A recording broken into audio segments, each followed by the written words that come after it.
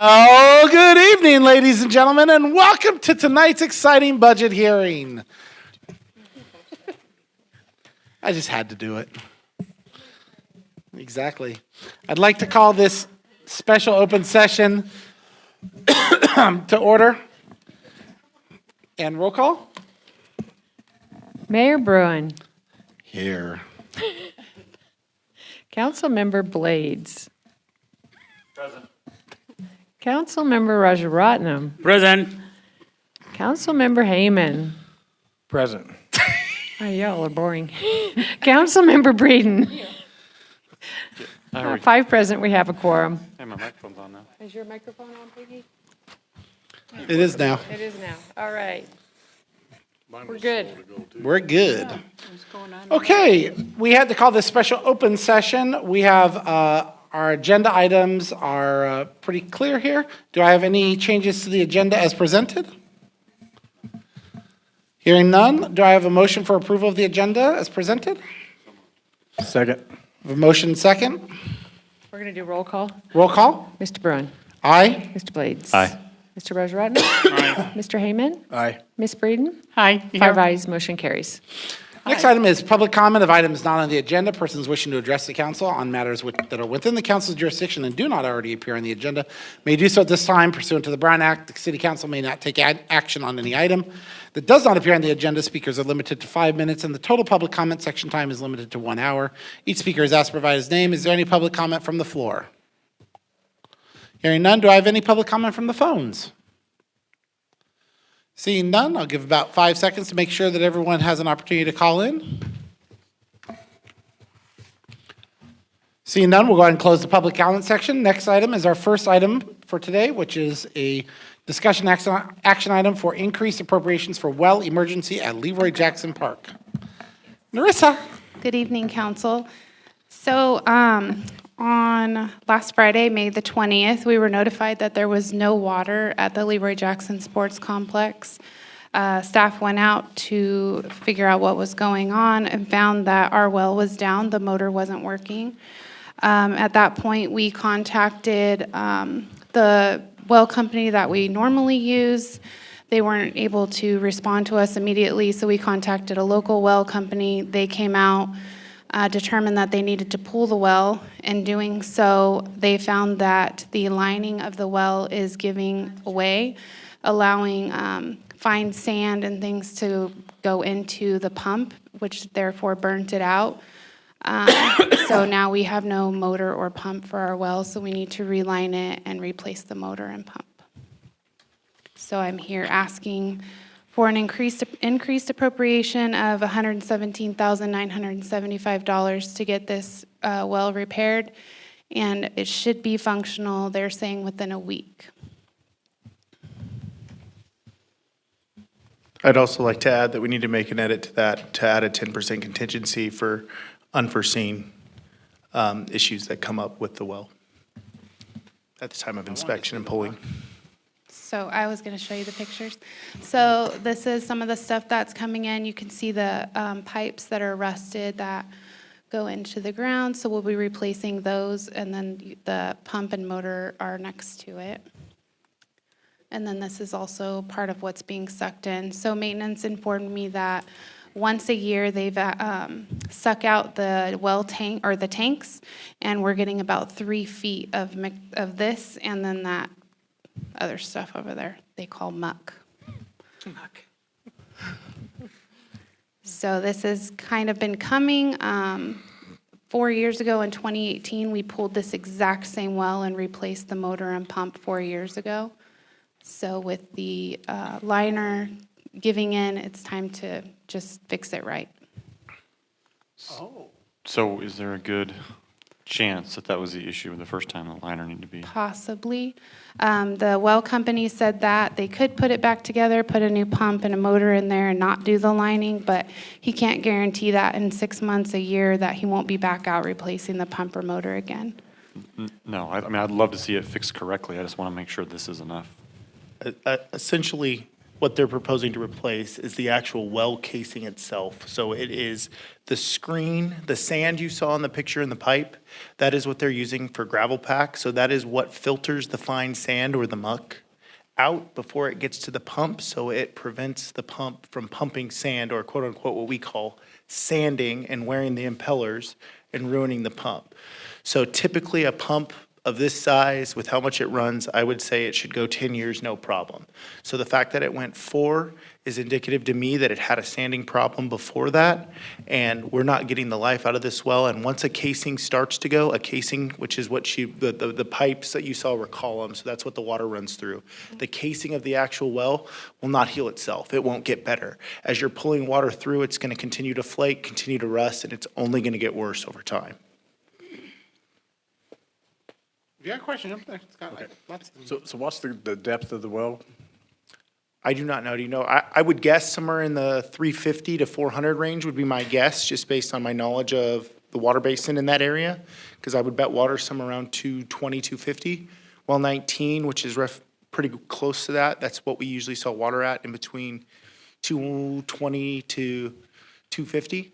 So I would guess it's probably, typically they drill 50 to 100 feet deeper, so I would guess it's somewhere in the So in between 3 and It's sitting 400. with plenty of reserve for future, For loss of well depth. Future draw, I would say it probably most likely is, but that is definitely something, as we do it, we'll evaluate and look at it, and that's why Before I we asked for put all the this work into the contingency. casing and- We're gonna go out there, this just got brought to my attention today, so we'll go out there next week, do a detailed assessment, and we're gonna put together a checklist as well for the maintenance staff to monitor these wells in the future, so that way we can better budget for these items, because what the pump rate is, the amount of power it's pulling, that tells a lot. That tells the story on what the well is doing, how it's functioning, and that will give us the data that we need to better project when we think failure will happen or when we think maintenance is necessary. Good. Peg? It's clear we have to do it. I can't imagine there's any alternative, so I think we need to do it, go ahead and do it to the best of your ability and what we've been told by our experts. I'd recommend increasing the appropriation amount to 130. That's what I was gonna, you stole my question, you I'm sorry. turkey. What was my exact question? Is you said, I don't know exactly what, I just got information. I was gonna say 150, but I was gonna say, because I don't, what is the other possible cost if you open it up and there's more problems? So it's going to depend. I haven't got to see what the diameter of the well Would be is, depth. haven't got to do actual gravel pack calcs, things like that. So these are probably just guesstimates is my guess. So I think going to 150 as an appropriation would be appropriate, just because the last thing we want to do is we want to get in there and have a contractor on site where we can get our park up and running and watering so we don't kill all the grass. It's the hot season, in a timely manner. And to have to time another council meeting could prove Detrimental. Detrimental, thank you. That's the word that I was thinking, but I couldn't say it. And that's Could what, be and detrimental to that's the what I'm saying, park. is if So- we, I mean, don't spend 150 if you don't want to spend 150. I think there's enough trust there in that regard, but. Right, if you make it 150, whatever's not spent just rolls back into the Right. reserves anyway. and You we'll mean I make sure can't put a that- Cadillac in? I can't put stainless steel everything? Well, you can if you really want to get a few people further fired up, but I mean, the bottom line is we have a well to fix, and I don't really like sending you out there with a checkbook and saying, hope you don't spend over 117,000, because otherwise you got to come back and ask daddy for permission again. Now, come on, yeehaw, let's fix it. I mean, I'm sorry, yeah, that's what I feel like, is if you don't have a full assessment of it, then let's give you a little bit of a buffer so you can get in there, get your hands dirty, get it fixed right, and make sure that we do it right from day one, because 4 years ago, I'm gonna bet, and Peggy, you were here, did we try to do it as cost efficient as possible? So we probably stuck a pump in a Band-Aid well to limp it by, and it limped by for this long. And I would bet money that if we had a way to look at flow rates and things like that, I bet you it would have given off the telltale signs to say, hey, I'm falling apart, you need to do something. Yeah, something that sanding was happening. Correct. Yeah. Because whenever you have your sanding, it wears impellers, and you see a dramatic decrease in flow rate almost overnight. Yep. So, We would have caught it at an earlier stage. Exactly, and been able to time this to do it in the winter months, things like that. You're Yep. exactly right. Okay. That's only the recommendation I have, Solomon. I mean, so definitely, as Peggy said, something that needs to be done. If finance director doesn't have any problem spending that money, then I'll go with that. I spoke to Cherie before coming forward. We assume so. Yeah. We all have to speak to Sherry before. Stuff has to get fixed, but, and that's the thing, is if we're doing it right, that's what I think really is at the heart of the conversation, is are we doing it right?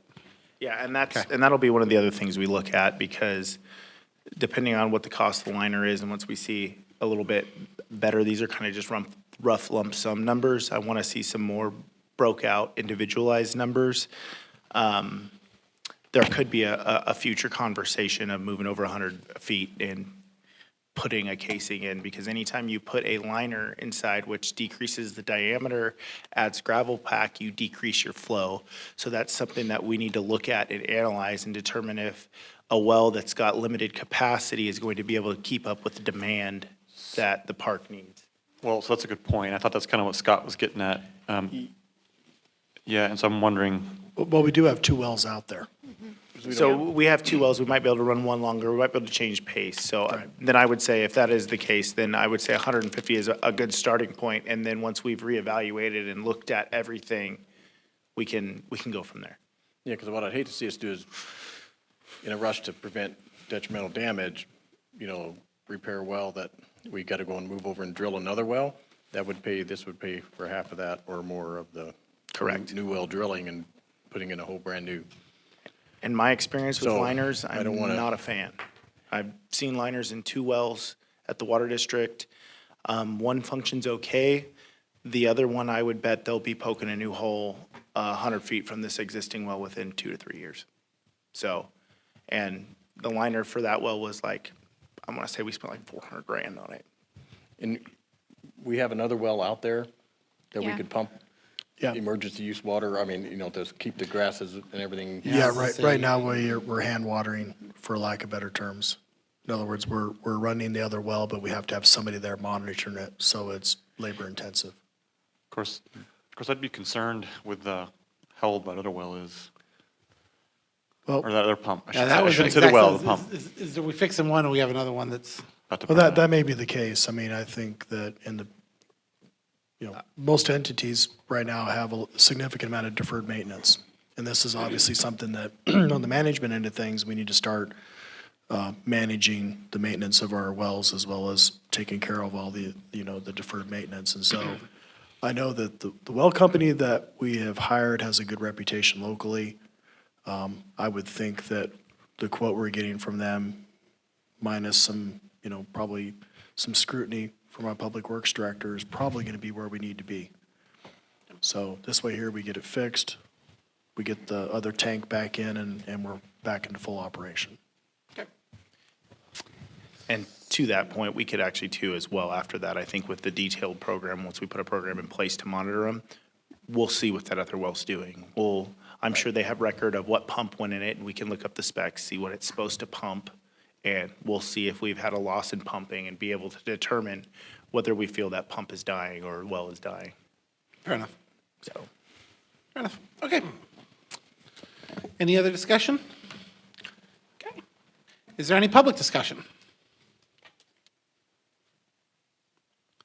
Okay, seeing none, I'll bring it back to the council. Is there a motion for approval of the proposal or with amendment? So moved. I don't know what the amendment was. Was it 130 or 150? My suggestion was 150. That's what I was making. Okay. I would say, I'm not making the motion. 150. Is that what the motion is? Yes. Okay. Okay, thank you. for There's a clarity. motion for the approval with the revision at 150. Thank you. All right, and I'll second with the amendment. Mayor Bruin, Aye. Mr. Blades, Aye. Mr. Rajaratnam, All right. Mr. Heyman, Aye. Ms. Breeden, Aye. 5 ayes, motion carries. Okay. Now we get to the fun stuff. So good evening, everyone who's here. This is our 2022-2023 budget workshop. There are information, again, that's been released, and we'll be going through our entire proposed budget by department. This is our opportunity to both look at the future of what we're doing, the things that we want to accomplish, as well as have a larger discussion about strategic direction. I look forward to the conversation. I will call for, opportunities for input at different stages throughout the course. And I will turn this over to Cherie and let her take us down this road. All right, good evening, council. Whoops, wrong way. So tonight, staff will be presenting a sustainably balanced budget for your review and consideration. But before we do that, we want to say thank you to the over 700 residents that have participated in the community conversation. Through this interactive community survey on local service needs and priorities, we are incorporating this feedback in this year's budget process. Although the city is striving to repair our local streets and roads, Ridgecrest residents have told us that this is their top priority. So we are going to continue escalating our work on street sweeping and repairing our roads. And we know that it is fiscally responsible to escalate maintaining our streets, roads, and potholes now so they don't deteriorate and become more costly to fix in the future. Public safety, specifically fire prevention and emergency medical response services, are at the top of resident identified priorities, and we have prioritized it as part of this year's budget process. The fire department must respond to 2 or more residents at a time almost every day. So without an additional source of local funding, the city may need to close one of the 2 city fire stations, increasing emergency response times. And then property values are important to our community, and well-maintained streets, roads, parks, and recreation centers help protect property values. A vibrant economy is vital to the health of our city. Programs that retain, attract, and help expand businesses in town are important to creating jobs and maintaining a vibrant local economy. The following priorities have been identified by Ridgecrest residents: maintaining 911 emergency response times, maintaining emergency medical response, continuing city street and pothole repair, maintaining Ridgecrest fire services and keeping both fire stations open full-time, and maintaining programs to improve the local economy and job creation. Throughout this year's budget process, we will continue to solicit and incorporate resident feedback through the Ridgecrest community conversation. For those that have not participated yet, you can go to our website and fill out the survey there, and we will continue to keep you updated on the results of the conversation. So tonight we're going to go over the general fund budget, the Measure V budget, and then a staffing review. And then we'll have our department presentations. We're going to have the economic development and admin, and then I'll do the finance, and then information technology, parks and recreation, public works, and then finally police. So for our general fund budget, we're estimating for the fiscal year 23 proposed budget, $25 million, and that includes 4.9 in budgeted reserves.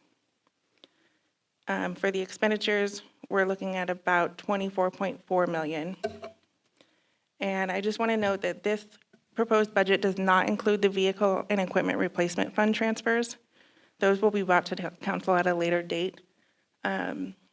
We created the fund for this, but due to a little system glitch, we were not able to budget for it. So the Finance Committee is working on getting a policy written for our vehicle and equipment replacement fund. Once we get that policy together, we'll bring it to council for approval, and then at that time, we'll also bring the budget.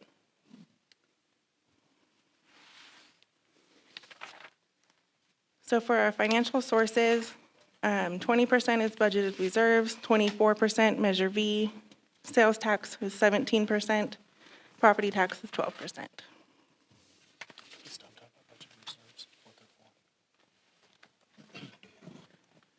I noticed when you look at the chart here and you're seeing 20% budgeted reserves, those are primarily capital projects, they're road projects, and most of that money is Measure V reserves that are heading towards the roads. I didn't want you to think they were balancing our budget on 20% reserves on ongoing expenses. These are one-time capital projects. This is carryover money from, this is the carryover money from 2019 through 2020 for projects that didn't get completed that we're now catching up on. And new projects, and Yeah. then Mr. Reed can explain those projects further. I just want to make sure that that was covered, because that is a big percentage that could be a red flag. So our uses by department, we have 38% in interfund transfers. A majority of that is Measure V, because we do transfer from the general fund to Fund 102, the gas tax fund for Measure V. 30% is police services, and then the rest are very little compared to that. Parks and Rec has 9%. So our expenditures by type, the other financing uses is at 38%, and that is the interfund transfers. Personnel is at 37%. Services are 18%. Just want to clarify just real quickly, just important points that I see. Our debt service is 1%, right? We are not an indebted city as we start this conversation. Well, yes and no, because this is the general Not fund. substantially indebted, it's minimally indebted. Yes. So for Measure V, for this year, we're estimating to bring in right at 6 million, and we're budgeting 4.9 million for reserves. The expenditures are going to be about 10.8, which matches our reserves. The fiscal year 21 carryover was 6.3. We're estimating to receive 5.9 in revenue. We'll be spending 6.6. And so we are actually going to be using about 667,000 of our reserves. So the fiscal year 21 and 22 carryover amount is going to be roughly 5.7 million, and we are budgeting 4.9 of that. So we're estimating that at the year end of fiscal year 23, we will have 787,000. And the reason why we're keeping that amount in there is we do have a potential road project that we are applying a grant for, and if we get the award, we're going to need that funding to cover the city's portion of the grant. And that would be Ward Project Number 2.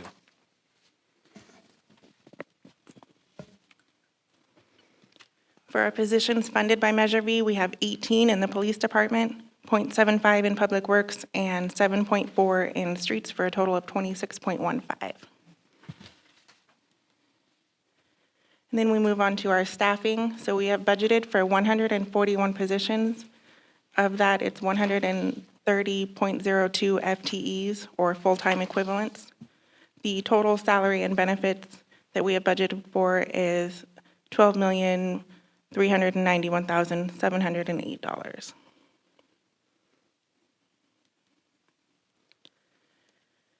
This is the position budget by fund. As you can see, most of our positions are in the general fund. We have 93.52 positions there of the 130. We have 10.32 and 102. The new one this year is the 104, which we have 3 positions, and I'll get into that in just a little bit.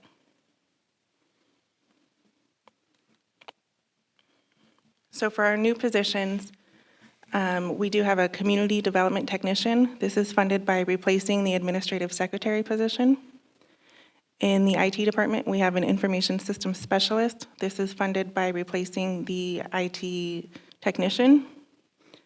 In Parks and Rec, we'll have a recreation assistant, which is funded by removing 3 part-time positions. In solid waste, we will have 1 code enforcement officer who will be in the new fund of 104, and that is funded by the Illegal Dumping Resource Fund. And then we also have an additional code enforcement officer who's going to be in the general fund, and that is funded by the waste management contract. And then in streets, there are 2 maintenance worker 1s that will be in the Fund 104, and that is funded by the Illegal Dumping Resources Fund. For our budgeted promotions in finance, we would like to promote the accounting supervisor to assistant finance director. In Parks and Recreation, the recreation supervisor to Parks and Rec director. And in community development, the administrative analyst two to city planner, and that is a planned promotion upon completion of certification. Sheree, are you taking questions during this, or would you rather wait till we're done? I can Your take questions choice. during. I would say, I would say, I'm just waiting for you to have a break point, or if you want to call break points, or call Sure. for any questions. And I mean, you probably have a better flow to where you're going presentation-wise, and why don't you say, are there any questions? And then that'll cue us into asking versus interrupting you. Okay, we can do that. But seems like it's a good point. We stopped. Are there any questions? How many code enforcement officers then do we have? You're getting 2, so. So that will be, 3. yeah, that will bring us up to 3. Thank you. I'm sorry. Yeah. My other question was, I'm just trying to remember going back, we had a budget at 130 positions. Do you remember what the total positions was before we really had to start doing the general cut down? I'm just trying to remember how many positions we had back in 2012. I think it was close to 140, 150, because I do believe we shrank by a third, or 28%, I think was the staffing reduction that we saw. Okay, thank you. If you want, I can explain the code positions a little bit more if you need more. I just wanted to see. Okay. Thank you. No problem. So we do have some salary schedule adjustments. Just to give you kind of a history, PAIR and UFCW members have not received a cost of living increase since July of 2013. Since then, the CPI has increased by 18.1%. Confidential and mid-management members have not received a cost of living increase since July of 2008. And since then, the CPI has increased by 24.9%. So in this budget, we have adjusted management and wastewater salary schedules. We have removed 4 police officer positions in order to give officers, sergeants, and captains a 15% increase, and all other positions have been budgeted a 5% cost of living increase. In 2020, we received the total compensation study final report, and this report highlighted that of the 38 positions that were compared to other cities, 28 of those were underpaid by an average of 12.8%. As of January 2022, considering the CPI increase since January 2020, 36 of the 38 positions are now underpaid by an average of 15.1%.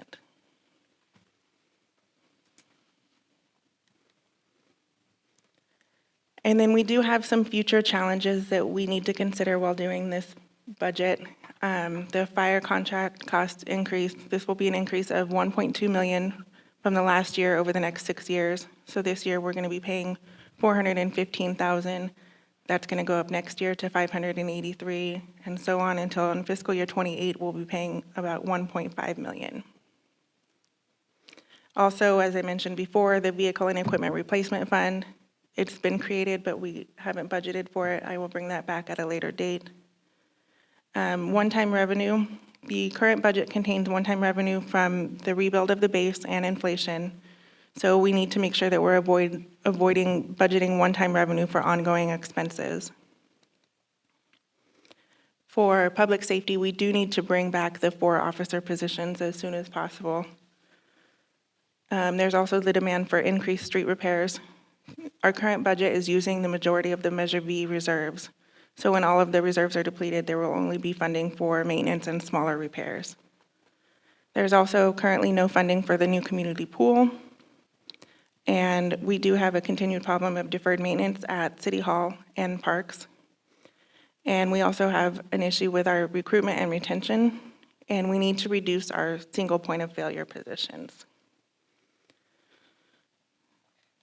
So that is all I have. If you have any questions. I do, I have 2. When you said, would you go back to the police officers when we, when we find it available to bring back the 4 officers, what is the criteria for determining that we see the point we can bring them back? Sustainable funding that we can budget to. And how much do we need to see? I believe it, Approximately. approximately, I think it's 450,000. It was law of diminishing returns. Recently we've had a significant number of officers that have left. And it's been very difficult to replace them. Now I know that Captain Dampier will talk a little bit about what our plan is to, how we're going to recruit in the future. Back several years ago, we used to recruit locally, put people through the academy. When we became not competitive with Kern County and Inyo County, a lot of our officers could still live within the city of Ridgecrest and work at Kern County and Inyo County. And so we developed a strategy where we'll recruit people from Tulare County, other areas, and then bring them in. Some stayed, some left. However, with the current environment with law enforcement and it being very difficult to get people to work in the field, we're going to have to go back to recruiting locally. So we're hiring people that have, the roots here that are going to stay. And that was part of the reason why we looked at doing the 15% increase, is because it puts us up equal to Kern County and Inyo County.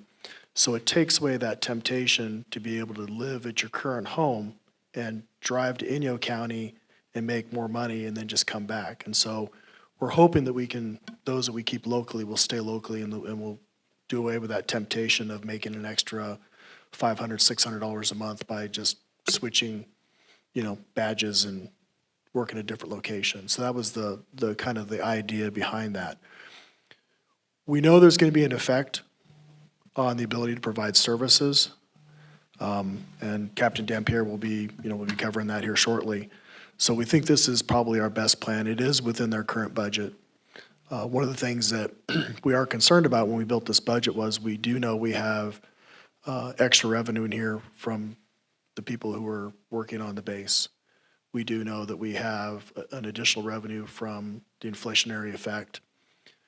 We also know that we are getting additional funding because of the Wayfair decision, which then made it us able to trap more sales tax to our community on online purchases, which has brought some funding in.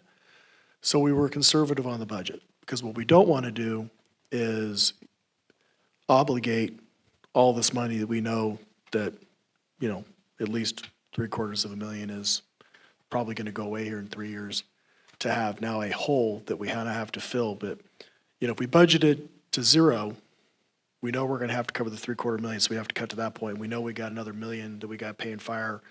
So in theory, we'd be $2 million in the hole if we weren't responsible and strategic on how we did our budget. And that's how we were building that this year. You answered my second question about the 15% increase, so those were my two.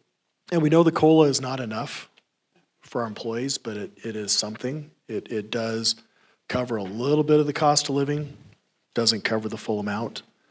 We know we need to find new revenue, or if these projections stay current, then yes, we might be able to look at something. But we still have, like I said, a significant number of single points of failure within our current staffing.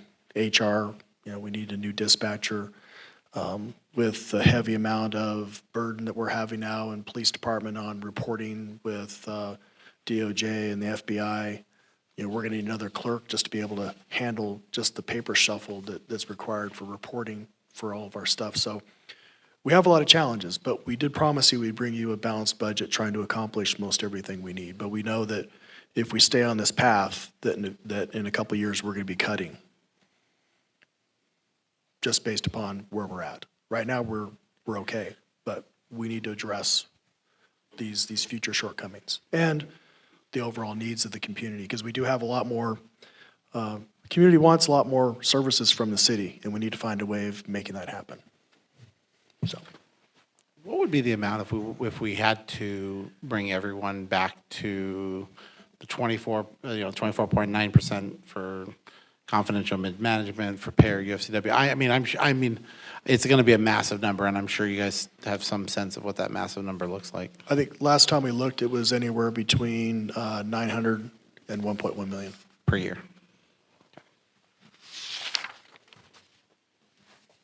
So in the new hires on the police officers, are we looking at putting them through the academy? Yes, this budget does include funding to put 2 officers through the academy. Do we have any clause, or have we had any clause in the past where if, we are putting them through the school and hiring them, that you can put a 6-year hire or a 4-year hire? Or is that an option or legal option? No, it's not a legal option. Okay. We can't do that. It's called slavery. Slavery? You can't legally give somebody a contract that requires them to stay in the job for a period of time. It's called slavery. Huh? I know, other groups do this, and so it's called payback, not slavery. Yeah, one of the issues is, But the person can still leave the job. That's the unfortunate thing, is you can't create a legally binding contract to. right. You can make it disenfranchised incentively, but you can't physically make it. I'm sorry, that was an old civics lesson I learned. That's one of the problems that the Kern County Sheriff's having, because of their environment and their pay. When they run the academy, they'll hire X number of officers, and a certain percentage of those officers will leave mid-academy and go to the city of Bakersfield because they pay so much more. And as long as we're taking reimbursement from the state through post, we can't. Now, we can incentivize them by saying, we'll give you a hiring bonus, and then if you stay a certain amount of time, then you will get that bonus. But, but some of these agencies are paying so much money, and there's some that will actually cover the bonus to recruit them. So, one of the big reasons that the city of Bakersfield has that competitive advantage over Kern County Sheriff's Department is because they made the choice to adjust their sales tax base, correct? correct. Sherry, can you go back to the original numbers where you had the revenues and expenditure? Which one? The slide with I think the first page? The first page. First page. So this 2021-22 estimated 18,850,000. So that is what you are estimating by the end of this year? Yes. Okay. So you are proposing 19,117,000. So based on what we are estimating, the increase is only like 1.42%. So with all the revenues we are expecting, with the growth taking place, don't you think it is too conservative to project only a growth of 1.4%? We've been told that the growth is probably going to slow down significantly, and it's just going to stay pretty even with what we're receiving this year. It's going to go up a little bit, but it's going to stay pretty even. But, we have so many restaurants, we should have sales tax and measure V from that. And then TOT should increase because of the California Welcome Center. So are we not accounting for all that increase and showing only a meager increase of 267,000 from last year? So that's something I'm not able to understand. So with the TOT, last year we budgeted 1.4 million.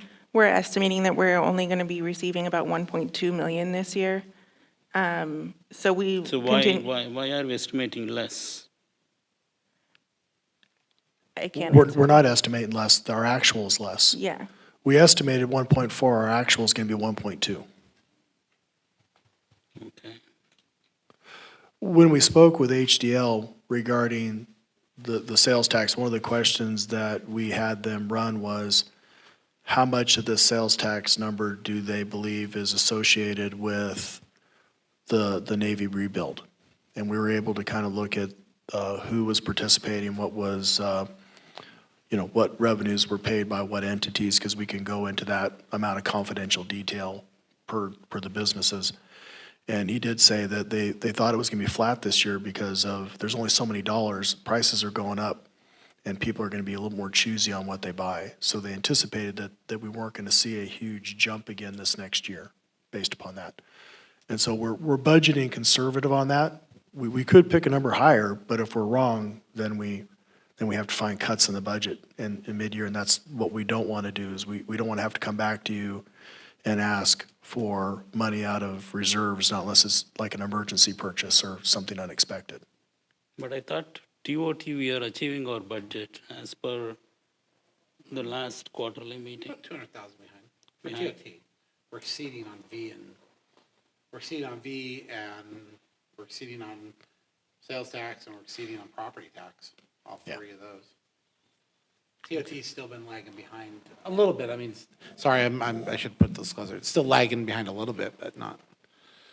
Yeah, But- most of these numbers have been verified through, one of the things that Sheree and I have done in building the budget, we've hired consulting firms to help us with our estimations. So it's just not Sheree and her staff kind of guessing at the numbers. We're really trying to work and see how the trend is working nationally, statewide, countywide, and then citywide, and then pick numbers we think are realistic. I mean, we could always, you can put wild numbers as your revenue, then put wild numbers in your expenditure. But at the end of the day, if we're wrong, then we go back to what we were back in 2008, 2009, and we're making mid-budget cuts because our projections were too high. Yeah, I understand that, Mr. Stein. See, Yeah. we are talking about so much of growth and spending so much money on parks and recreation. There should be a return on that investment, right, for us, by way of increasing our revenues. Am I saying that correct or not? You mean as in the fees that we charge for the facilities? Well, Just growth, just Yeah, natural right now, General growth, yeah. Yeah, right now what we're looking at, when we, revenue over expenditures on the park, I think right now we're estimating we're gonna get back about 30% of our expenditures on the programs and parks. We're never gonna have that high of a return on investment. We're always gonna subsidize programs. We're gonna subsidize parks, because there's just no way you can charge enough fees based upon our demographics to have them fully paid for.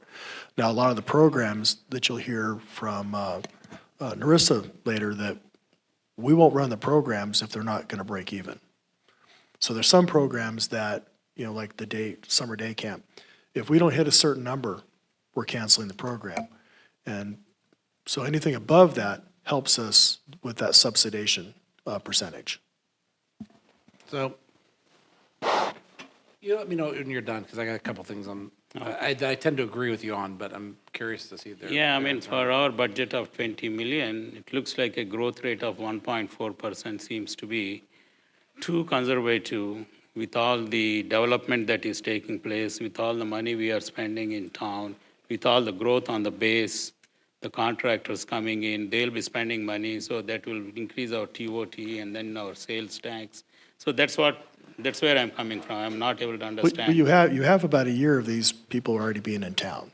So we're not seeing, we will see a growth in those folks coming this next year, but the number won't be that great. They're already here.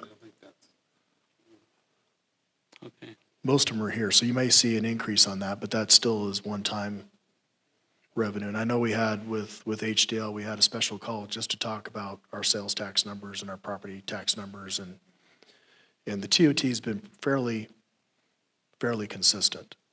In fact, last couple of years it's been below, but, I think we budgeted 1.4 million this year, so. Okay. Go ahead. Go ahead. We're gonna be, I'll ask again. here comes the finance people coming in. That's okay. I don't disagree with some of the things that you're saying, but there's some things in HDL that aren't making sense. I agree with him on. I agree with you that if the assumption is that we're going to see recessionary pullback in spending on our citizens base, if that's what the predictive variable is, that would make a little more sense than a lack of continued growth in regards to the base. Because the base probably will maintain its same level of construction crew or increase in this fiscal year that we're talking about in the 22-23, because the peak point is not scheduled until March, April next year. So that doesn't quite play out in terms of the base's impact. If we said we're expecting recessionary drawback from citizens, that makes a little more sense on the HDL side. But I would be curious to know how much they're expecting that recessionary drawback to be on, because there's at least 3 variables that I've seen in finance that we're exceeding. And when I understand what Solomon's calling out, we have a 12-month lag on property tax, right? If we said that in terms of a reasonable change delta, we see property tax bill is going to be reassessed every time that property is sold. So essentially, a house that was sold, okay, in the last, say, 6 months, we are probably not seeing the actual property tax change or the delta yet, correct?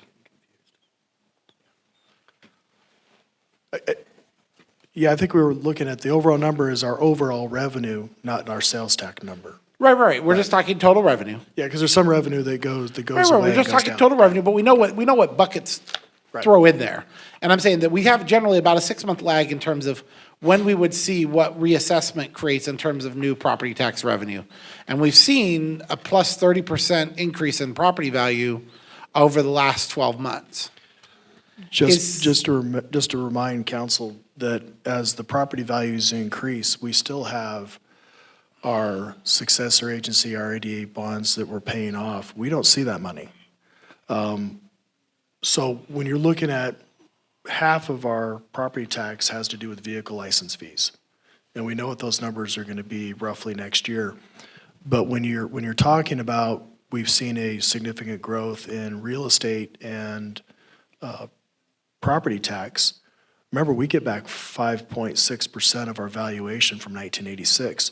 All of that increase in the increment that was in that RDA area at the time, we only have, I think, maybe 3% of our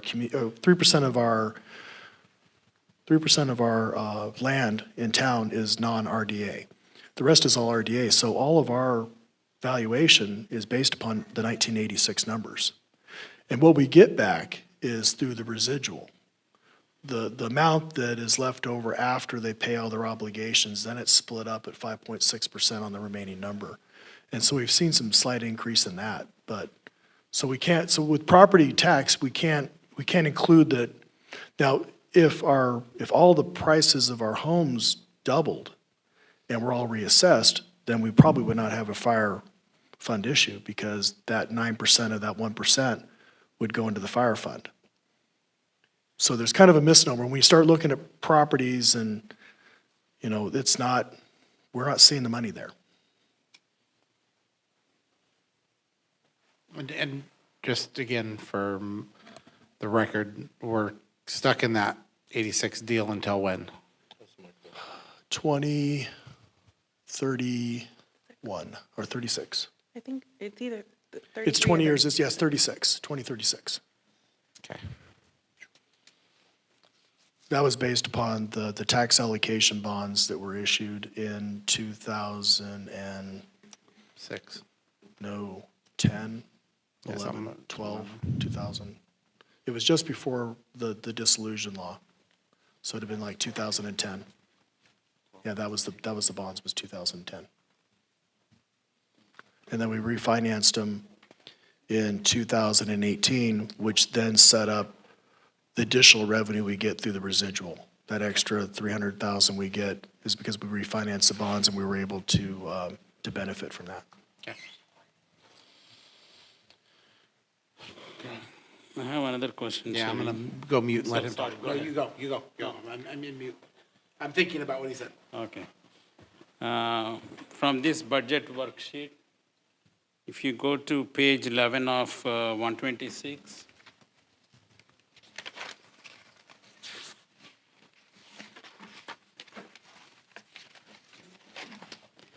So my You want- page numbers are going to be a little bit different than yours. So yeah, that's what I was going to ask.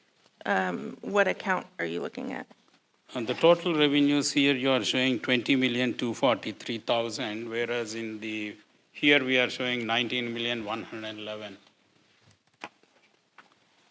Are you looking at page Page 11 of 126, that's what What's it's. the bottom page number? Bottom page number 168. So 158, sorry.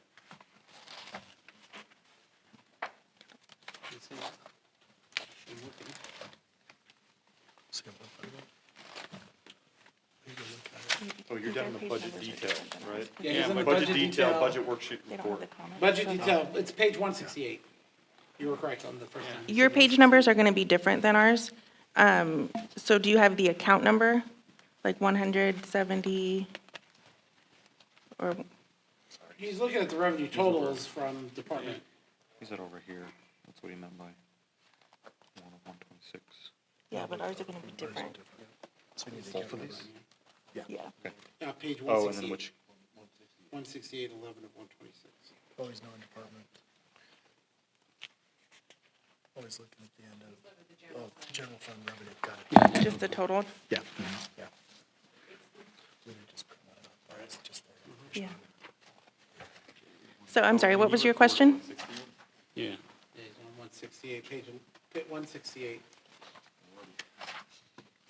He's just looking at the revenue total, bottom line is not matching the revenue total on yeah, the right, Excel spreadsheet that's in front of us.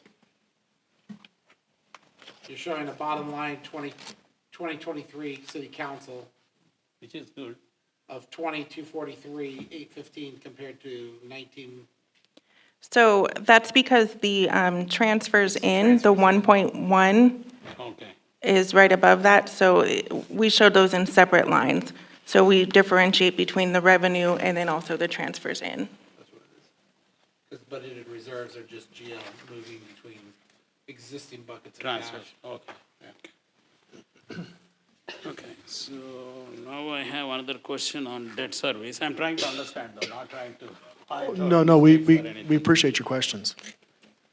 One of the issues that we've had that I had Sri hit our auditors up is, can we show budgeted reserves, and we can't. It's one of the GASB rules, you can't do it. So when you look at the budget and you see that it's, 4.1 million to the negative, you're like, well, can we just put that budgeted reserves in the line item? We can't do it. It's against the accounting rules. So we have to show it on the spreadsheet. So page 12, Sherry, where you had the general fund summary by type, Yes. The debt service which you showed under expenditure, 152,911. Yes, So that's wastewater, correct. correct, right? So just wanted to make sure. And then you had another we had PERS COP's debt service fund, you showed 1,120,000. Yes. So, but in the balance sheet which we had, that is shown as 1,517,000. So I just want to make sure which one is correct. That's from the balance sheet of last year. Let me look at that. Fund for Yeah, Fund 191. that's somewhere, 1 second. Sorry, No, it's good. We're looking at Fund 191. this one, I'm looking at actually the last year's financial statement. So here we have 1517 per COP, right? Oh, I see. So this is just the general fund portion of the payment. Each fund that has employees in it is paying towards this. Okay. Yeah, thank you. You're welcome. I need to understand how to match those numbers.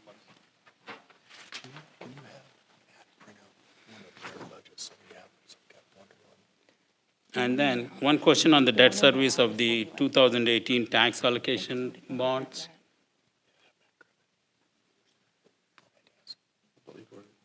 Un momento, technical moment. Sorry. But yeah, we're trying to get one that we're one-to-one with you guys, so we know when you say a page, we can get right there. Okay. 2018 tax allocation bond debt service, so is that included in our expenses? Or does it come separately from somewhere? So that comes from Fund 939. So which is not in this general fund summary by type? No. Okay. And how about ARPA funds? Where do we show those? So with the ARPA funds, we showed the estimates for what we're spending this year, but we did not budget anything for ARPA because none of the projects have been approved yet. We are going to come back for council approval with every project, and so they will be budgeted at that time. Yeah, it's going to be Fund 272. Okay. So we have the first tranche of money that we received last July. We're going to receive the second and final tranche of money in July of this year. It'll rest in 272. And then as we bring the projects forward, we'll bring you what the balance sheet is, and then so you guys can approve them as we go. We knew that because of the length involved from the time when we made that presentation, we got your direction that we told you we'd bring each project back individually in case there was any sort of change in priorities. Okay, that's good to know. So, yeah, that's all I have for the time being.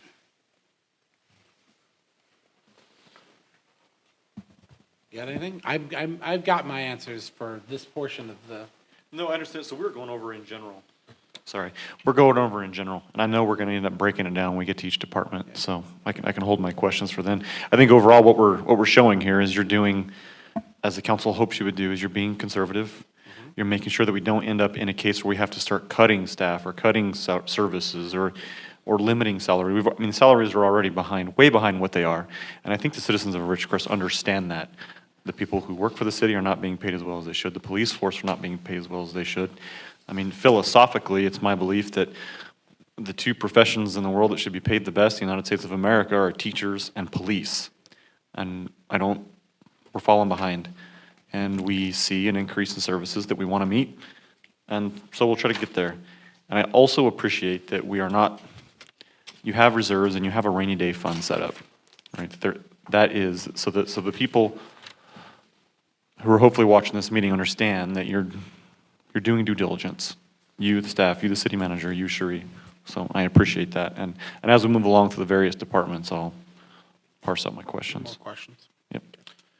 Peggy, Scott, anything? Okay, so I'm going to ask if there's any public comment at this stage. I'm going to break between each of the departments. So this is the general fund. We've covered all of our general fund staffing at this point. Is there any public comment?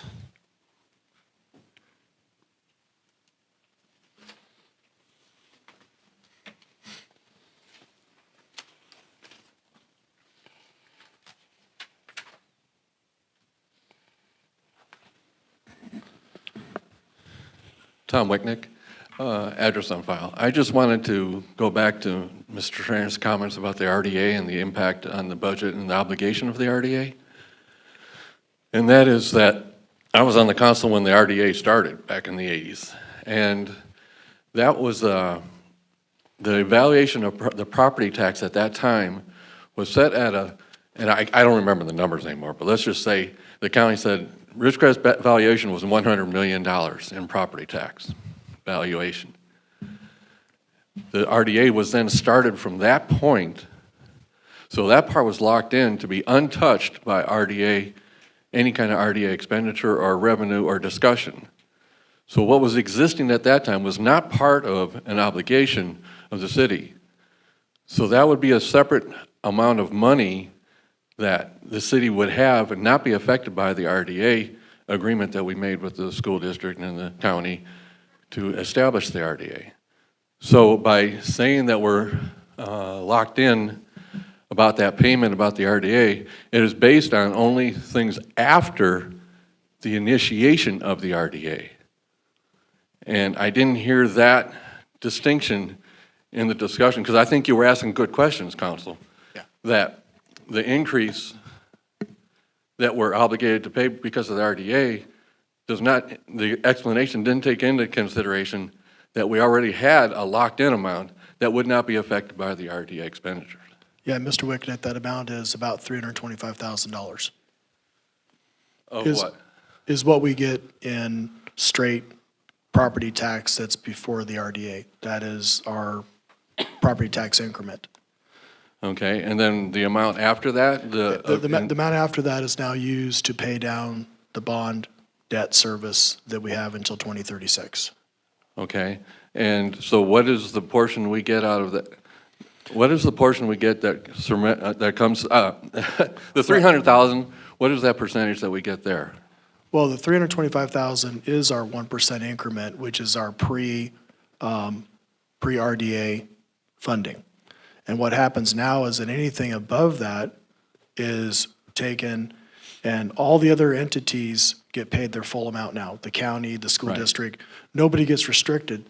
So now our increment above that amount that was set in 1986, Right. then is separated and is used to pay off our bond debt. I get that. And I understand. then anything left over from that amount is then divvied up based upon how the stakeholders' increments are. So our portion of that rotates anywhere between 5.4 or 5.7% a year, and it depends on the formula. And so of that excess, so let's say you take off 325, and let's say there's $1 million after that, and our bond debt is 900,000. Now we have 100,000 that is now residual, that is then broken up based upon how the tax rate is done. Like 71% goes to the school district, including ERAF, 14% goes to the county, 5.6% goes to the city. So we get 5.6% of that residual. Right. Okay, I get that, but I think you're missing, maybe I'm not saying it right. Well, But I'm just saying we had that- a lock-in amount, and again, just use numbers for discussion. In the 1980s, 1980s, we had $100 million in real estate.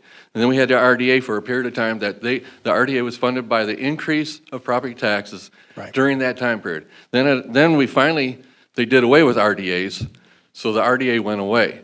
Now, so And we, with- and so with that- and from with that from that point forward, now that revenue should be ours and not part of the RDA. Well, there happened to have been a law that was passed that delineated how the money was going to be divided, and that's what we're going upon. I'm sorry, I didn't catch, I didn't follow that.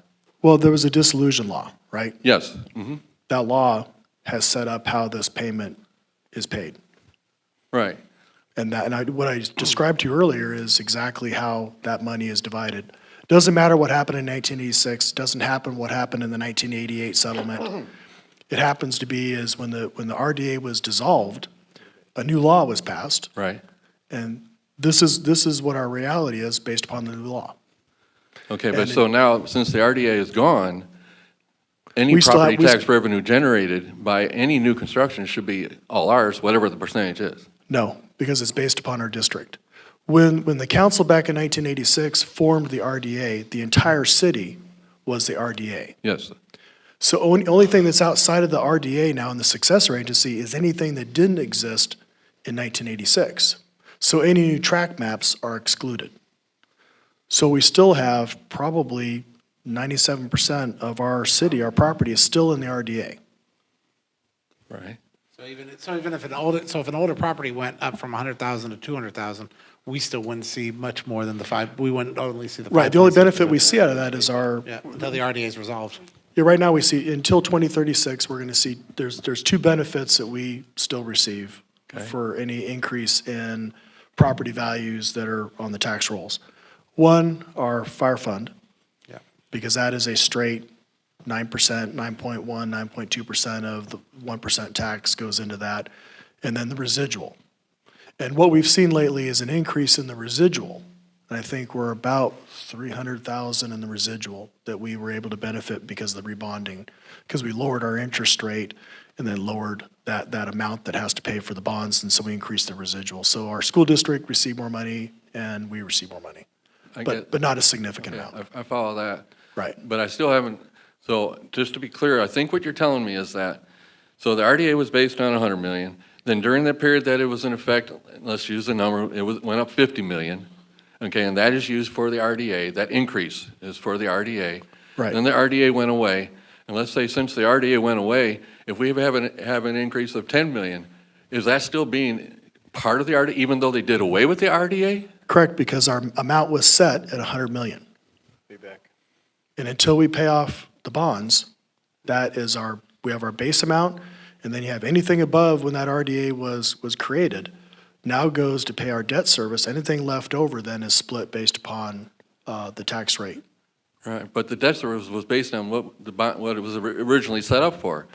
And Correct. we're not putting any new amount into the RDA anymore. Correct. Right. But in 2010, they issued those tax allocation bonds at about 25.5 million, and that's what we're paying off now. That doesn't sound fair, that if they took it away, then we should have just gone back to the way it was. And But you're we still telling me that- we still have a debt that we have to pay I get off. that, Right. but you use that portion that we got during the RDA, that amount is what's being used to pay that debt. Mr. Wicknick, I agree with you on that. Yeah, And in it's fact, I have a I call. think this entire dais would agree with you that it's I not agree- I fair agree. on behalf of the state. I agree with you, but I spent the first 2 years as city manager trying to understand how this happened. And we put a significant amount of effort to make sure that we were getting our fair share. I'm just telling you what the reality is. Okay. Until 2036, which is way too long for us to wait. Well, whoever's here in 2036 is going to be a little happy because they're going to get all that tax increment now. And all of a sudden, they have a new revenue source. That's the goal now, is revenue source 2036. I like that. Okay. No. Thank you. Any other comments from the public? Any other comments on the phone? No. Thank you. We'll go ahead and move on to our next department. We're starting with City Council, City Manager, correct? Or do you Community want me to economic do- development, yeah. Huh? Community and economic development. Oh, community, yeah. Okay, well, I'm following the book, not the slides.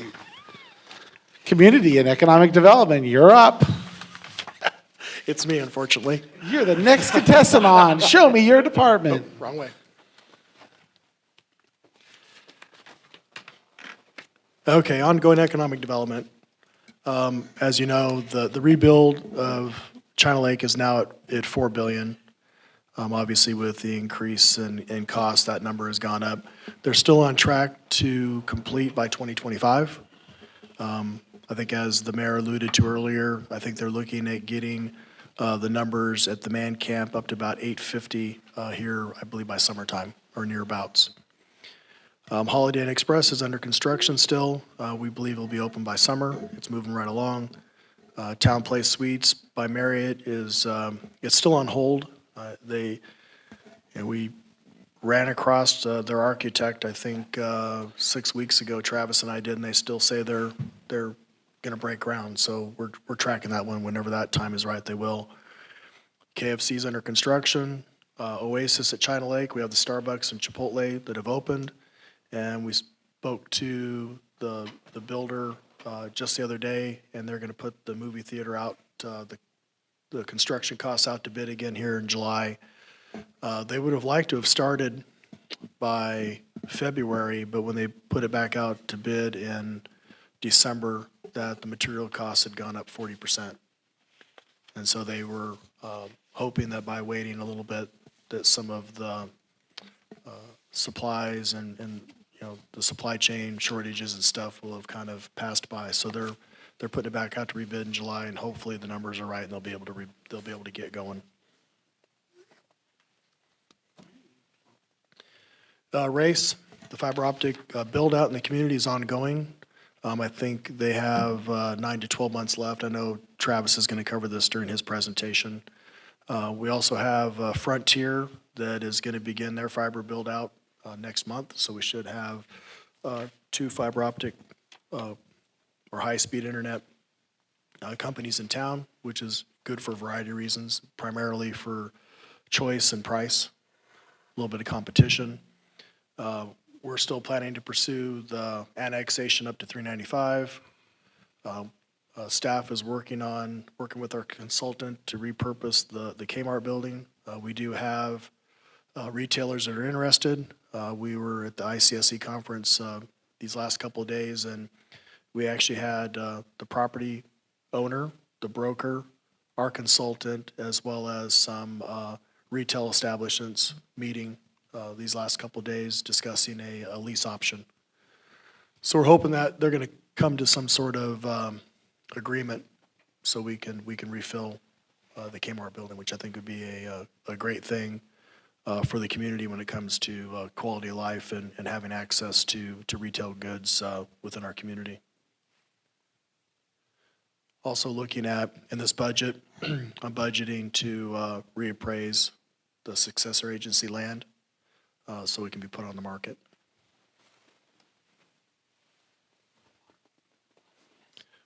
We've also budgeted in here a Wayfinder sign project. This came out of City Org. And this initially started with the thought of changing the name of East Los Flores to Civic Drive. But in our meetings with both museums, I think we found a more productive way to move forward, and that would be to do Wayfinder signs and advertise those areas significantly more than we're currently doing. And then the last item would be firework show support. I put in here 5,000.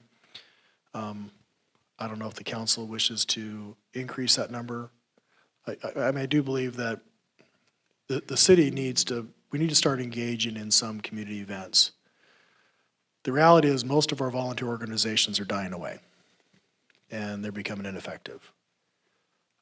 Really, it's leaving it up to the city to be the leader.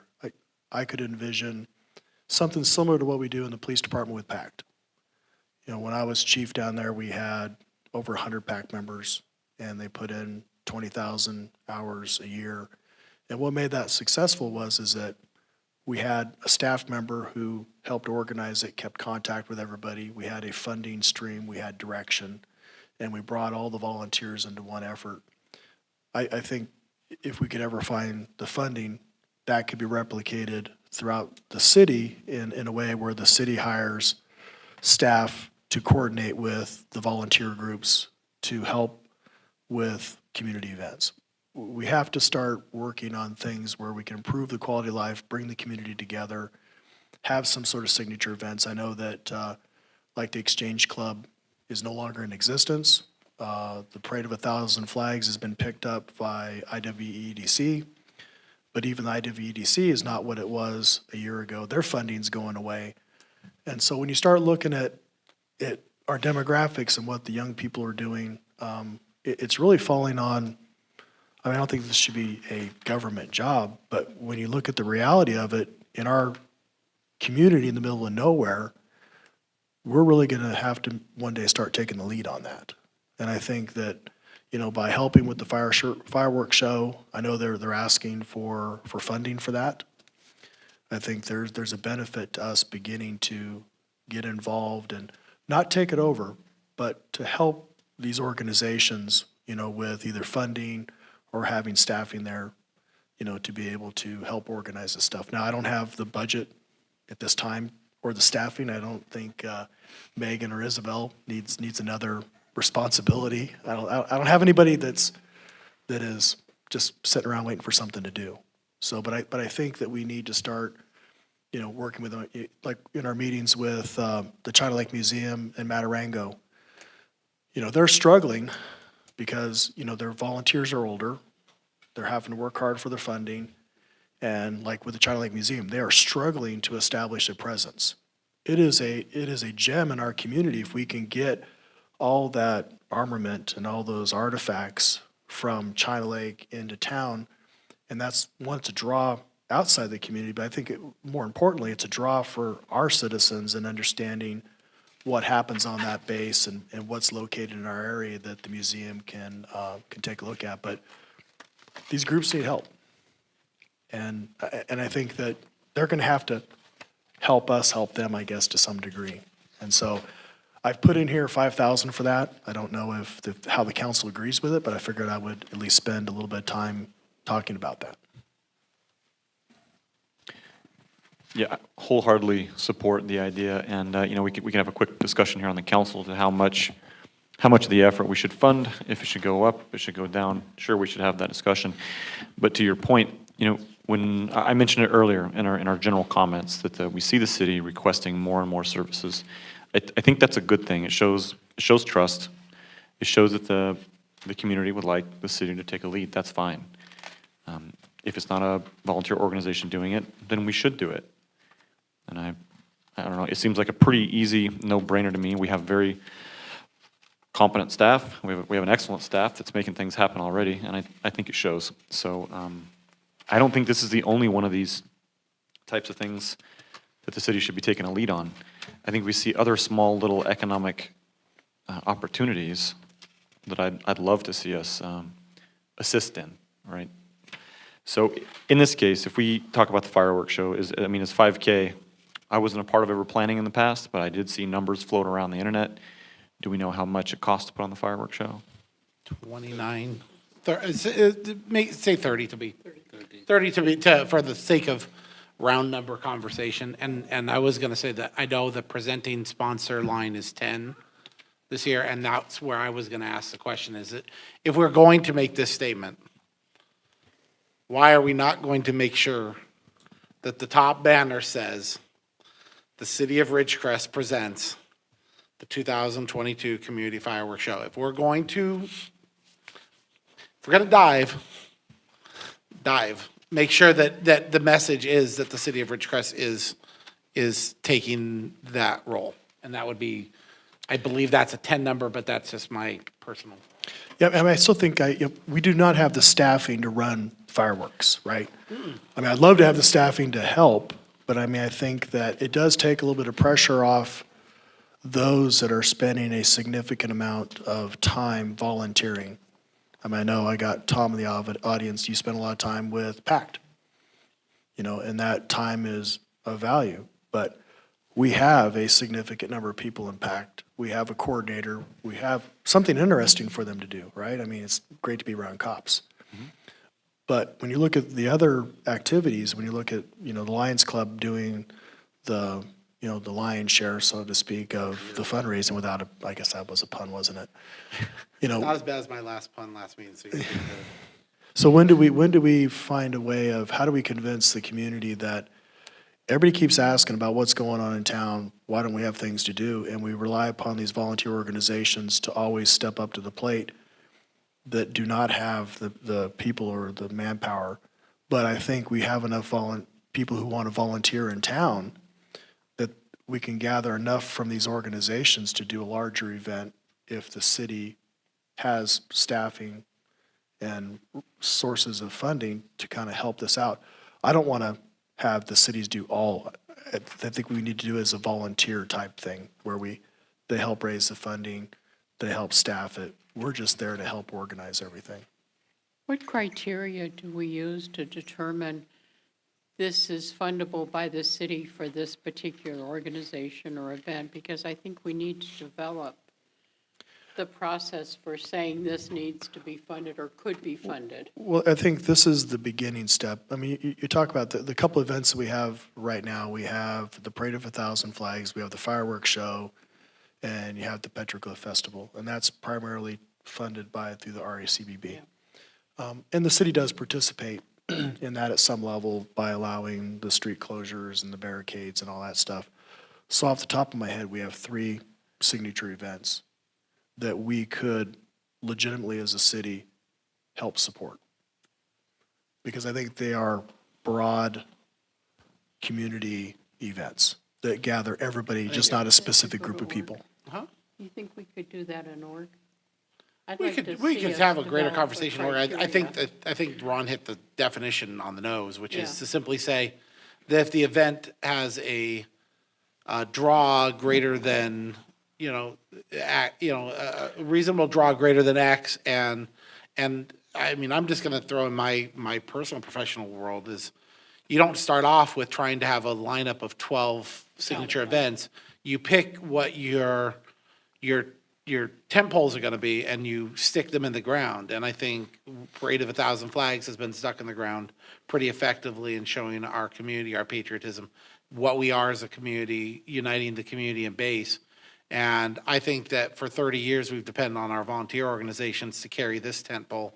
And I commend the city for sitting up and saying, no, we understand that this tent pole is part of what makes this community, And we understand that you're going through a transition, so what we're doing is we're signaling to you that we're going to not only provide, we may not be prepared to run out and run this event for you, and that's not what we're offering to do, but we're gonna make sure that you feel like you have the fiscal support of this, of the city of Ridgecrest. And I personally love that messaging. I think I would double it to 10, me personally, but that's me because I want that top banner position. I want the city to stand tall above a business that's putting in the same amount of money and trying to be on the same tagline with me. But that's me. That's a competitive mindset for how, and I mean, personally, that's where I also think that we make sure we get out there. And, you know, I remember last year's fireworks show, and, you know, after the show was over, there were myself, Steve Morgan, Chip Holloway, a couple other people out there picking up the trash and doing the cleanup afterwards is, you know, let's get our people involved and offer the ancillary things that aren't always just about dollars and cents, but are about saying, we as a city are going to be an active and involved role in these, at least these two temples. I just want us to understand that all the organizations that exist in this community and still do a lot for the community are going to come to us and say, I'm here, I Right. need help, I support this city, and I do a lot I of think things. the So we idea need to is develop that- a criteria for funding that. Right, I mean, I think the larger vision is if I had additional funding to hire 1 or 2 additional staff that just dealt with these and other areas, we could help in getting these groups together, similar to what we do in PACT. Yeah. Where we're not, maybe not, our staff may not run the entire event, but we have staff that helps coordinate the event, helps bring all the volunteer groups together. Because there's really nobody out there except for a handful of people that are doing that. And really, you lose your continuity because every time somebody, God forsake, dies, moves on, gets ill, they're looking for somebody else to carry the flag. And don't get me wrong, I don't think the city should carry the flag on all these events because I think it's great they come from the community. But to help with that, I think is important. I think it's great. I think it's great signaling. It's telling our community, we're not just going to sit on the sidelines, we're going to get involved. Yeah, I think it's a great start. And with what Peggy was bringing up with other organizations, this isn't so much an organization as it is an event and a federal holiday, a national holiday, something that I think a lot of people are, it's a very popular holiday. And so I don't know that we ever want to get in a position where we're, funding organizations. And, No. and No, I'm not talking clearly about this funding isn't organizations, no. I'm talking about. Right, and this is an event, I mean, it's a community event. I know it really brings the community together, and if we can be, I mean, would we be looking at, like, trying to organize a committee that would oversee this No. Yeah, no, No. not yet. No. What, So, you would from a budgeting perspective, why don't we just put 10,000 to each event, city manager's discretion. We have 2 signature events that we're supporting in this year's budget, and we have a year to develop a program if we want to expand that in the future. We know, there's no question, we don't need a parameter to tell us what our 2 signature events are in this community. We know what they are, that are community-driven signature events that we can budgetarily assist in the 22-23 budget. That's this one and that one. Petroglyph we leave off the table for now. We've already offered a lot of support to RACVB. We've continued to offer support to them.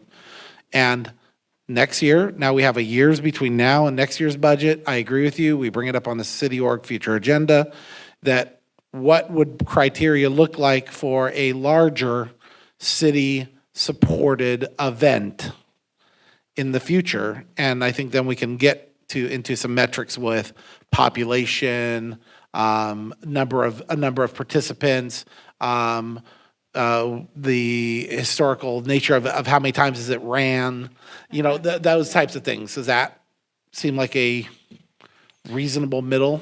I think it's a good conversation to have. So to add to my earlier comments, as much as I am supportive of this, we need to make sure that we, the city council, and we, the staff, are walking that fine line of course, still allowing not just the volunteer organizations, but businesses.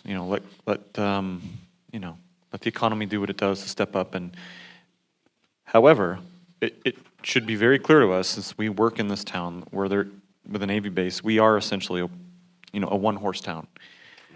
We know what gets provided on the base and what doesn't get provided on the base. We know that the city has to step up and provide some things, and augmentation, and take a leadership role if we're going to see other organizations not lead as much. To Peggy's point, there are still so many people out there doing so much work. So I want to make sure they still get that recognition and they still have the opportunity to step in more so than the city. I like it, and I hope our younger generations are getting in. As my grandfather is in the Elks. Right, well, my grandfather's almost 90 years old. You know, that tells you how these organizations are.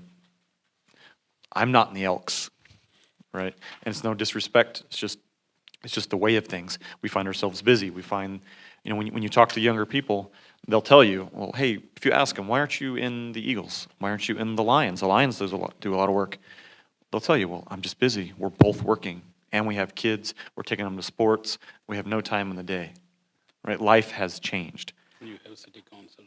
I happen to have city council. I don't get to see my kid as much I was as about to say, can you wrap this up? Because I No. want to see my kids at some point. No, I'm not. Hey, you volunteered for this, Eric.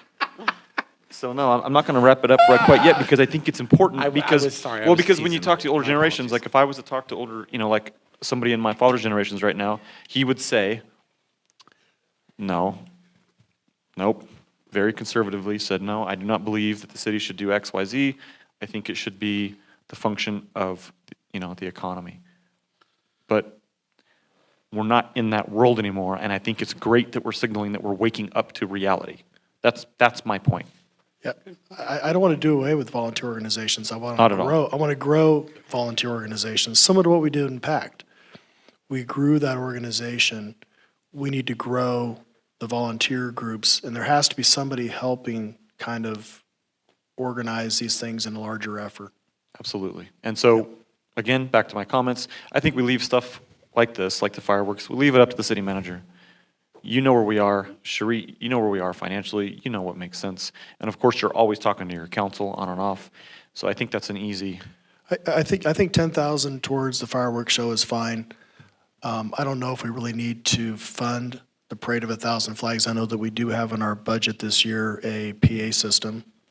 So then when we have these outdoor events like the Parade of 1,000 Flags, we can actually hear the mayor and the skipper and the admiral speak.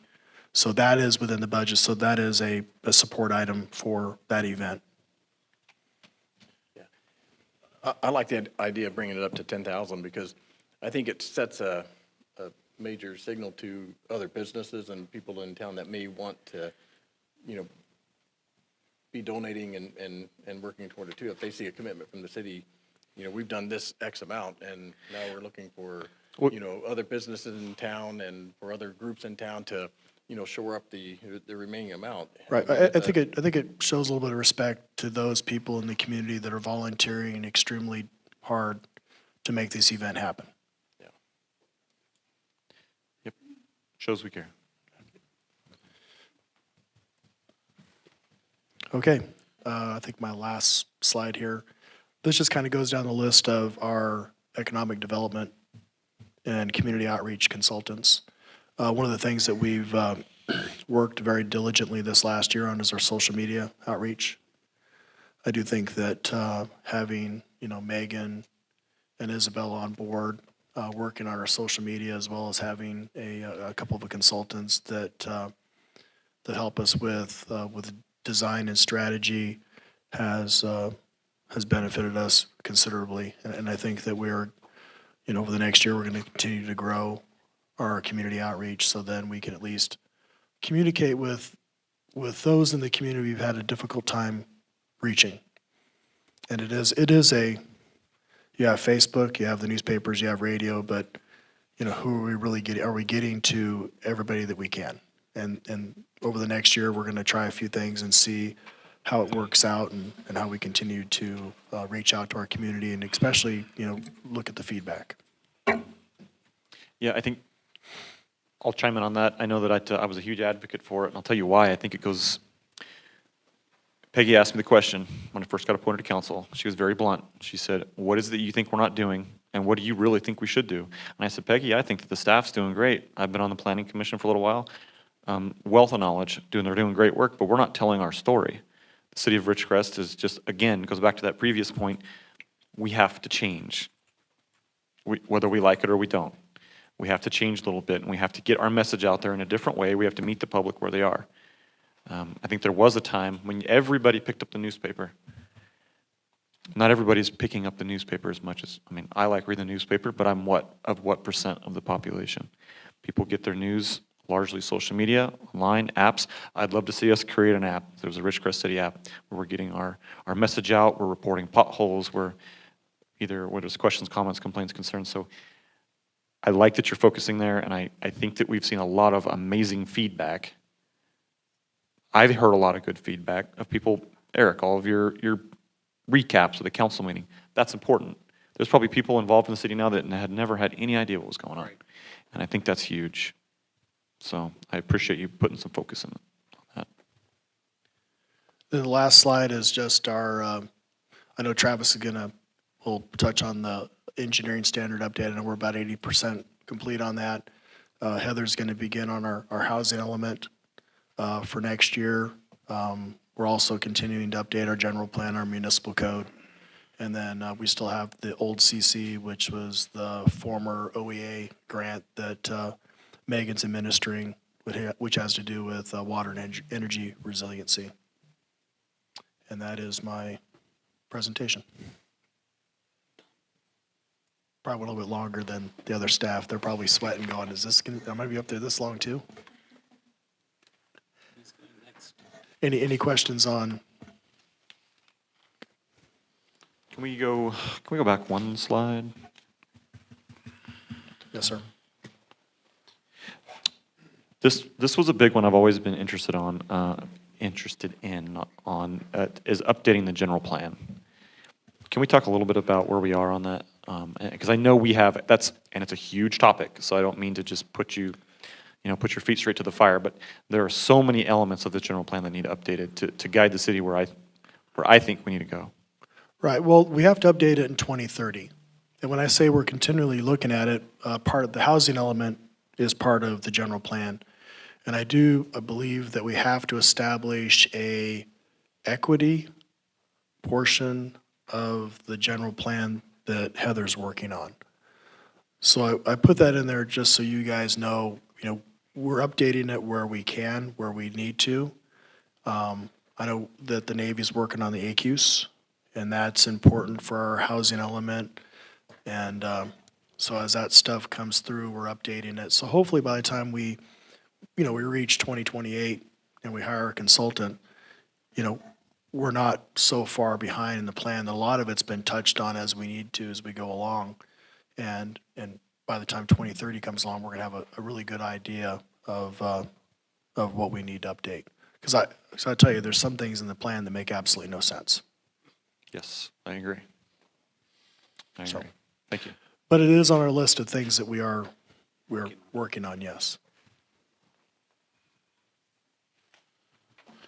Okay. Any other council comments on the Community and Economic Development Department? Okay, hearing none. Is there any comments from the public? Hearing none. Any comments on the phone? Okay. We'll go ahead and move on to our next is finance. And Sheree, that's you. All right, mine's pretty short and sweet. For fiscal year '22, some of our accomplishments are we received the Governmental Finance Officers Association Distinguished Budget Award for the first time. We do plan on submitting our budget book for fiscal year '23 to see if we can continue receiving that award. We also anticipate receiving the GFOA's Excellence in Financial Reporting Award. We've been receiving this since fiscal year 2004. We also had an independent audit with an unmodified audit opinion. And we have processed business license renewals and new business licenses. We are also continuing to increase the amount of invoices that we pay by EFT.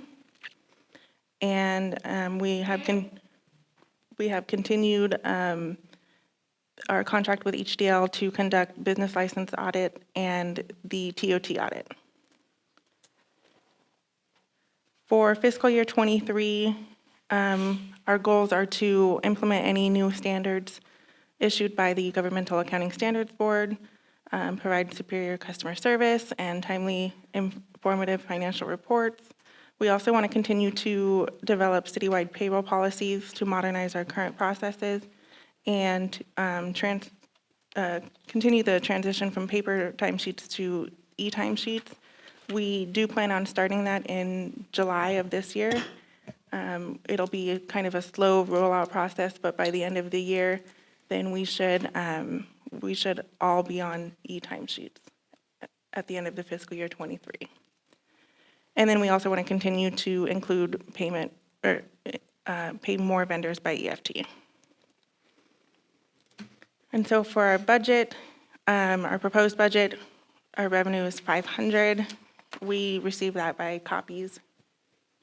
Personnel, 417,000. Services, 130. Materials, 17, for total expenditures of 564,000. And that's all I have for you. So why isn't your department pulling its weight with revenue?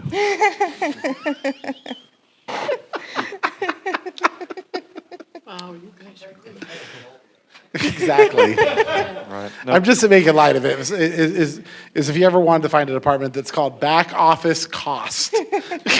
Its definition is equal finance. Thank you, Cherie. I mean, you guys go above and beyond. You work really hard. Appreciate all the work you and your department do. Thank you. Is there anything you think we are not addressing that finance needs? No, not at this time. Well, I mean, even when it comes to equipment, hardware, Equipment, hardware, computers. personnel. I mean, I just say that if we don't know, then we can't Are you address it. becoming the favorite child now? Or what? It was Matt last year, by the way, and we were kind of guessing which Oh, one was don't worry. gonna- I'm getting to Matt next. I've already got my notes for Matt. I got big words for Matt. Says how much and what do you need? And I'm just asking because the bottom line is if we don't know, then we can't address it. So If I had a wish list, I would definitely have a budget analyst on there. I would love to be able to spend more time analyzing the budget and really getting into things. So yeah, that would be on my wish list, but.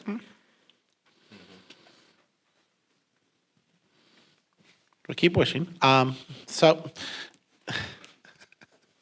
I have a quick question. I'm sorry if this is, I've walked around a little bit back there. Sure, you actually showed me around. Are we ever going to get to the point to where there's not going to be enough room for staff here in City Hall? Just for finance specifically, we used to have, I think, 11 people in that area. Yeah. So they might not all have offices, but I don't think that'll be an issue. Okay. drop cubicles if we needed to. If Travis ever cleaned up his department, there might be some more space downstairs. Oh, wait, no, it's six. Yeah. Yeah, she used to have 11 in there, now she has 6. Right. I was looking at the future. Like, I hope that nothing we do on this council is for the next 4 or 5 years. I hope we're all looking at 2035 and 2040.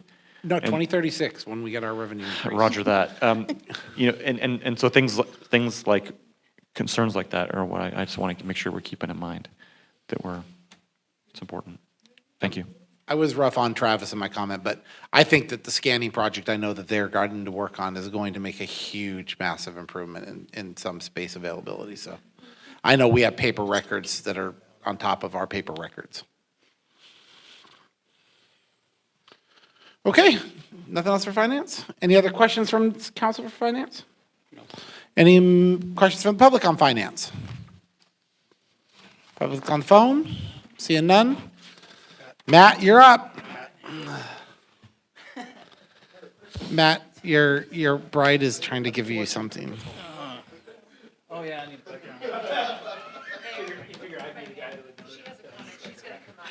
Okay, I think he just wanted you. so give me just a second. There was one public comment. Absolutely.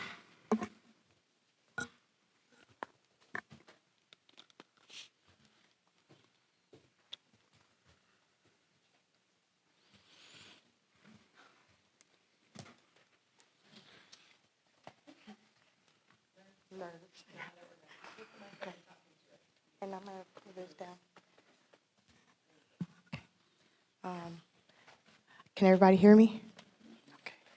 I'm sorry, I was not prepared for this. I guess I have to introduce myself. We just ask you to state your name and address. Oh, Portia. My address is 533 Palm Drive. Sorry. Kind of back on the last subject we were talking about in the community. I am a mom. I am also a first responder of Kern County. I've been a first responder for 17 years alongside of the caregivers for Kern County, aging and adult services specifically. My heart goes out really well to the seniors of our community, our county. My main concern is the children of this county. It's heart-wrenching for me to see that many of them are just kind of like floating around, in my opinion, and they don't appear to have much to do. So when we were talking about the fireworks show, I believe, and that budgeting, then the discussion became what to do and having more of us volunteers or supporters of the city, you know, join in and help bring things along. I think that is a very, very good strategy, but I think it would also be strong enough that most of us network and do a major fundraising, you know, to pull some ideas in and people have some opinions, because when I came to this community, it was around April of 2016 first. I wasn't familiar with a lot of things. I don't have family here. I'm not a homeowner, all those kind of things. I was actually fleeing for my life with 5 of my children, and I have now a total of 15. That being said, it was like, you know, what to do on our spare time, what to do, where are the activities, where are the things to do that you can do with either a few or abundance of. So going forward, I think it's a very good strategy, because my plan to do in this community further is to make sure that children can be, you know, very, very active and fluent on a regular basis. However that's going to happen, I don't know, but one of my, what would you call it? One of my active jobs right now is I have a candy store / I'm an event planner.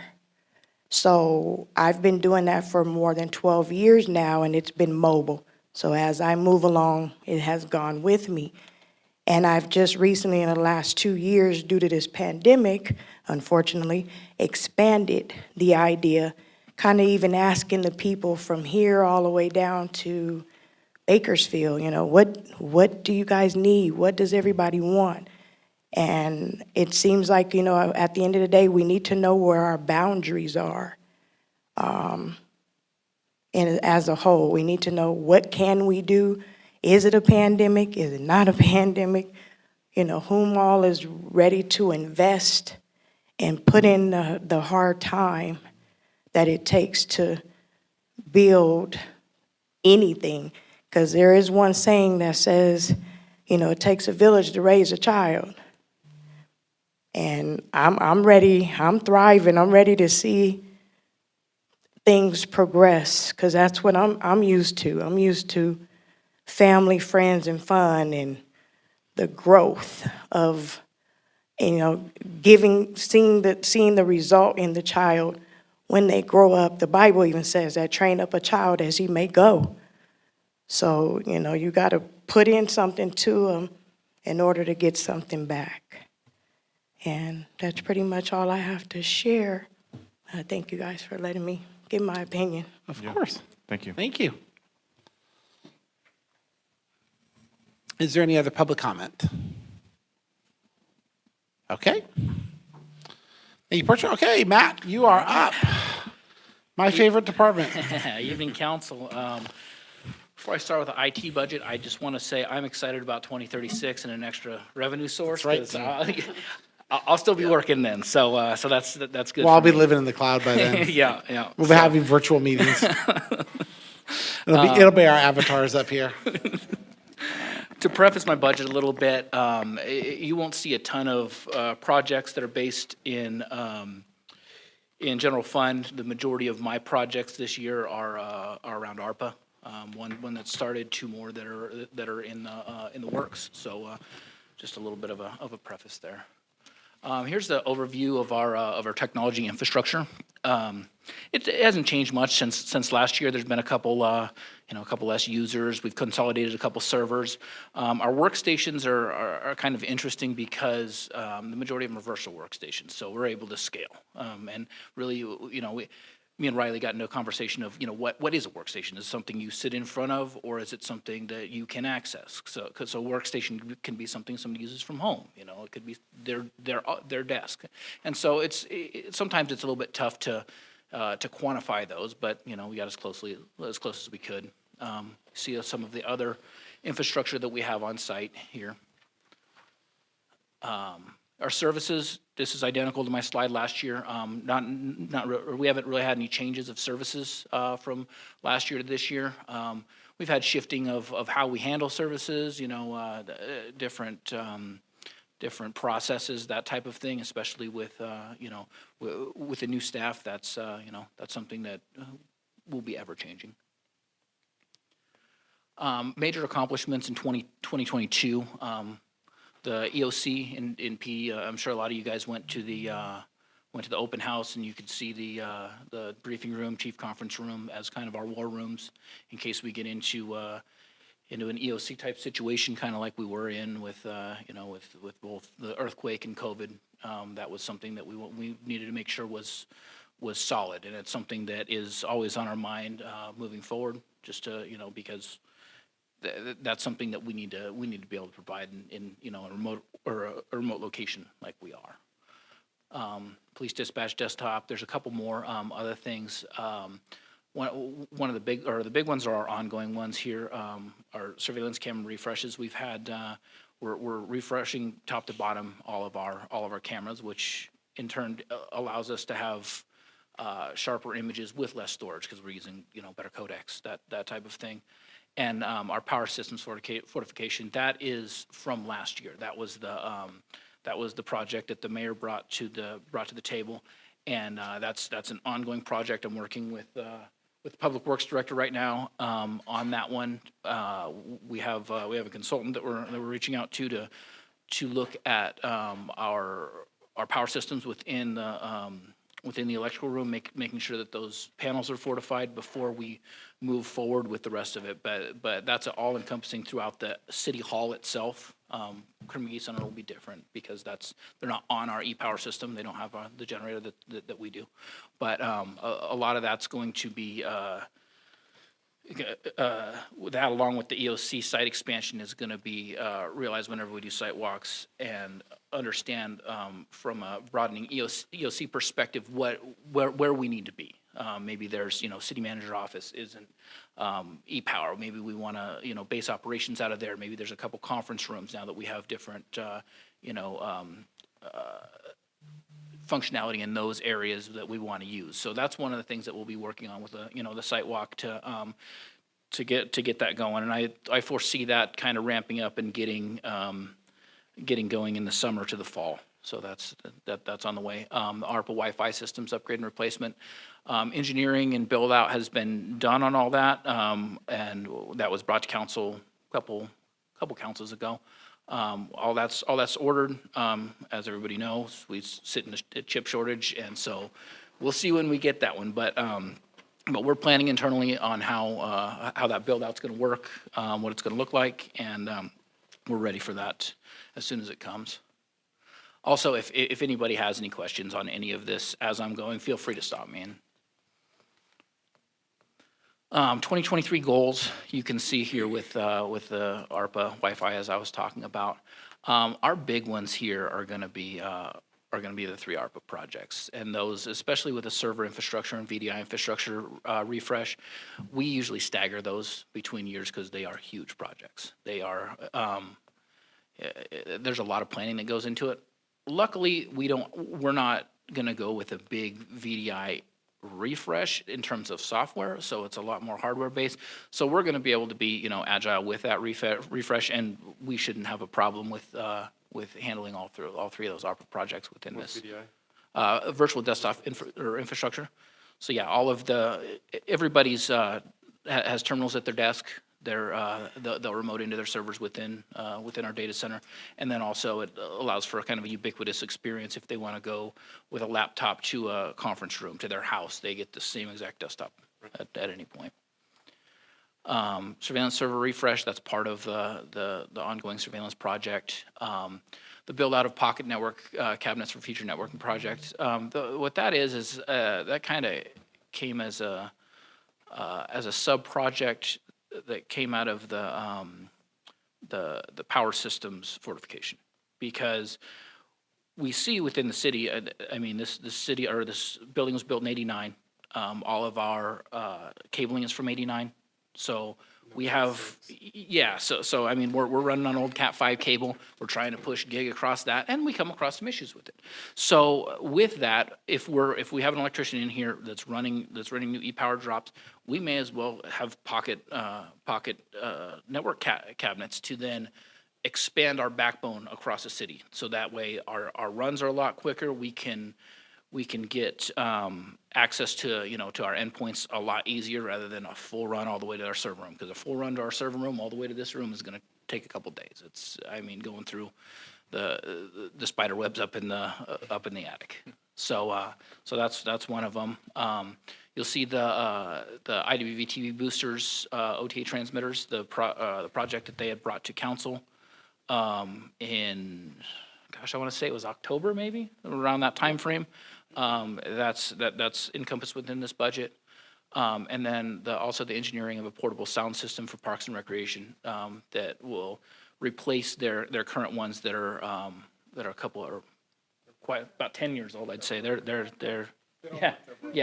completely broken. So that was one of the things that that Riley spec'd out. He did a good job of that to present for ARPA, and it's one thing that Parks and Rec is going to have in their budget to present to you guys. There's also other goals and projects that we have in partnership with other departments that I don't have up here that you'll see within their departments, but this is kind of just a little synopsis of what we have. Here you see the high-level snapshot of what our budget looks like from 2020 to 2023. You can see the drop in capital there from, we don't have the big power systems fortification project, but we do still have a couple other projects here. And talking about these budget increases again, the $35K for TV boosters, $25,000 for surveillance server refresh, and then $10K for city PTZ camera refresh and upgrade. And one of the plans there is to get a camera put on our tower to kind of get a little bit more functionality within the campus, because we have some blind spots in the campus. But it doesn't make sense to just fill the campus with cameras. Getting one that, a bird's eye view to allow us to, to patrol the campus a little bit better will help. And we have a couple other sites that we've looked at as well to add PTZ cameras to do that same thing. I got a quick question, Matt. Yeah, Or absolutely. maybe you're going to get to it. I don't see it delineated, the amount of your budget that gets spent with the police department. Is that going to be talked with Captain Dampier, or? So. I know you work technically underneath the police department, but but I'm sure that you spend a great amount of your time doing some work. for the PD. Correct. The police department is by far our biggest, customer, because we're technically a service organization as well, but I don't have that, delineated within my budget. That'd be. Well, but in prior years, I've seen Chief break it out. Yeah. He'll say, hey, this is the cost, this is what IT's costing us under his slides. I just wanted to make sure we were talking about it. And if we're not, that's okay. Yeah. The reason I bring it up is because every time, people forget how much IT touches everything. Yes. Every little thing. I just want to make sure we're bringing it up. Yeah, no, absolutely, and those are numbers that I can definitely get if we don't, Yeah, if they don't have it, so. I'm just bringing it up as a point of conversation. No, I appreciate it. Yep. Future IT considerations and concerns, network and point security. This one was up here last year. It'll be up here next year. It'll be up here for the rest of the time. It's one thing that, from an IT perspective, is probably first and foremost the most important thing is security. That's where IT is trending. That's where, with more and more solutions, IT security is paramount. I'm sure that, everybody working out on the base sees, hey, we're hiring nonstop for IT security professionals. It's growing exponentially. Mm-hmm. And that's one thing that will continue to grow because the solutions aren't changing. The solutions are ever expanding. There's 10 solutions for the same problem, and some are good, some are bad, some are indifferent. But the security framework for them is a challenge. And so that's one thing that we do is we monitor the multi-state ISAC and make sure that we're doing best practices whenever it comes to fortification of and security of our network. Then that's one thing that we've really tried to beef up over the last couple months to years, because it's something that needs to be important to us. And so me and Riley, we meet on that quite a bit, and there's things that are projects within IT that aren't funded, but they're internal projects that are security projects. IT staff turnover in the past 9 months. So outside of me, the IT department is brand new now. And I'm excited for it. I think that we have a good team. We're going to be onboarding John Titus on the 6th. And so, but with that, the caveat to that is we do have training time. And we saw that in November whenever we hired Riley. Just as he's starting to catch his stride, and we're starting to move, then Gary had some issues. Gary had to leave, and so now it was back to 2, and we're gonna have those same growing pains for the next couple months, and that's the nature of the beast. But at the same time, I think that in talks with Riley and now John, I think that we have the same idea moving forward. I think that we're going to be in a good place in 6 to 9 months, but there's going to be some growing pains. It's going to take some time to get there. And so training is an impact to schedule, no matter where you. Mm-hmm. And that's another big thing too. Is with COVID, with staff rollover. That's one thing that we haven't had a chance to do a lot of is training, and that's one thing that that's really important to me that we need to get back to is making sure that our guys are trained up and good to go. So once we onboard John and we get him confident and ready to go, that's the next thing that I'm gonna be driving home. So besides on-the-job training, are you budgeted to do any kind of outside the office training? Yes. Okay. Our Microsoft Volume Licensing Service Agreement, which is our MVLS, is expiring in March. That's a 3-year agreement, and that is basically all of our Microsoft products. And so we're going to be talking with Microsoft directly. We're going to be talking with vendors. We usually do that as we go to Microsoft. We get a strategy together, and then they get out a bid package. We go to three different people, or at least 3 different people, and figure out who's the best fit for that. And that's going to be a lot of we're going to have to figure out what the right strategy is in terms of keeping some of our Microsoft products on premise or moving them to cloud. And this is the time for us to do that with our MVLS agreement.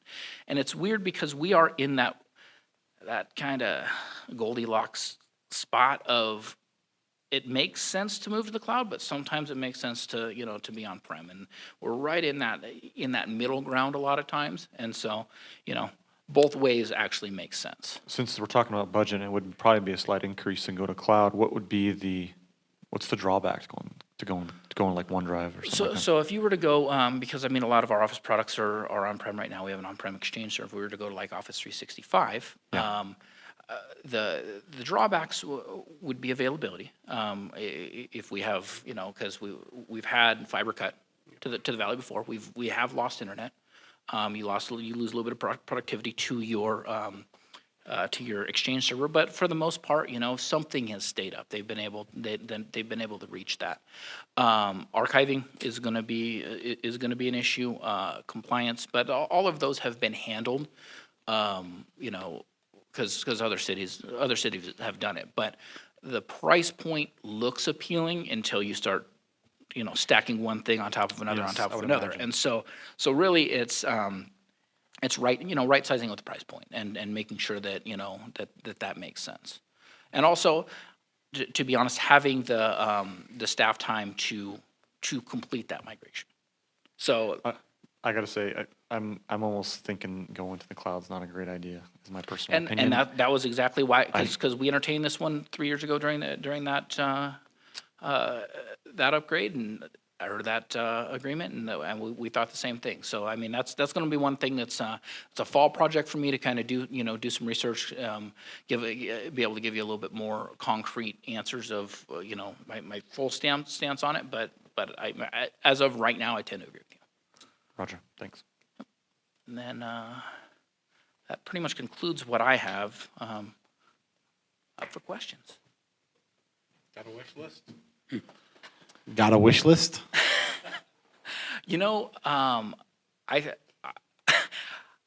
I have a lot of ARPA projects this year, and those two are my wish list.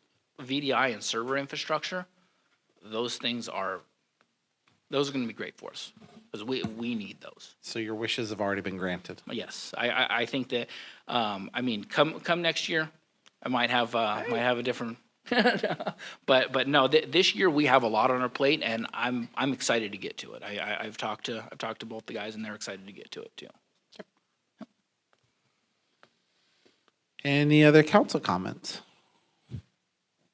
No? Any public comments?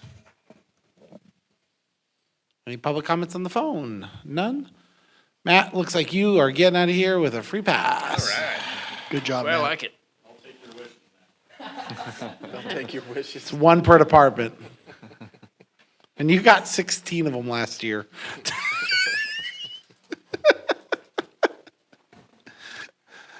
Okay, who's next contestant on our project? Oh, good, it's nervous. Nope. Yours is probably the most intense yours is actually harder this year than PD's is, I think, in a lot of ways, because you have so many projects that are spread across so many different funding sources. So you don't have to ask me the wish list question. I know what you wish for. I'm just hoping our community will stand behind this council and our vision and make it come true, because I It's on know you. it involves wet water. Yeah. Good evening, council. So I start with our FY22 completed projects. We purchased and installed the smart water systems. They've been installed at all of our locations except for the Leroy Jackson soccer field. Those are our next area to add them to, but other than that, they've been installed in all of the other parks. We did a Pearson Park lighting retrofit with the Arpa Funds, and that was a very successful project. The park has gained a lot of use out of that project. Yeah, well done. And I would say it probably increased people using it, and it was highly noticeable by the public. I've had several comments about it. Thanks for that. We're still working on fine-tuning some of the positioning of some of the lights because of residents around the area, but we're working with them as they come up as best as we can without reducing the lighting effect. We patched and painted the exterior stucco on the Kerr-McGee building and City Hall. There was some areas outside of the police department, so we patched those. We also patched the pump shed in behind City Hall and painted that area.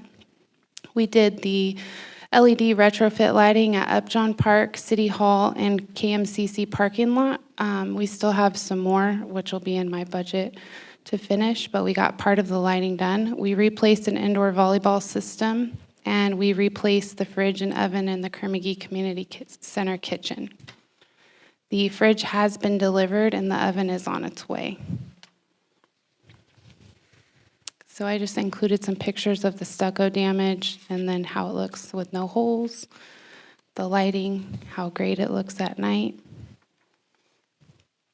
And then our parking lot was a lot darker at night when you would leave. So I have a question. Sometime back, there was a complaint that the lighting was too bright at Pearson Park. Did we deal with that? So we addressed the first one, and then I recently actually had a gentleman call me who said he lived a couple blocks away and it was bothering him because the timer actually was off, so one of the lights was staying on all night when it shouldn't have been. So we have addressed it and fixed that. Okay, thank you. So right here, you can see the Parks and Recreation Administration. You can see our 2020 budget up to 2023. This budget includes my position as well as the department analyst position. This is our recreation program. So this budget here shows our full-time employees, which is our cultural affairs coordinator, and the new position of a recreation assistant, which is being funded by us reducing 3 part-time front desk people in order to have a full-time position so that hopefully we can retain people longer. And also it'll help with filling all of the hours that we have to cover with the Kerr-McGee Center. It also shows our part-time employees, which is our front desk employees and our seasonal day camp employees. So projected revenue based on participation is, for FY23, is $245,000. These are the different programs that we offer that we're projecting our revenue to be based on. As Mr. Strand mentioned earlier, some of our programs will not run unless we have a certain number. So we base our fees around what it is that we need to break even. So for instance, our day camp program, in order to run that, we want to hit 36 kids, and then that will determine how many staff we hire. So we've eliminated overhiring and having more staff than what's necessary. We hire specifically to go against the ratio that we hold. We started a new thing this year. We did a teen night. We actually just had that on Friday. We got 60 participants. I think it was a success. The kids had a blast. They asked when we were doing the next one. So that's something that we'll be working on bringing in. We got a lot of feedback. People were happy that we were putting out some activities for kids, teenagers particularly, to be able to come and participate in. So we'll plan our next one probably, I'm hoping maybe right before school starts, having something, and then we talked to a lot of the kids that were there about maybe doing something for Halloween.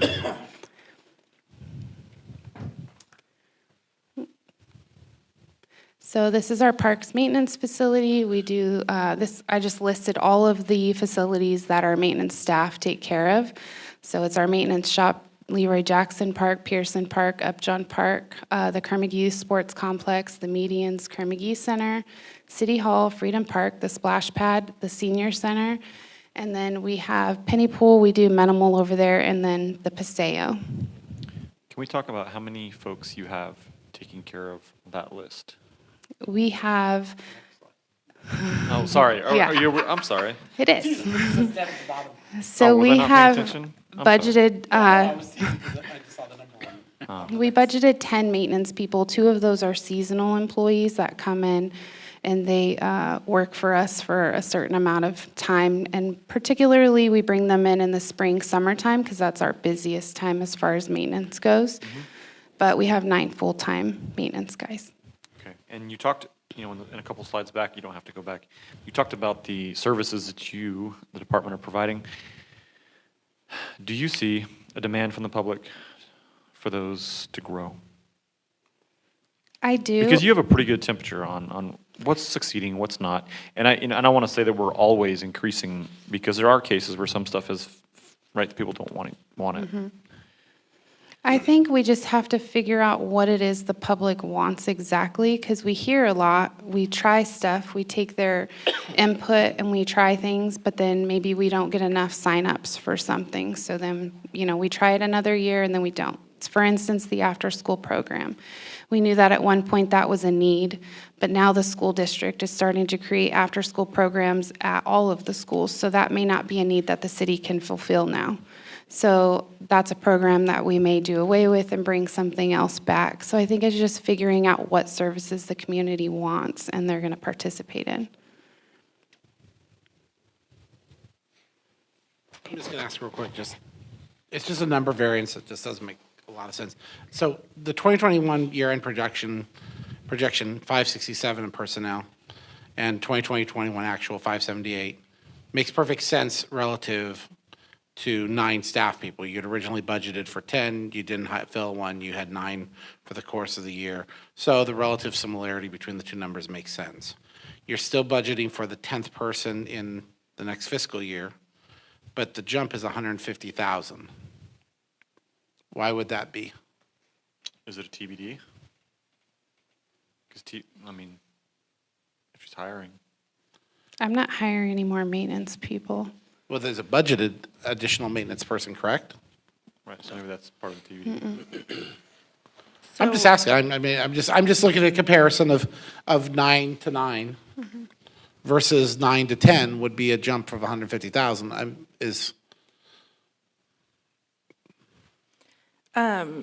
So one of the full-time positions is actually 2 seasonal positions.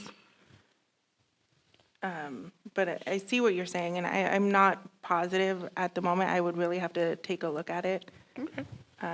So that's something I can look into. Seems like it'd just be a change of personnel.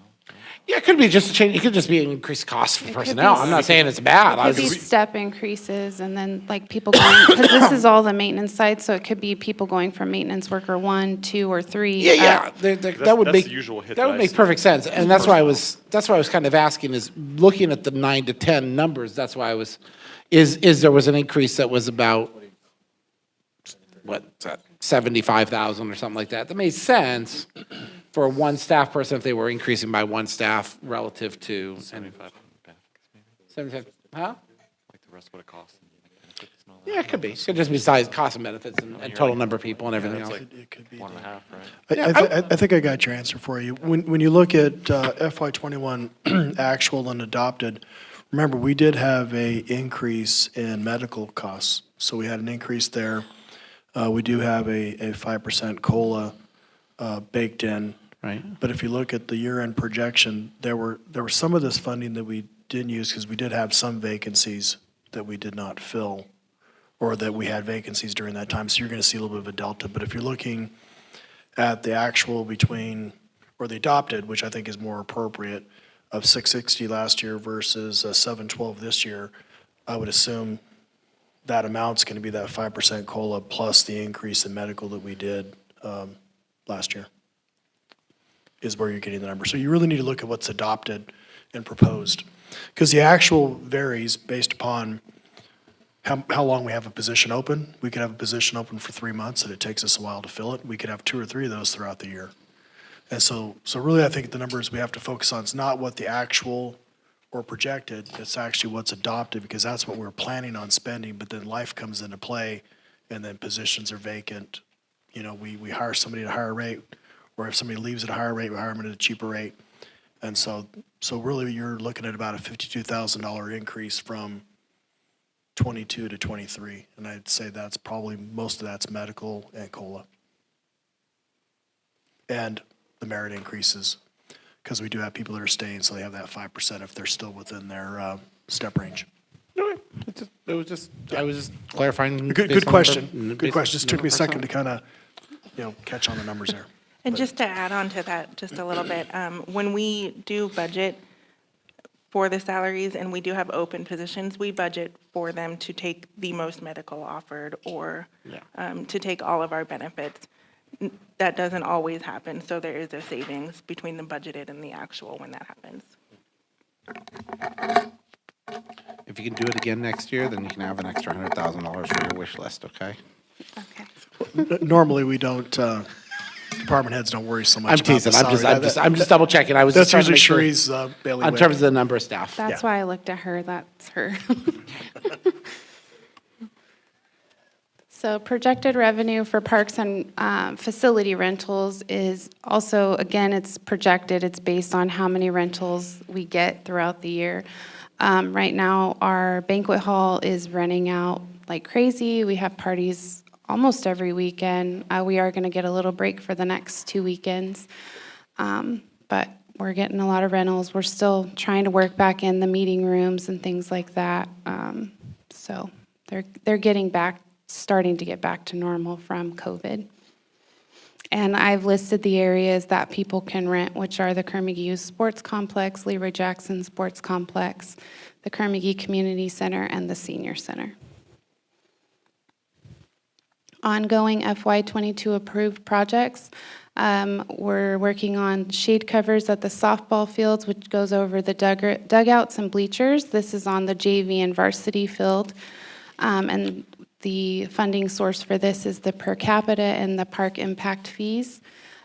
Still working on the shaded seating area at the skate park. This is a CDBG funded project.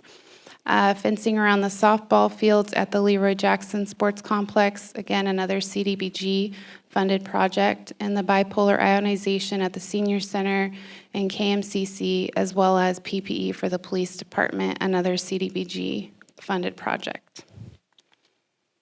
So Narissa, did we not replace the water tank at Leroy Jackson Park? It's on here. Oh, okay, sorry. It didn't come in yet, though. So I also added some pictures of some of the ongoing projects that we're working on, just to kind of give a refresher and show you. So the replacing of the roofs at the Leroy Jackson Sports Complex in Upjohn, that's ARPA funds. Repair or replacing all 6 of the tennis courts, ARPA fund project. The Leroy Jackson upgrades, which is the Clean California grant. And I just included our concept plan that we submitted with our application that just kind of shows all the different things we're going to be doing. Proposed projects FY23 is replace missing dead trees in the parks, replace portable PA system, which Matt touched on. IT is going to be helping us put together a good system that will work well and last a while, hopefully. Our current ones are completely broken and no longer usable. Retrofit, go ahead. I was just going to have you go back because I think Councilman Rosarano I think I did miss the water tank on there. Yeah. I just he caught was that correct. when it went on I want to further. stress on that again. So No, we, I just wanted to make sure because you were talking, because we're going into proposed that. Right, I to talk missed it about on there. Project that's pending Yes. is, I apologize. The water tank has been ordered. We're waiting for them to build it, and we should be getting it. They're saying August now. But yes, that was purchased with the money that was approved for ARPA. My apologies. We want to retrofit the parking lot lights at Jackson Sports Complex this coming year. Also retrofit the City Hall circle lights. So I don't know if you guys noticed, but when you come up the circle and the drive, those lights have not been retrofitted yet to LED, so we would like to do those ones. And then replacing the aerobics room flooring. That flooring is extremely old. And it smells in there, and now we're starting to get some classes that we have inside there, so it'd be nice to have different type of flooring. The flooring we would put in there would be an actual flex floor, so it's good for aerobics, it's good for Zumba if they wanted to do it in there. It's actually for dance floor, so. And then new recreation program software. So we would like to switch over to different software, which right now we currently use ActiveNet, and that handles all of our POS system and our registration for our programs and our facility rentals. We've had a lot of glitches in this program where it's allowed us to double book areas. It's just not real user-friendly. The support from them is not very good. So we can actually switch over to Tyler Technologies, and it will speak directly with the program that we use for New World. So it's paired with them. So we would like to switch our program software, and the switchover would cost us $21,000 a year, or to begin with. How old is the existing software? Or when was last time we actually saw, let me back my question up again. Software is designed at the time based on the coding that exists. So if the software, although they may have given you patches every year of updates, if it was designed circa 1999, then the backbone coding of that software is very, very old. That's why I was curious. It's at least a decade old. Okay. Yeah. 2012? A decade. Okay. Just software advancements in the last 10 years would be reason alone. Some other projects that I budgeted for was to remodel the City Hall break room. This would be replacing those cabinets and countertops with new ones. A lot of the cabinets are very old, and the hinges are becoming hard to find to replace. Therefore, when they break, we can't repair them. So we would like to rip out those cabinets and countertops and put in new, and then paint that area as well. Painting the caps on City Hall and Kerr-McGee, they're very faded. They're also rusting. You can't really catch the rust as good in here, but if you've been upstairs, look out the window, you'll see all the rust spots. So we would like to repaint them and also paint them a color to match the gazebo out in Freedom Park, so it's all kind of becomes uniform. This is the aerobics room flooring, so you could see. I really want to scratch and sniff. That would be more appropriate. You don't want to smell it. It smells like sweat and feet, and I don't know what else. It's awful. That's about what I would expect an aerobics room to smell like. It's awful. Okay. Potential FY23 ARPA projects that I would be bringing back to you that we discussed in the ARPA workshop is the bathroom concession building at the Leroy Jackson Sports Complex, spectator shade at Kerr-McGee Sports Complex. That would be shade going over all of the bleachers on the baseball side as well as the football field side. LED light retrofit at Leroy Jackson Sports Complex on the softball and soccer fields. New fencing with windscreens at Kerr-McGee Youth Sports Complex. A new Pinto baseball field at the Kerr-McGee Youth Sports Complex, and doing an infield renovation at the Leroy Jackson Sports Complex on the softball fields. And also replacing the partitions in the Kerr-McGee Community Center, specifically that divide the gym and the banquet hall. And replacing the banquet hall floor in the Kerr-McGee Center. And that's all I have, if you have any questions. What's the lightest season at Kerr-McGee? It's not June, I'm sure of that. It's definitely not summer. I'd say more, maybe like October, November, maybe. I don't know that there's really a real light weather, season. holiday season. Because I'm just worried. I'm only bringing that is I know that we haven't moved quick on the banquet floor. Just, I know you don't need any more projects than you already have. I'm just wondering if we're targeting doing that project during a low period versus making sure that it's, I mean, using it during wedding season or prom season Right. or any of the above seasons, probably not the best strategy. I have a question. I'm sure you knew I would have at least one, but no, good presentation. I like everything you're doing. But this question is not just for you, it's probably also for the city manager and the people who are on the Parks and Rec Committee. And it's for the public. You don't see anywhere in there a budgeting for a new pool. And so I'm wondering, I'm not wondering, I already know the answer, but I think it needs to be said, since we're talking over the budget, how much that would cost. What would be an increase to your budget if we, I'm not talking about build costs, but if we had a pool that was sitting ready. Annual maintenance. Annual maintenance, personnel. So you're looking at about $350,000 a year for annual maintenance of a pool. Before staffing? That's with staffing and That's with everything. And that's also with influx of money from the public Well, to let use me it. say that was the amount 2 years ago, so it's probably higher now.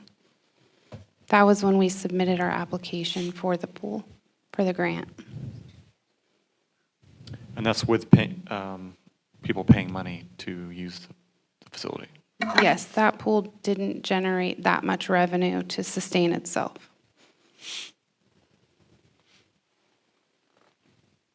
Thank you. Any other council comments? Yeah, good work. A lot of projects you undertook last year and then current year and in the future. So keep up the good work, Narissa. Thank you. Wish list? Really? If you don't ask everyone, then you never know. I mean, I don't know whether we're back here 6 months from now and we have an opportunity to do something. I want us to be aware of what. Honestly, I think what's important to us is just continuing to improve our facilities. I mean, I really think it'd be great to be able to get the banquet hall floor and the partitions done, because those are areas that get rented a lot, and I feel like improving them justifies us increasing our fees, and it provides a nicer area for people to rent. I mean, I have so many projects right now, I honestly can't think of an additional one that would be any of these. You know, it's a point of pride too. A lot of the dinners and banquets and stuff that we all go to, places that we ask our, other elected officials to show up and have dinner at, are right there. So. Well, then I'm going to propose my wish. I know what that is. No. My No? wish is that I Oh. think as the budget year moves on, I would encourage city manager, director of Parks and Rec, to ask yourselves whether you need somebody to relieve the director of Parks and Rec's burden load on construction projects, because we are going to not stop overloading this poor department. If I get my way and I get to get reelected and build like hell, as everyone's having fun quoting, is the bottom line is that Build Like Hell is talking about all these projects that we want to get done. And a perfect example is Carnegie when we look at it. And I know that you are already backlogged, so I'm going to throw my wish on the table, which is if we're going to continue this mission and effort and pool and all the things that we want to bring through quality of life to the community, the poor girl might need a construction foreman of some kind at some point in the future. Yeah, we are, obviously Travis's plate is full. He's been the We all know back, how effective that would be. he's been the backlog of a couple projects by necessity. But we are looking at hiring a consultant to deal with the design, the bid package, the construction management. That is already in play, and it's starting with the Clean California grant. I know that Travis put out a RFP, and I think we're looking at one consultant that we're familiar with that will be a one-stop shop. In other words, they're not gonna build it. They're just gonna help us bid, Project management. design, bid, and then the construction management aspect of it. And so it really boiled down to where the staff is just overseeing our consultant in that process. And so, I just want, I know that there's an opportunity here and our speed matters.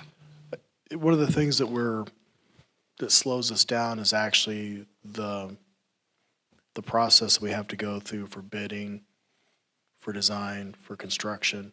That's kind of the holdup. And then, of course, you have the whole availability of consultants there. Yeah, so there's not only us, there's a lot of other places out there trying to spend the ARPA money, and we happen to be in a very remote area. And so, yes, I am quite aware of that, and part of the ARPA projects is funding that help for her. Because I am like you, concerned. But, she was, she's our full-time director now, so right after that happened, she had a bunch of issues to deal with, so we threw her in the deep end of the pool. Yeah, and like I said, I'm, the only other one that I would put on my wish list that I think can be a small dollar, high impact, and we've talked about it, whether we talk about it coming back in terms of an ARPA down the line or some other areas. One of the goals that we were talking about with SPP was being able to provide a secondary aspect to the splash pad. And I know we've talked about playground equipment over next to the splash pad or in this same area. I think it acts as a very nice addition to the complex and to the campus that I would want to see us at least, if again, I'm not saying spend the money today. I'm saying if the window opens, we had a conversation about it. I don't know if it fits. We've put the bathroom in there. We've made that area a little bit of a slight recreation.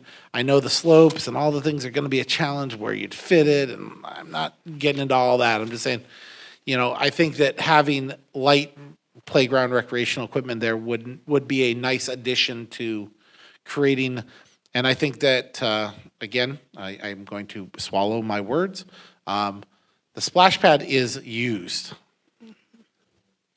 I think it's overused and it needs to be, like I said a couple years ago, it needs to be bigger. It Well, does. but it's what we got right now. Right. And so how do we balance the needs while we are still trying to find the solution to the pool? Is that something we can sneak in an option, or we even, we have a successful property sale or something else that we can solve one more thing?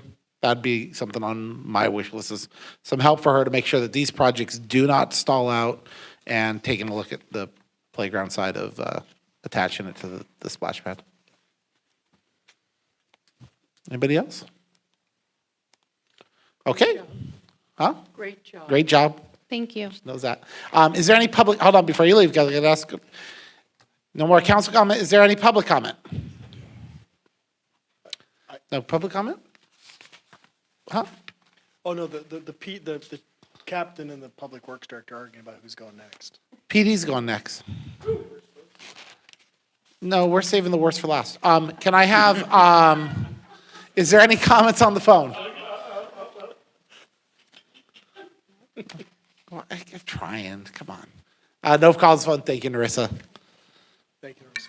Oh, and we switch it up. Okay. Hey, Mr. Mayor, I can run the bathroom. Okay, do you want to, okay, real quick, before we move into Travis's, we're at about 2.5 hours. I know that Mr. Blaze needs to step out. Does anybody else need a 5-minute break for restroom? Yeah, let's do it. I don't know. Okay, we're going to take a 5-minute break. We're going to resume at 8 p.m. It's going to be a 10-minute break, just so you can run to the restroom, and then we'll see if Travis can properly create a PowerPoint.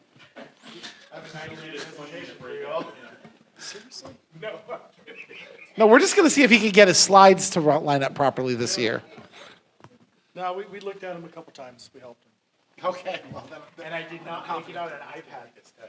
They were made on the desktop, so.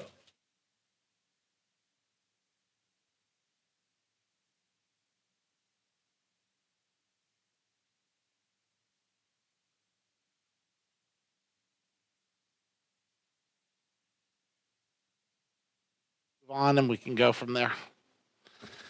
Okay. Good evening, ladies and gentlemen. We are back with the Parks and Public Works Director. And the Public Works Department, I was gonna say Parks and Rec, I decided to give you a proper department. Thank you. All Okay. right, so good evening, council. We're here to talk about my budget. We've got a lot of projects going on this year, and I'm open for questions. Okay, is there any public comment? No, I'm just kidding. Do said you 3 intend minutes. to fix any roads? Yeah. All right, I gotta figure out which way to push this button, what to point it at. Well, yeah, but what do I, oh, there we go. Point it that way. There we go. Okay, Solomon, your job is to find a spelling error. Please. So. I did. I sent it to Ricka and I said, Ricka, please proofread this for me because I read what I want it to say, not what it's saying. So she did and found a few. So hopefully there's not a ton. So anyways, this is just a quick little overview. As Public Works, we're responsible for engineering, streets, wastewater, transit, fleet ISF, building, and inspection. We manage 3 parts of the general fund. We've got the gas tax fund, wastewater fund, transit fund, and fleet ISF fund. So we manage more than 3 parts. I don't know why 3 stuck in my head, but the budget summary will only highlight the following divisions within the general fund. So we've got obviously Measure V, Public Works Administration, and our engineering division. So within our Public Works, we've got all the ones I mentioned previously, and the building counter, previously it was included in community development as of last year, but being the building official and dealing more with inspections and permitting, that is now under my department officially, so. So our major revenue sources are obviously the general fund and Measure V for engineering. We've got gas tax, SB1, which is our RMRA, traffic impact, substandard streets for streets. One of the big things I want to highlight this year is we're doing our first project out of the substandard street fund. We're actually going to be out surveying that some tomorrow. Transit uses TDA, Article 3, Article 4, Article 5 funding, and then the FTA 5311 rural, which is another funding source, the major one that funds all of our back-end transit stuff, and some of the SB1 funding. And by that, I mean that there's certain funds that if you don't use it all for your transit, so we try to use the funds up that are strictly for transit first. If there's any funds left over from that, it's like a little honeypot for us to do some road work. And lastly, we have wastewater, which is funded by the Enterprise Fund. It's got its own fund. So engineering, this year, our revenue sources, we get revenue from developers for plan check, for inspection, things like that, for reimbursements for our time, basically cover our costs. As we all know, we don't get to charge more than it costs for us to do the work, plus a little bit of time or percentage for admin, for tracking hours, things like that. We've got Measure V. Measure V is pretty much the sole source for us for our matching funds for our grants. As you guys know, our grants require us to front the money, at which point, depending on the grant, we get reimbursed sometimes 50, sometimes 83%, sometimes 100%. Of the grants we utilize and target regularly, we have our CMAQ grant, which is congestion mitigation air quality. You'll see a lot of projects on that for like road widening. The last one we did for CMAQ for Public Works was Dolphin from China Lake Boulevard to where the pavement end in Mr. Bruin's tract. We got 3 projects in HSIP, which is Highway Safety Improvement Projects. One thing to note on this, these are 100% funded. So we like the HSIP grant. The 3 projects we're doing for this one is we're putting in arterial flashing stop signs all over the city. We've got a bunch of crosswalk improvements. We're focusing on 2, the one on Downs and the one on Alvord. We're basically going to make them active. So when you push the button and people are crossing the street, it flashes, it's got warning lights. Anytime you've got a crosswalk mid-block, it's pedestrians feel really safe in crosswalks, and sometimes cars don't realize that there's crosswalks there. So we want to do as much as we can to bring attention to that. We see a lot of people use the one by Downs, especially in the mornings, and we see a lot of people using the one on Ridgecrest Boulevard by Alvord. So those are the two we're focusing those funds on. And lastly, we have our adaptive signal upgrade on China Lake Boulevard. Recently, the developer for GL China Lake did a little bit of an update to the Raider intersection. One of the big things we found with that is a lot of our interfaces don't work, and that's how we communicate with the signals when we're in the field to be able to change things. So we can't change things if the interfaces don't work. And our signal infrastructure, can you think of a time other than the grants we got that we've done anything to our signal infrastructure? I can't. So that's been a huge need. So with this grant, we're going to update all of our controllers to where they're adaptive. So we have more control based on time of day, traffic volume, traffic flow. So the signals will constantly adapt to what it's seeing for traffic. But with that, we're not done. We're going to apply this year for HSIP Cycle 11 to basically, we want to try to update all the hardware other than the actual signal faces with the lights, which we've updated, which have LED lights. We want to update all of our signals, which means all the advanced detection. There's some new technology out there that Quinn has researched heavily at radar detection. As we all know, when we first put the signal up at Downs and we first put the signal up at Norma on Ridgecrest Boulevard, when the sun gets in that perfect position or when a motorcycle pulls up to make a left turn, our camera infrastructure has a really, really hard time figuring out that there's something there. We've also seen that we get ghost calls. We're currently getting those right now on Radar. We've done these upgrades and we get ghost calls and it thinks there's somebody in the left turn lane when there's nobody in the left turn lane. So it stops traffic on China Lake Boulevard when it shouldn't be. This is all due to the age of them. This is all due to us trying to put new parts or Band-Aids in our signals to get them by. So personally, I think this needs to be a priority of ours. And lately, we've seen quite a few complaints on the one that we've actually done some upgrades to. So we're hoping that we get the HSIP Cycle 11 so we can upgrade all of our signals and get them on newer technology and ones that we don't have to find used parts from people, other signals that they've taken them out to limp our signals through. Lastly, the other one we apply for regular is the RSTP. It's a Regional Surface Transportation Program, and we're using those to do Ward Phase 1 this year. And then depending on if other agencies are able to deliver projects this year or not, we want to have a shovel-ready project for Ward Phase 2, which right now we're at about 80% designed. And we want to have that ready to go. So if an agency says, hey, we would like to hold off on using our funds this year and move them to next year, we can use the funds that were allocated this year and get Ward done quicker. So in a nutshell, there's quick and dirty on some of the projects. Some of the other funding for our construction projects, we've got our yearly software updates.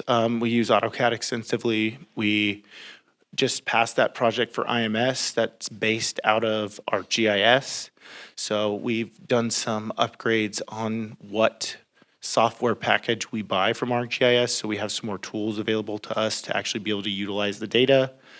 Our Street Saver software, obviously I told you before, the IMS data is going to integrate with our existing Street Saver software, and then our Trimble software, which is getting extensively used right now, and we found a huge glaring hole in some of the hardware we have as far as GPSs are concerned. So currently we're using a Trimble for one unit and we're using a Spectra for another unit, and because the broadcast signals are different, when it should be seeing about 25 to 30 satellites, so they've got good signal and can rock and roll with the 2-second shots, they're having to stand there and wait for 15, 20 seconds until it receives signal from the other unit, and it's time defeating for what we're trying to do. Our pavement management is coming up. We're getting ready to revamp our 5-year plan, and we're getting ready to do some more on our ADA transition plan. We're going to utilize that IMS data heavily for all this, and of course we've got our crack fill project. We just approved the final map for that crack fill that IMS is going to get us data on. That's the first phase of it. And then we're doing a drainage infrastructure project this year. We're doing a traffic impact project this year. It's with the Edison backlog. We wanted to do it last year. They've had extensive staff turnover in the planning department.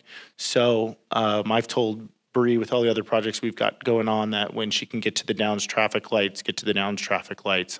You don't need to push on that right now. We've got plenty on our plate.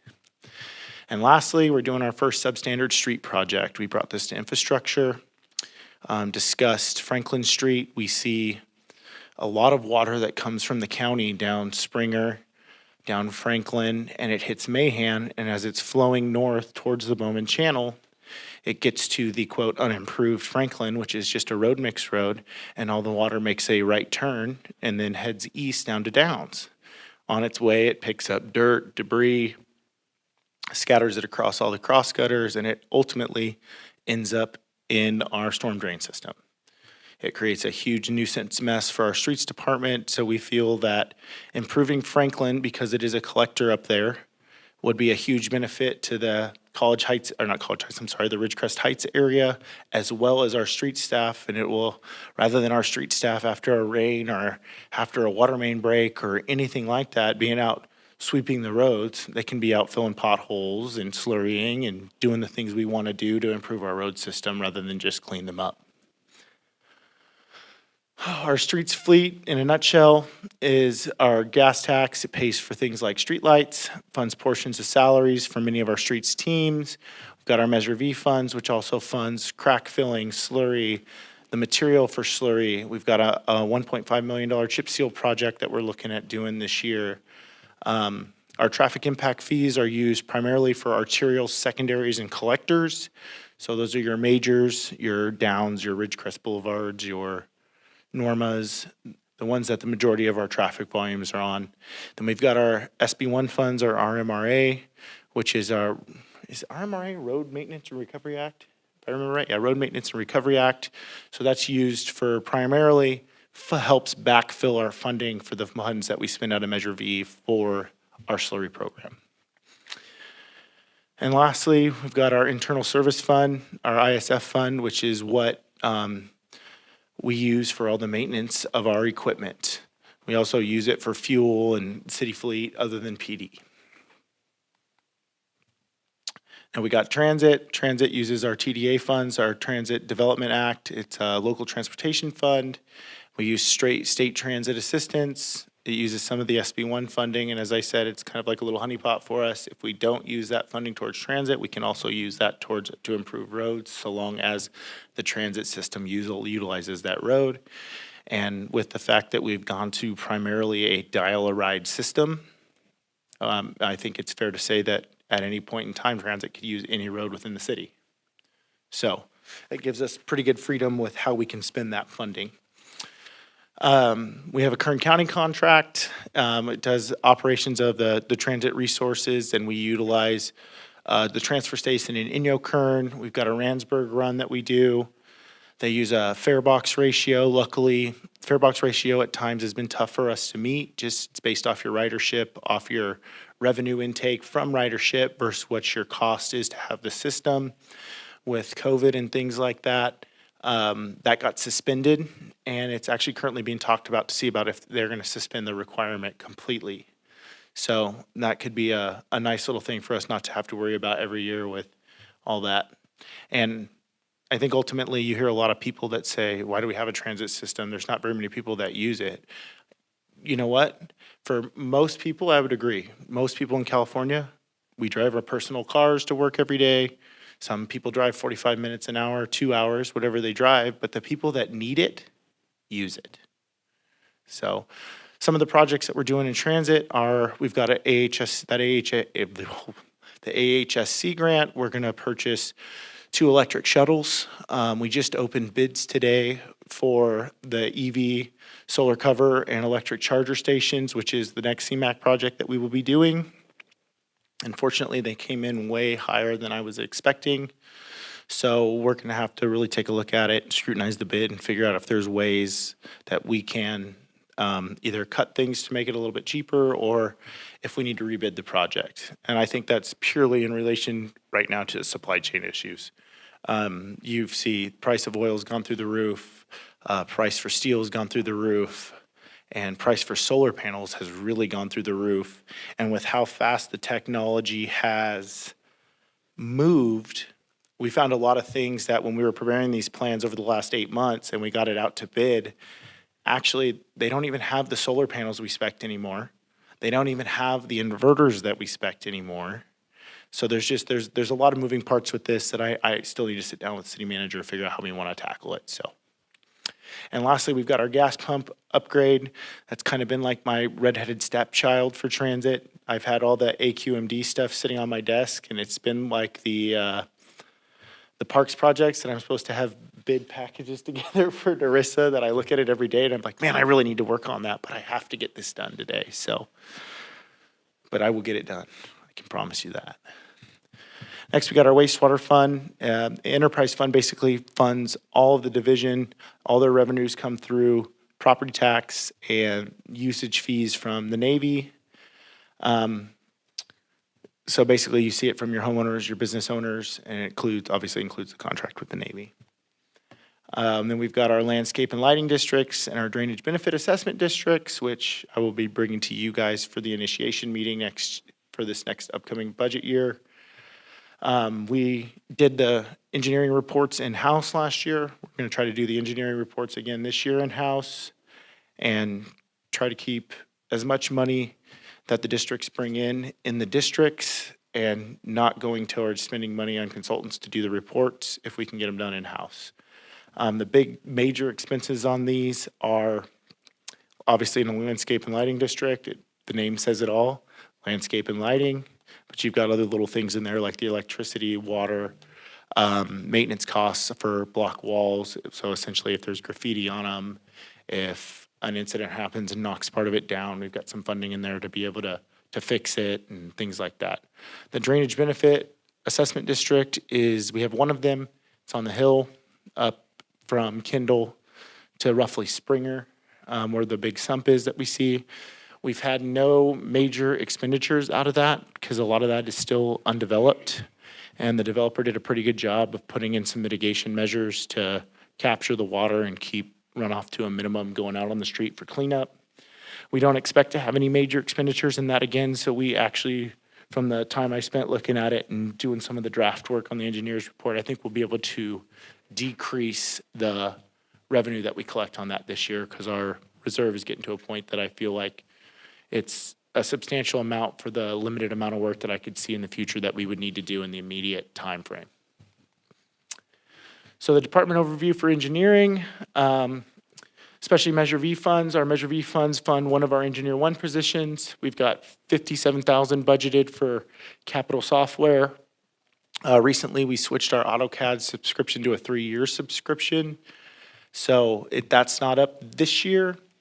We've got our annual Trimble warranties and maintenance items, such as our TBC software, which is what we use primarily for GPS locations and transforming coordinates from grid to ground, doing all that fun stuff that I'm sure nobody cares about but me. With the hardship that we found since we've been doing so much in-house survey on these projects to help keep costs down, help make sure we don't have change orders, we have thrown in the budget a new GPS unit.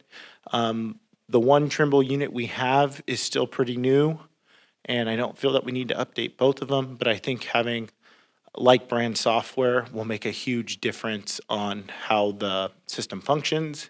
We've also got our ArcGIS software. That's the main services that we use for as far as design, data management, surveying, things like that. We've got $12,000 in the non-capital budget this year. That's for our pavement management software, Street Saver, and for the signal software that we've got that we use to manage how our signal infrastructure is running. But like I said before, it's pretty hard to make any of the field adjustments that we need to make if we can't communicate with the signal. So, and then we've got $10,000 in there for laptops for travel and field work. I've found that I do extensive amounts of work at home on my desktop, and I would like to be able to do some actually laying in bed rather than sitting there at my desktop because it's not the biggest of spaces and not the most comfortable.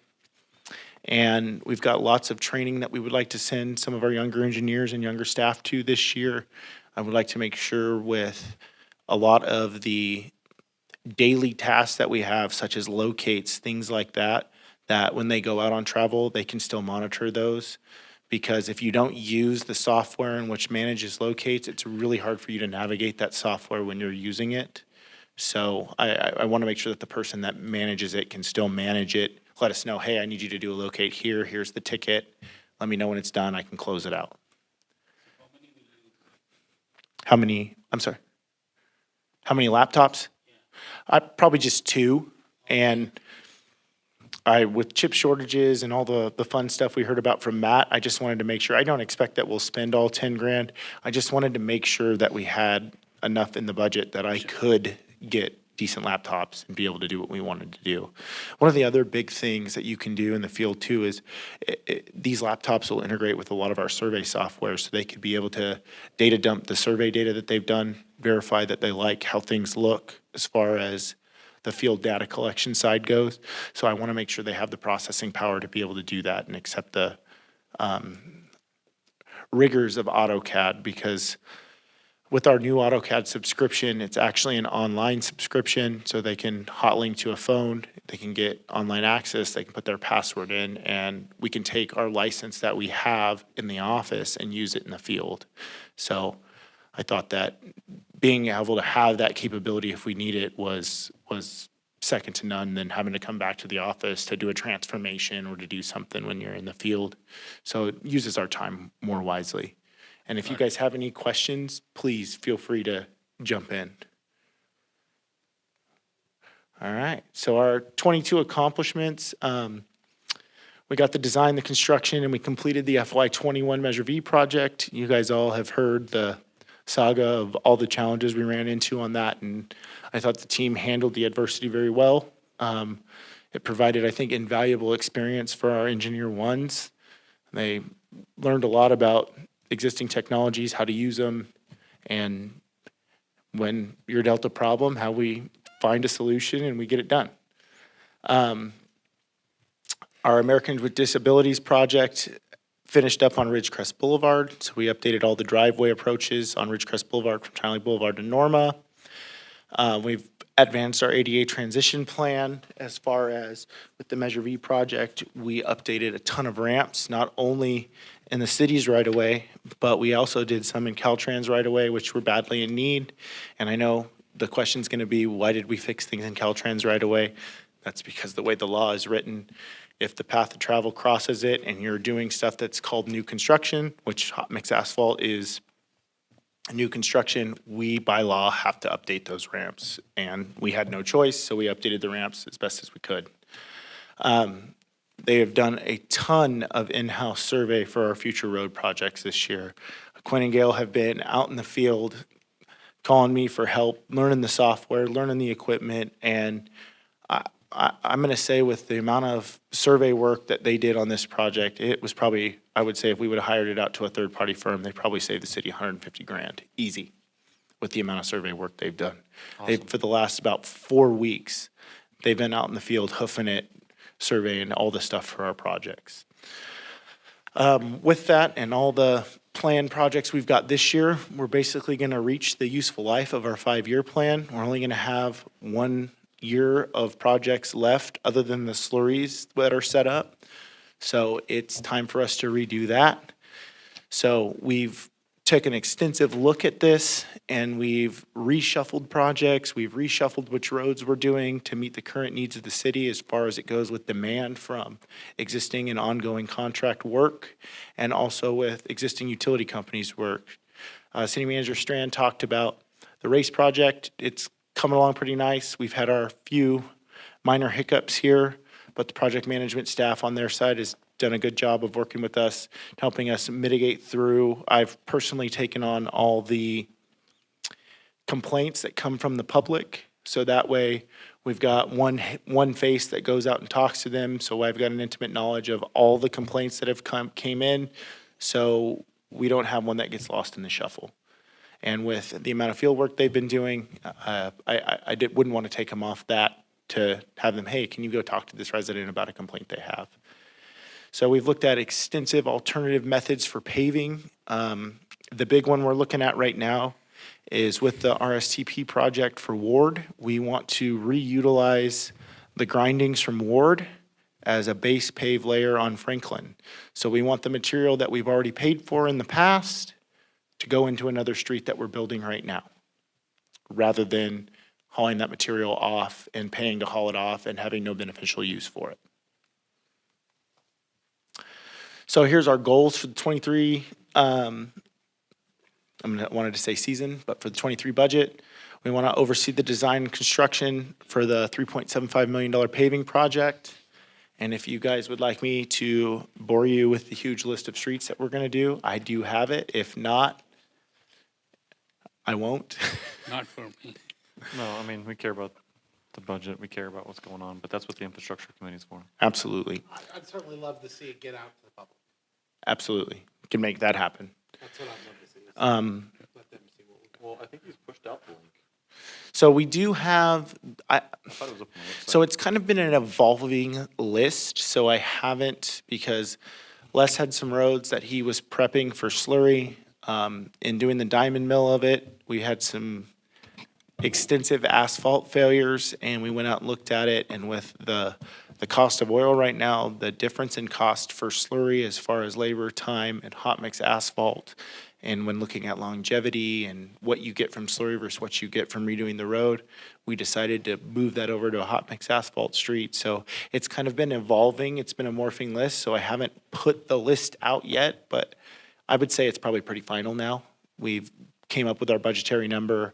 We know the square footage, so I would say it's probably safe that we can put that out now. So people that the roads we're going to touch, and I mean, it's an extensive list. It's just quick glance, I would say it's probably 14 or 15 streets. So, and long streets. We've got a $1.5 million chip seal project we're looking to do. That's more of the maintenance side rather than the reconstruction side. We want to oversee the design and construction of West Ward Phase 1 and Phase 2 if it comes about. As City Manager Strand talked about it, that's why we kept that number in reserves. We'll have a local match, we assume. Looking at how the infrastructure is laid out, Ward 2 will be a little bit more than Ward Phase 1. So we wanted to make sure we had the money sitting there if we get that chance to go ahead and do that.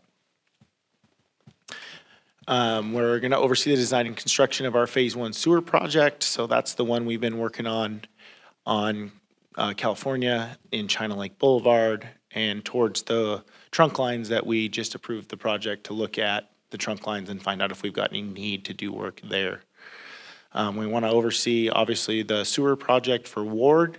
We've taken a proactive approach on this. Any problems that we have under the roads, especially our arterials that we're going to pave, we want to make sure we get in there first and we fix any of our underground problems. So we don't take money from the feds and then a year later we're digging up that money to fix something underground. That just doesn't seem prudent or responsible to me. So we want to manage and design survey of our substandard street project. That's the Franklin project I told you about. It'll be the first one of its kind. It's the first major project out of that fund, to my knowledge, that we've done. And we want to review and renew our 5-year plan. As I said before, it's coming to its life, its term. We're basically going to build the majority of those projects out this year. We want to expand on our pilot ADA transition plan. And one thing to note, we did receive an ADA complaint. Staff looked into it, put together a detailed package to get back to Caltrans to show them what measures we had taken on one area already before we had gotten a complaint, and we did do a self-evaluation. We found one other spot we need to mitigate, so we are currently working on mitigating that. And the reviewers were very happy with what we gave them as a package to show them what was wrong and what our plan was to get it done. We're going to be putting a hot link on the website to report an ADA complaint or an accessibility problem. We got a few complaints this week about some major cracks on the Bowman bike path, to which Les has already gone and fixed, and his staff have gone and fixed a majority of them. And Les said he's decided he's just going to take a hard look at the Bowman bike path from start to finish and make sure that that is in tip-top condition. So like, they're typical streets. You call them and tell them they've got an issue within 24 hours. If they're not there, they're there the next day. So. And then we obviously want to still provide the construction services that we've been providing to local developers, and we want to get a program going on our encroachment permits. We see extensive work for curb and gutter staking and a need for that in Ridgecrest Heights. We've got detailed plans for how the curbs should be, and I think that it would be a good thing for the city to provide survey services, not only for my staff, for them learning the construction survey side and working through problems when you find curbs that aren't at the right elevations. And I think it'd be a great service to provide for the city. So that's one of the things that I'll talk about in our building budget that we added. We added a line item that the contractor can choose if he doesn't want to hire a outside surveyor. He can have the city come set the construction stakes for him. With that, if you guys have any questions yet? I like all the details, Mr. Reed, but what is your total budget for public works? 10,589,000, I think. Did I remember right? Or is that Measure V? No, is that right for all of them combined? Yeah, we have at least 4.9 million in budgeted reserves, and then 3 million from the regular Measure V on top of 102 gas tax and RMRA. So around 10 So yeah, million. it's close Okay. to 10 million. Yeah. So, and I think I have that later, but it was just more highlighting the departments, and then I have the overview. So out of that, Measure V is around 7, 8? Measure V is about 6 million Yeah. that we're bringing in now. And I think about 2.9 is for the police department, and the balance is of the new Measure V is towards roads and engineering. And how many employees you have on public works? In Measure V, No, total employees. And I think there's 7 streets and 1 engineer and a portion of mine, so 0.75, so probably what, 8.5-ish And you got 2 streets for cleanup. for cleanup, yeah. So So you 8.5, 2 from 104, and then the rest from 102 for funding. thank you, sir. Not a problem. So other than that, our major plan for this year for engineering is just finalize and update our design standards. I have a draft sitting in my inbox that we need to go over.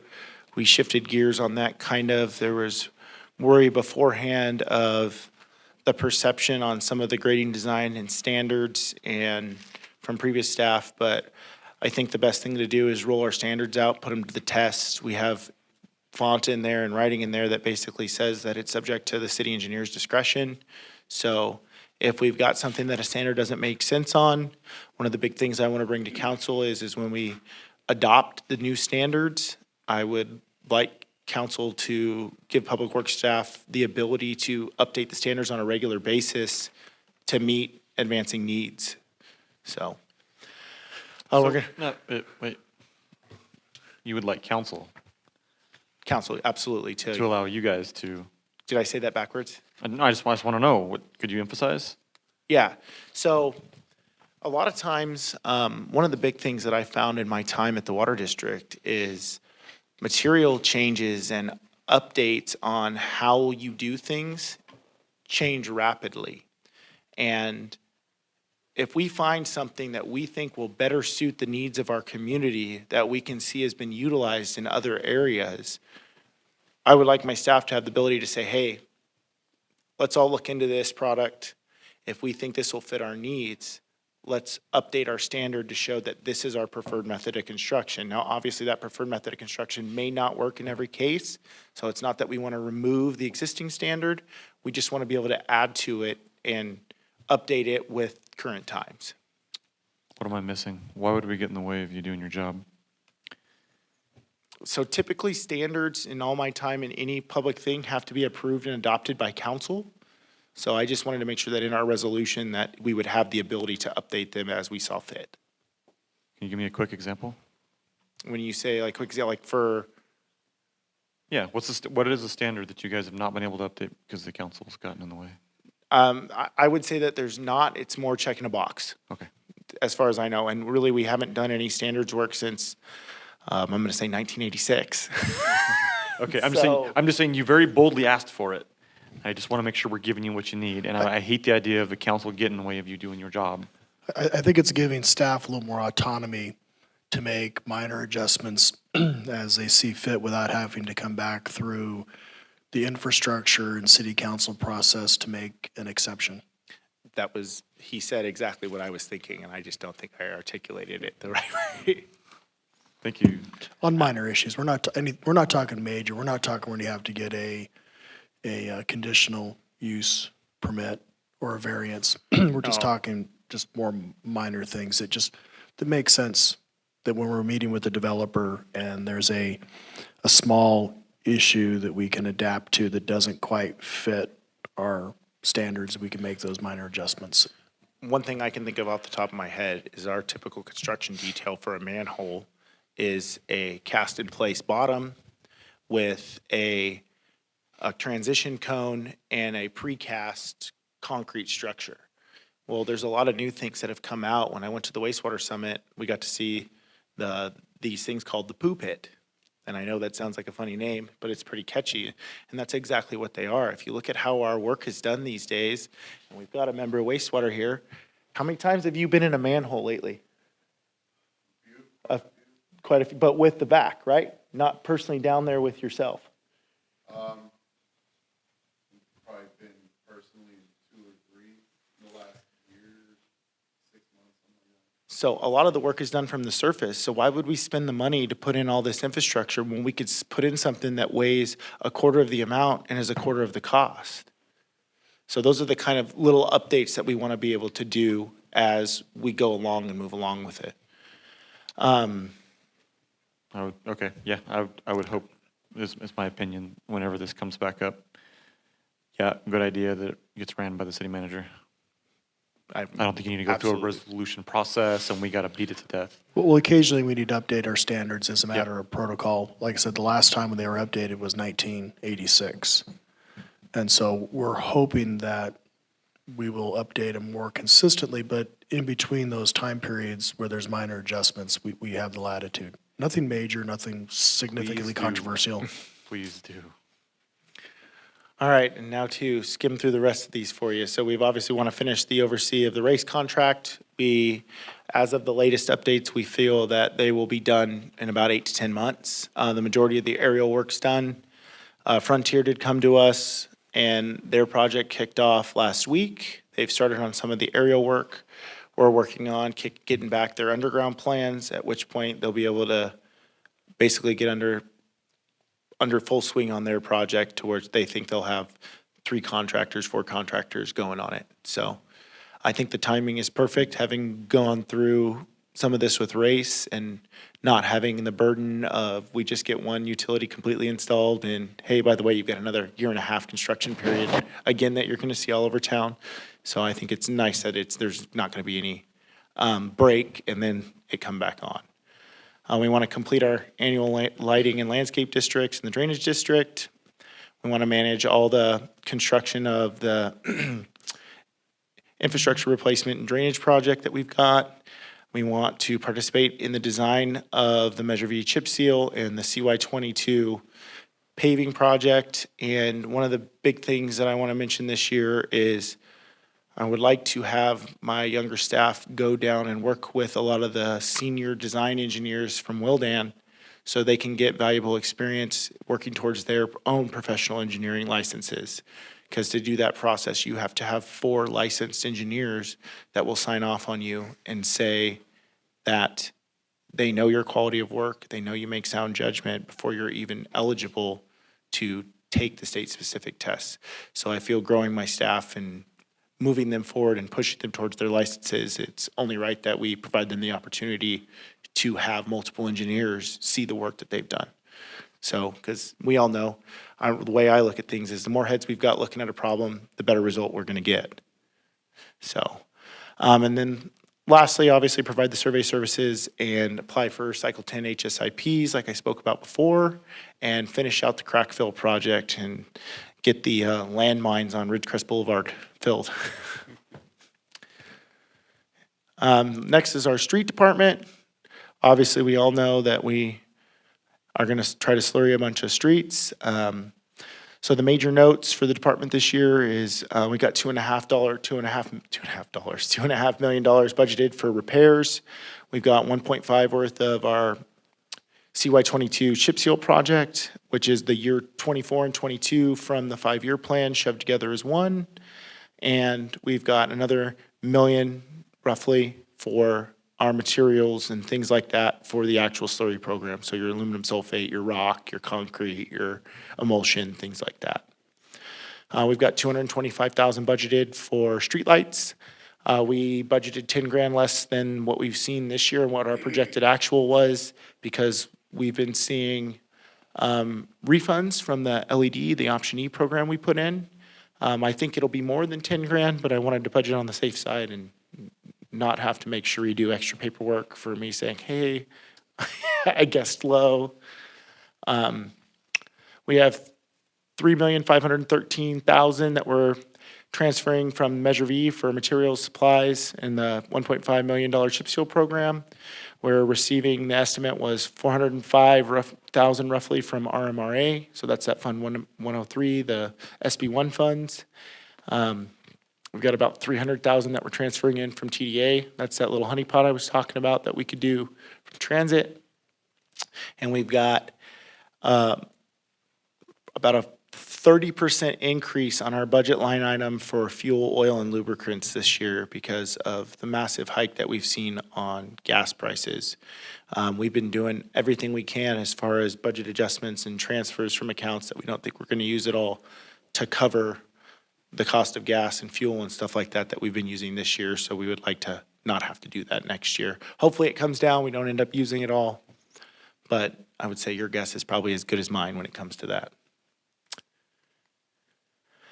So our accomplishments in 22, our slurry program with all the construction, we saw a slight decline in the amount of road service that we did get done. We did 1.2 million square feet this year. Last year we did about 1.4. So we did 7.7 centerline miles. It's still pretty good. We did 8.4 last year. And we completed a $1.1 million hot mix asphalt paving project.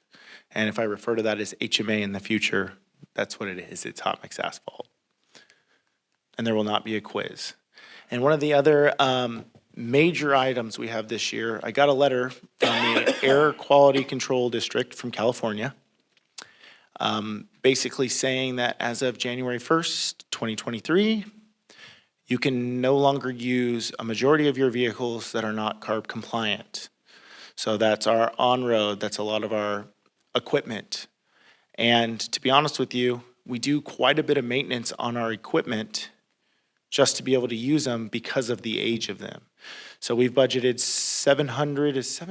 about 700,000 in both wastewater and in streets to update our fleet. The big ticket items obviously are listed here. You get your motor grader, that's the picture up there. We use that for our prep and for placing cold mix on the roads before we slurry them. You've got a bucket truck. We have a huge need. We have a Zoom boom that Parks uses and allows us to use quite often for a lot of our aerial maintenance on signals, things like that. But the amount of time it takes for us to get from City Hall to any one of our signals in a machine that goes 5 miles an hour is a little bit time prohibitive. So doing a bucket truck, 10-wheeler, dump truck, how we get cold mix there, and a semi, which is what we pull the bottom dump with, which is our majority of our material transfer. And then lastly, we need an air compressor. The air compressor we had died. We've been kind of limping through with rentals this year, and we'll have the majority of our fleet updated, or at least to a point that the other ones that are not CARB compliant will have enough credits for the Tier 4 equipment that we can still run that equipment. Any questions on equipment? Our slurry program, these are the streets we completed. Quite a few. California, as you guys all know, is only about half done. We've got that sewer project that's going to come in and work on the north side of California. So we only did up to center line. We didn't see the need to waste money and slurry it just to dig it up again. We cold mixed those streets, and those streets then got slurried over the top of it, so they were a little bit worse than the need of slurry, so we gave it a little bit more prep, a little bit more TLC, if you will say, before we did our work on it. We've got our proposed $3.75 million HMA paving project. That's our big one, the one that I said I won't bore you with the list, but I lied. Here it is. I forgot You're just not going to recite it to us. No, I will not recite it to you. I don't even think I could read it with how small the writing is up there. So, and the big question in the room, as we all know, Measure V sunsets in '24. And I told you guys that 90% roughly of our funding for our road work comes through Measure V in some form or fashion. We've got a very, very aggressive capital improvement plan this year. We've got a lot of projects planned. And I think that if we can deliver these, we've proved that given more funding or given the extension of this funding, I think we can manage it the correct way. And I think we can deliver more projects and touch more roads in the future. So this big year, next year, you're not going to see near this amount of work because we're not going to have the reserves to be able to transfer in. So I think that's a huge sticking point that the public needs to hear, that, hey, we're going to do a lot this year, but next year we're not going to do near as much because we won't have the funding available to us to do it. So obviously, if we had more funding, we'd be able to do, there'd be a limitless amount of things that we could do, but this isn't a perfect world. Let's not use the term limitless, but. Well, I was questioning that. Wishful thinking. wishful thinking. So, and obviously, if we had more funding, we'd be able to get to everybody's road a heck of a lot faster. And maybe implement a second slurry truck, maybe, there's a lot of things we could look at. Implement our own concrete crews to do our ADA ramp replacements in-house. I mean, there's a lot of things that we could look at developing and trying to do if we had some more funding. And some more staff, really, is what it comes down to. Next, we've got our fleet. Got to say that we've got one mechanic who works extremely hard to maintain our old fleet. We do our fuel procurement through this account. He does pretty much all of the maintenance on our city vehicles and equipment, from changing hydraulic hoses to fixing brakes to little things like cabin air filters for air conditionings on equipment and cabin air filters on cars. And I really think in the future we need to look at getting a second mechanic because our fleet is not the newest. And he works really hard, and there's things that have sat that we should be able to fix and should fix that we haven't been able to. So that was a short and sweet one, just so you know. And then this our transit overview. Our big things obviously are our CMAQ project, the bid we opened today, the AHSC procurement of vehicles. And our huge accomplishment is we did have uninterrupted service during this fiscal year. They hired and trained, I want to say it's 4 or 6 new drivers, and for some reason I have a tough time remembering that number. We have retainment issues there. Obviously, when you've been in a wage freeze for as long as we've been in, it's tough to keep people in entry-level jobs when they can get some experience and they can move on and go other places where they can make more money. We worked through new state regulations for the passenger endorsements. Chris did extensive research on that. There's, basically they changed it from you used to have to take a test, then you'd have to go to highway patrol. Now there's a new class that you have to have. It's a Class C spin-off kind of license. And he's been second to none in that, because I'd have to say if there's one department that doesn't get as much attention from me as it should, it's our transit department, and yet it still ran flawlessly. So the plan for '23, obviously we want to continue to provide uninterrupted service. We want to implement the use of electric vehicles and use the infrastructure that we're putting in for solar and charging and things like that. when they want to assist and learn some of the contract management side for projects so they can do more projects in-house. They want to oversee the construction of the city yard gas pumps, being the ones that use it regularly with streets. I think it's a good learning opportunity for them to aid with some of the ins and outs with how projects go like that. They want to explore advanced driver training, and they want to get all their staff certified in CPR, AED, and first aid.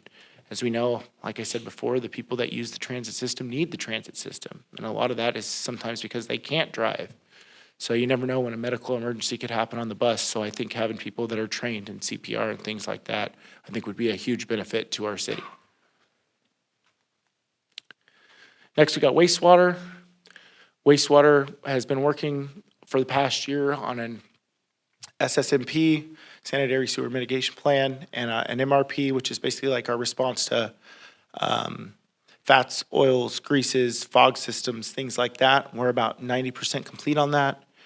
We should probably wrap that up here in the next month. I have the final draft in my inbox of the SSMP, and I have the second draft of the fog program update that we're doing right now in my inbox as well. We want to fully implement the pretreatment program. DWR has recently put some pressure on us with some of the constituents that we've seen coming into the existing wastewater treatment facility.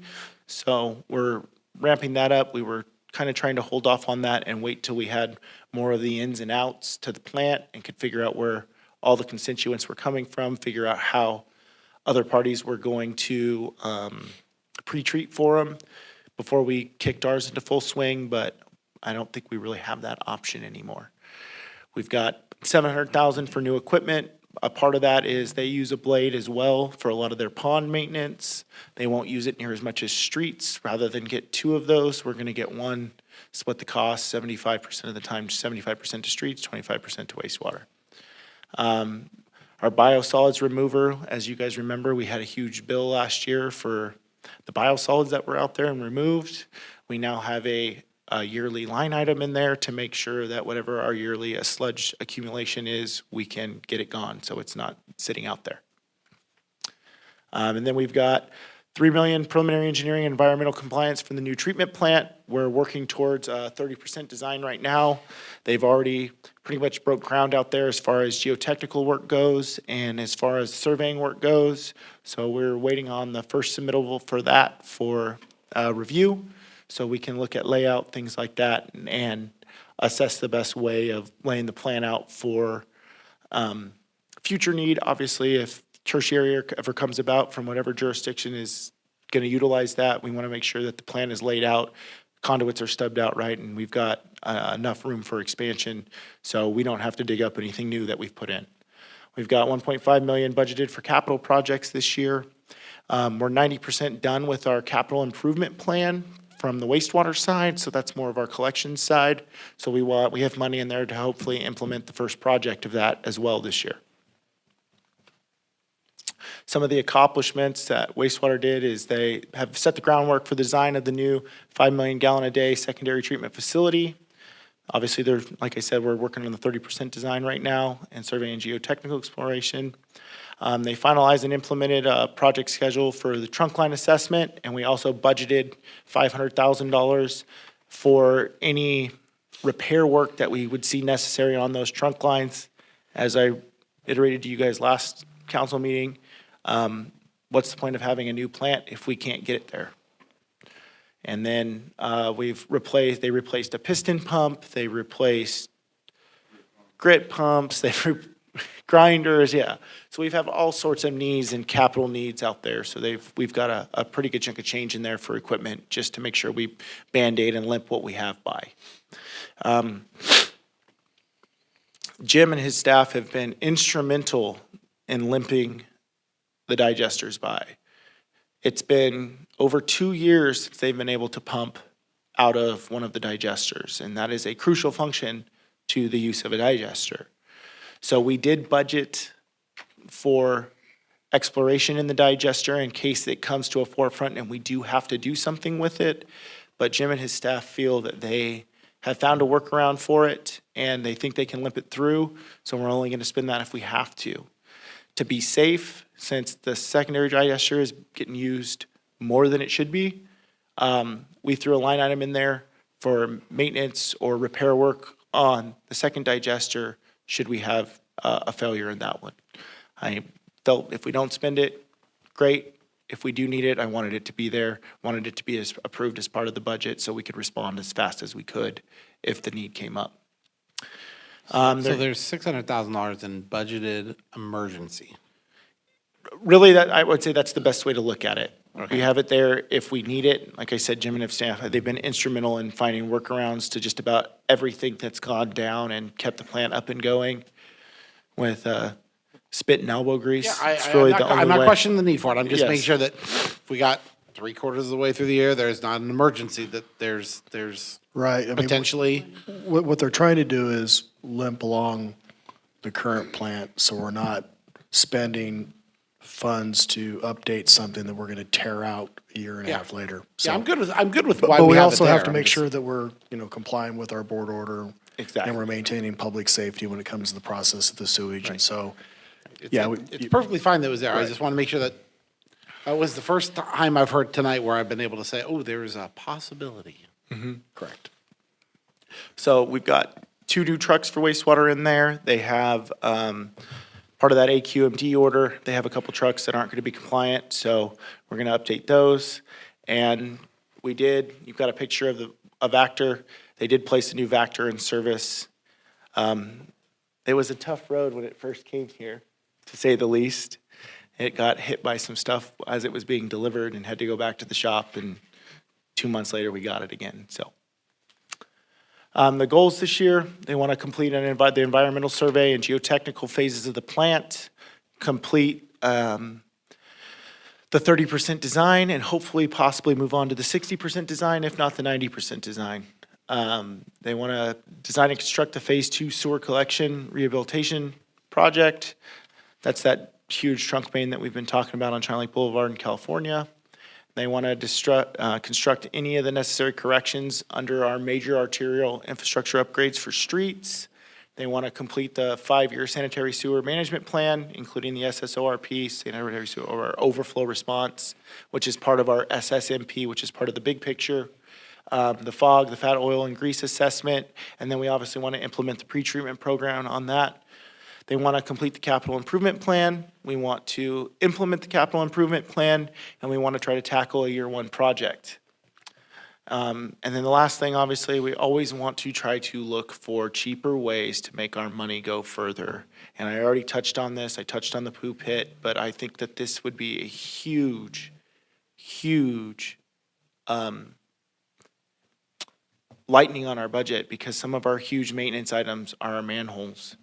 And with residential manholes and things like that, I think that this is a very viable solution, and I think it would be a huge benefit to our budget to not have to use them. They can manufacture them up to 3 outlets. I mean, there's a ton of things that we could do with them. We could stick them in existing manholes, you slurry around the inside of it, you take your cost and cut it by 4. Next, we're on to our building department, unless you guys have any other questions about wastewater. Well, you made a suggestion about the poop pit, but you didn't kind of give me a perspective on what the cost is. I mean, you made a great suggestion and then stopped. So a typical manhole reconstruction, if we have to remove and replace with street repairs and things like that, are in the realm of $15,000 to $20,000. I can get those poo pits and install them for around $5,000. And So what he's saying is as we're doing these road projects, instead of redoing the manhole covers, we're going to put the poo pits in and do it at 25% of the cost. So a which is manhole, spectacular. I'm Yeah. not complaining over here. I'm just, The project is that as we come across these that we're doing, we're going to go the poo pit way. oh, okay. So you're not asking, you're advising. yes, Okay. I'm just telling you that It didn't sound like advising as much as asking. That's why I was trying to clarify. constantly looking for new technology and ways to make people's lives easier with less maintenance, less things like that. Right, but So, this isn't a looking, we're implementing a new technology. slowly. I'm going to implement it in a couple places, make sure all the wastewater staff likes them, see if we come across any huge issues before we just go full-blown, this is what we're doing. Because getting into manholes sometimes is second to none for some things. One of the big things I liked about the poop pits is it doesn't hinder your ability to get the robots and the lines to be able to do assessments of what's going on. And anything that will fit through the actual sewer pipe will fit inside those poop pits and will still flow through. So they're smooth, there's benefit, and there's some things that I'm hoping that we can make the budget go further with. Yeah, I was just being trying to. So on to building. Obviously, building provides a huge service to our community. We'd like to send, we have a new member of the staff up there. We have a seasoned vet, as I like to call her. And we have a new member who's learning about zoning and learning about a lot of things. There's some training for California building officials that I'd like to send them both to, not only for their knowledge, but I think for my knowledge. Obviously, I build off my experiences, and I haven't experienced everything in the world. We're gonna implement, hopefully we're gonna implement, depending on if we get Cherie's blessing or not, and research advanced permitting software to allow applications online. And as Ron said, we're gonna tread lightly on that one and hopefully be able to implement a Tyler software. So Cherie doesn't hate me. And we would like to get another licensed notary. So Doreen is our licensed notary right now. She has indicated that her time here is limited, and we want to make sure that we have multiples on staff. So, okay, Rick is a notary. I was just getting ready to say, the city clerk has to be a notary. I think that's a requirement. Close to a requirement. And that's it. Thank you. Thank God. I meant to, I got a lot of things that we're doing. You did a good work. I told you flat out, we're doing a lot of projects. I'm open for questions, and you guys didn't I take would like it. to compliment you on. Man, you answered Give me a moment. Give me a moment.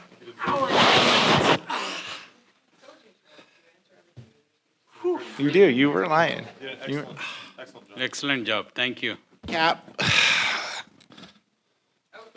There's going to be a phone call. Okay. On a serious note, so let's go back first. Is there any council questions? Again, it was a fantastic presentation, and all the slides looked perfectly good this You year. could read them this time. They were readable. Oh, Rico went over them for. She did. She saved my butt. All the credit is hers. I'm by far. trying to give him a little credit. Keep looking for the new technologies. I mean, I don't think I've talked to a single person who's listened to your laser presentation who hasn't go, that's so cool. And now I can talk about the poo pot. So it's Poop hit. poo pit. Sorry. Catchy name though. Is it Everything not? went great. I just want to double check if there's any questions for the council, from the council. No question, just a comment. You know, we don't often hear when we get briefed at these budget hearings or through any of the departments that we see a cost savings, but you found multiple places where, you know. We're Thanks. trying. What is the public? Well, I think always ask? everybody's trying, but. Yeah. You know. Everybody is trying, but I mean, one of the big things I feel like that every city's been tasked with these days is how do you make the funding you have go further? And that's what our priority is. How do we make the funding we have go further? Work smarter rather than more expensively. Exactly. Yeah, one of the things he didn't cover, not to belabor Mr. Reed's presentation any longer than it needs to be, the crack fill machine, the crack fill process that they came across this year is a very good process. It has a lot of potential. Now they've come up with a way of, I suggested that they buy a machine, but I was convinced that it's easier for us to rent the machine and just buy the product. It's cheaper in the long run, less effort to keep it clean and to keep the maintenance up on it. So that, I think, is extremely important on how we move forward with our slurry and is addressing these cracks that become problematic over time, and they just keep expanding. So I think that was a great addition. You can see that in full effect on Sunland Street and on Norma.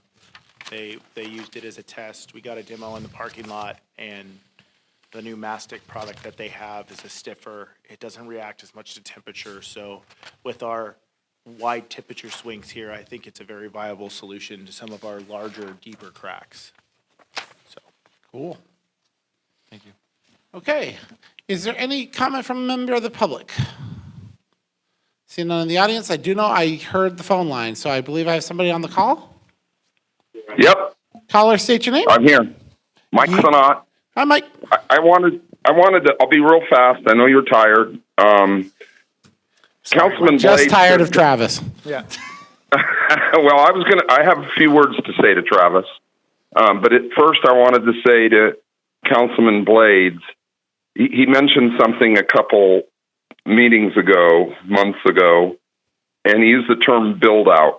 And I really like that term, in terms of building out Ridgecrest. And I'm so excited when I listen to Travis. I've been watching him working in the background. He knows I'm here. And, I've never seen somebody in public works have so much fun. So I'll be really fast. I want to first, and I'll get off the phone. If there's a general plan due, I would like to know when that's due for the city. And there's a lot of things that have changed. I don't think it's been done for over 10 years. I'd also like to compliment Travis about the flood control trick he pulled with the other projects, so that all those homeowners are going to become outside of the floodplain. And is there a map available for the people? Is that Ridgecrest Heights? And then the other question I wanted to present was Ridgecrest Heights for many years has not been built out because of the streets and sidewalks and curbs and gutters. And there was some kind of provision when that was subdivided that at some point when the number of properties were developed, the completion of streets and curbs would become mandatory. And the owners of the properties that hadn't yet done it would be bonded. I think Mr. Strand knows about that. I'd also like to mention one more time, I think probably the most important section of roadway that's not been completed in the city is between Springer and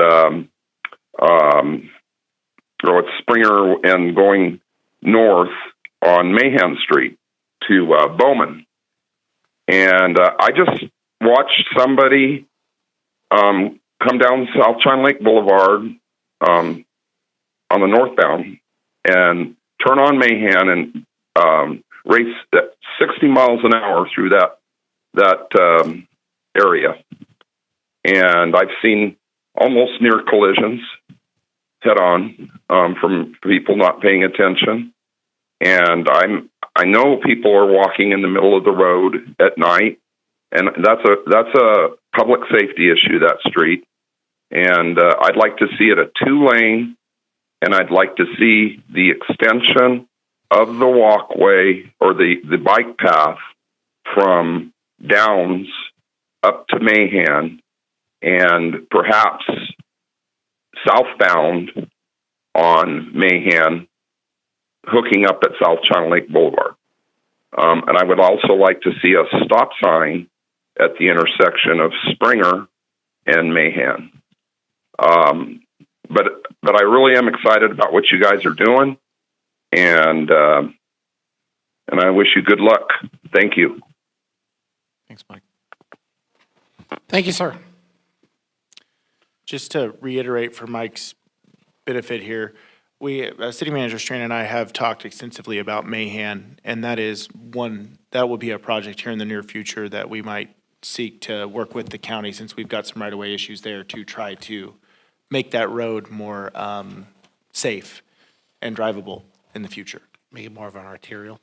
Well, it's a secondary, it's a primary collector, so it's not a full arterial.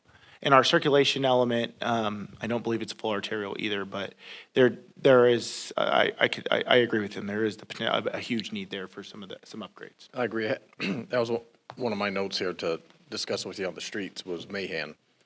And I think that whole section needs to be, like you said, 2-laned. It's got its faults. And I know it's a county issue, so. That could be like a CMAQ grant down the road. We absolutely could, and to go on to Mike's point, we have some extensive work that we're doing in Ridgecrest Heights this year. We have a lot of pavement preservation. We want to put Franklin in. Franklin's down there. We want to do a lot of work there. And we're exploring, everybody, we've heard a lot about streetlights, so we've been looking at options toward how we can find a way to get streetlights out there and to do complete curbs, complete gutters. Unfortunately, with doing Franklin with our substandard street fund, that will deplete that fund almost entirely, if not entirely. So whoever had the idea to have this fund, it was a great thought. We just didn't follow through in managing the fund enough to make sure we kept up with the times for cost of things. So we're looking at other means and other methods to try to get Ridgecrest Heights some more love, get Mahan built out, get all the curbs put in, so that way any improvements we do put in don't become maintenance headaches. Going back with that, I'm just curious, because I know it was talked about years ago, and I apologize, I should be able to recall it, but I don't. I know from the Affordable Housing Project, there's infrastructure dollars that the city is looking at. Is any of that accessible, or is that all allocated already for other projects? Or? It's all allocated. Yeah, okay, It's that's all what part of that the was my affordable. assumption, but I just wanted to make sure that I address it. And that anybody says, well, they have a pot of money for this. No, that's already allocated.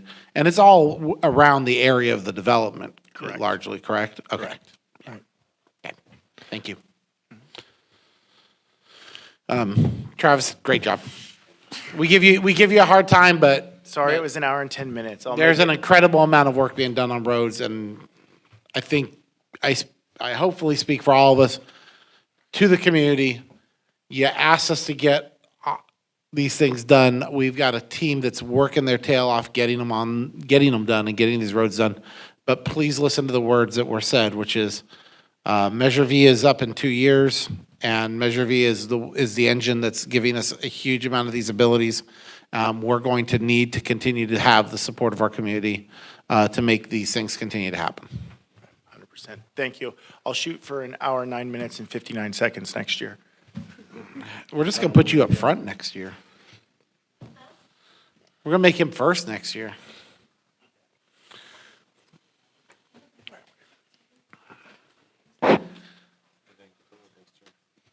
Huh? Probably gonna take an hour to get Travis's stuff off the computer, right? Yeah. Come on down here. Oh, you make Tucker work too. I like it. He's my wingman.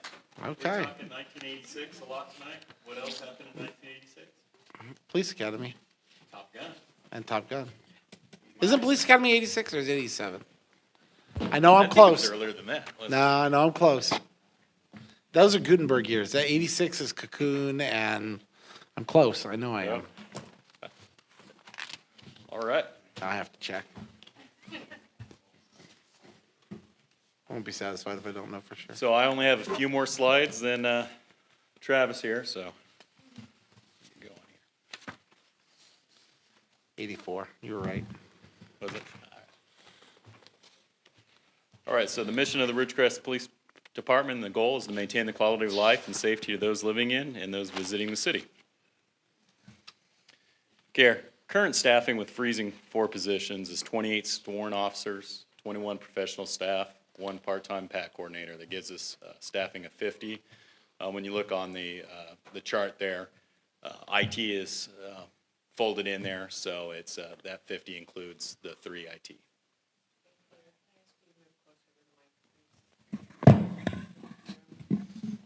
All right, we do have extensive volunteers. We have 106 at the last count, and that includes PACT, animal welfare specialist, reserve officers, as well as CERT.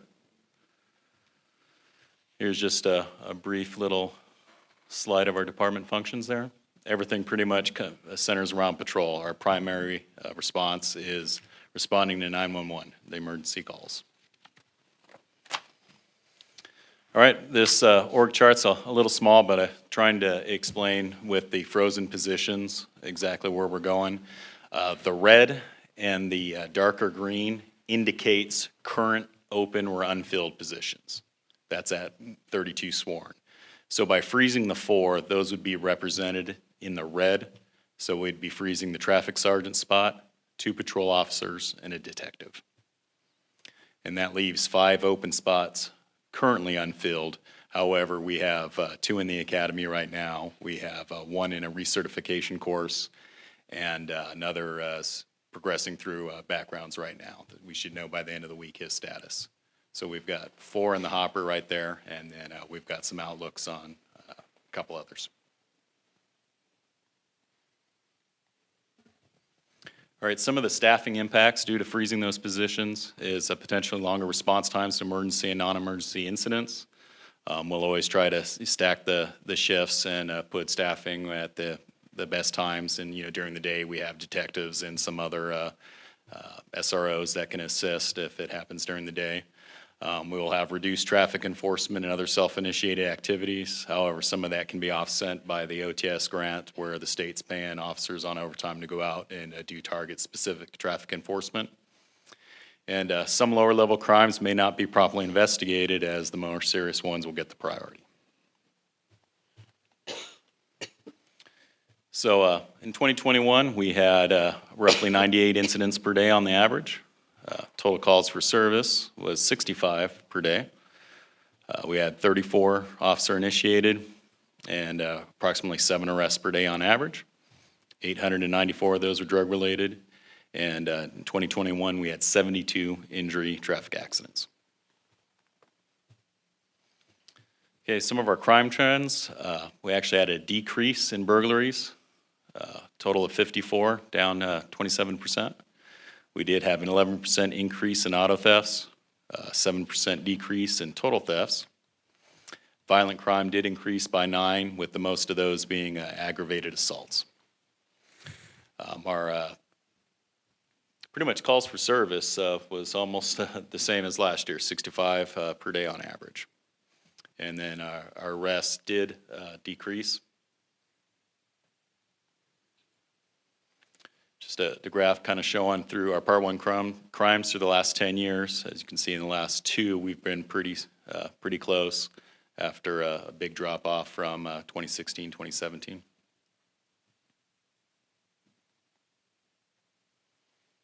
Just another breakout of those Part 1 crimes.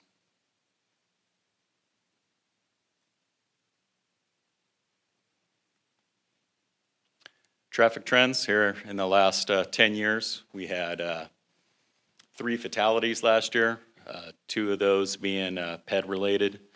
We've been focusing a lot of our traffic enforcement with the grants on PED enforcement, as well as motorcycle safety. One fatality was a result of a motorcycle accident, and another one was a drunk driving incident. Some of the challenges we're facing is recruitment and retention. I mean, this is a nationwide problem. We're not the only agency seeing this. It seems like nobody wants to be a cop anymore, and people are leaving law enforcement for other industries or better paying agencies. We're really looking at ways to revamp our recruitment process and focus locally again.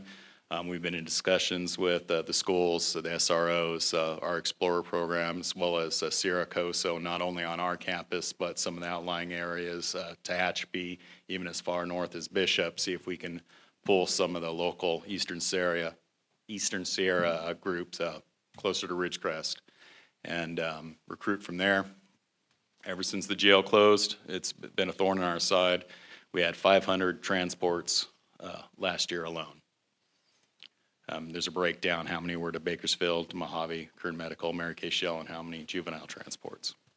Can I ask you a question? Sure. So we don't have any problem with the cops, like nationwide problems. So why are our cops leaving? There's various reasons, like city manager has stated.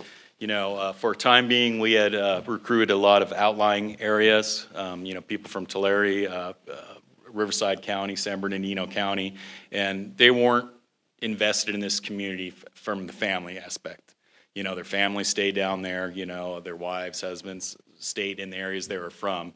So as soon as they got a job closer or a little better paying, they left our area. So, I wish we can find people who grew up here, were, married here, and are invested in our community for the family. The kids go to school. They're bound to stay a little bit longer. And now with the changes you guys are assisting with and, getting our wages competitive, that's going to help a lot too. Yeah, Captain, can you tell them how many of our former RPD officers are working up in Inyo County now that are still living in Ridgecrest? What do we got, 4? 4 recent RPD officers still live in town. They get take-home cars from Inyo County, get to drive those up there. Like the city manager said, go, 10-8, on duty from the Pearsonville area and start their day there. We have, Inyo County also has several of their deputies that aren't from us living here in town that do the commute up to there. So being competitive with Inyo's wages really is a benefit for us. Thank you. So some of our strategies to address crime is to maintain current staffing while recruiting local prospects, continued enforcement of known criminals through probation compliance checks, SIT operations, and directed enforcement operations. I mean, we're an isolated community. We know who's, causing us harm and who to focus on, and we do a great job of focusing on them and on our end, getting them into the court system. We address juvenile crime through at-risk youth efforts and SRO involvement. And like I said, focus our efforts on solving the serious and violent crimes.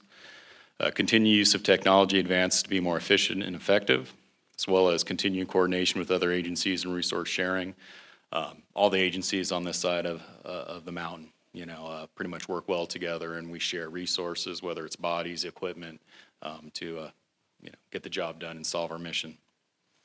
We need to continue our involvement and outreach with the community. I mean, a pandemic kind of, limited stuff for a while, such as the open houses, the Citizens Academy, but as the pandemic restrictions relax, we'll be continuing our efforts there.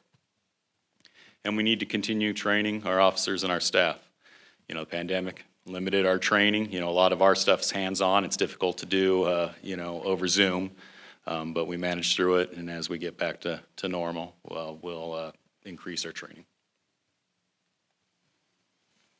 Just some of the example of some of the groups the PD's involved with.